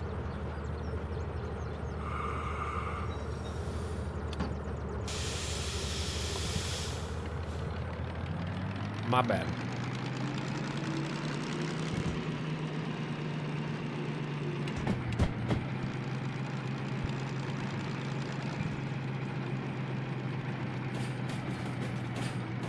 All right, let's put her in park. Going the right direction first.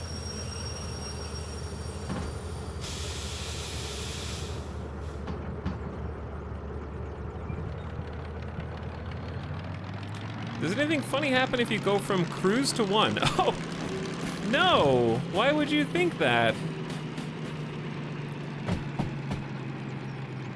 After I just did a long explanation about why you don't downshift when you mean to upshift, do you think something funny might happen?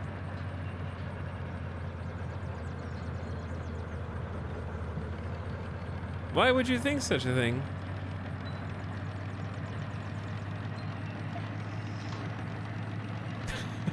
There's probably a clip of me doing it, actually.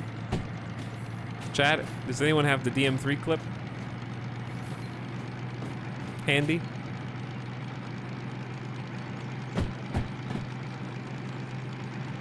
Okay, yeah, there's the other train. We'll park it here.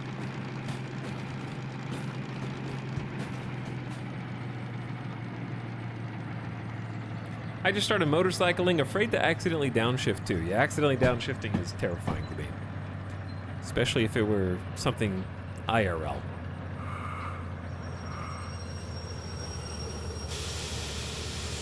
Hello, twin. It me. Unfortunately, you cannot hook up two DM3s together because they are not electricals. You couldn't remote shift that one. Sadly. All right, put this back where it belongs. And we are good to go. Lights disengaged. Starter electrics, and our fuel cutoff is there. Good night, sweet DM3. Thank you for everything.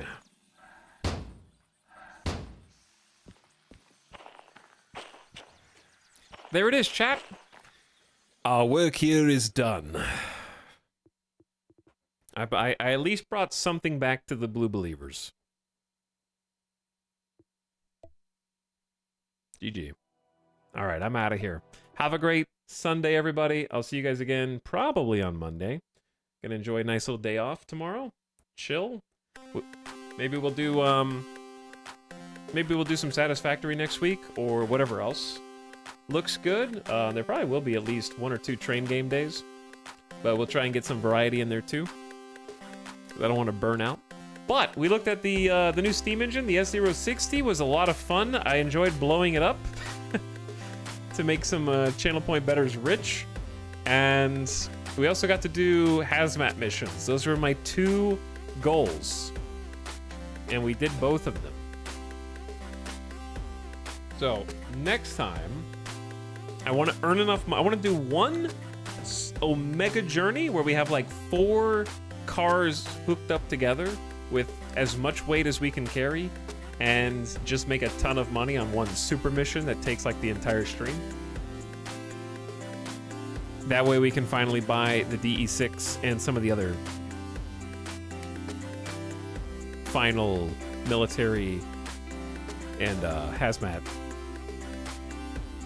licenses. Brain's not working. You know what I mean. Mega Hall, cursed, haunted. But thanks for hanging out, everybody. Hope you had fun. Got another boom boom. Jump scared me.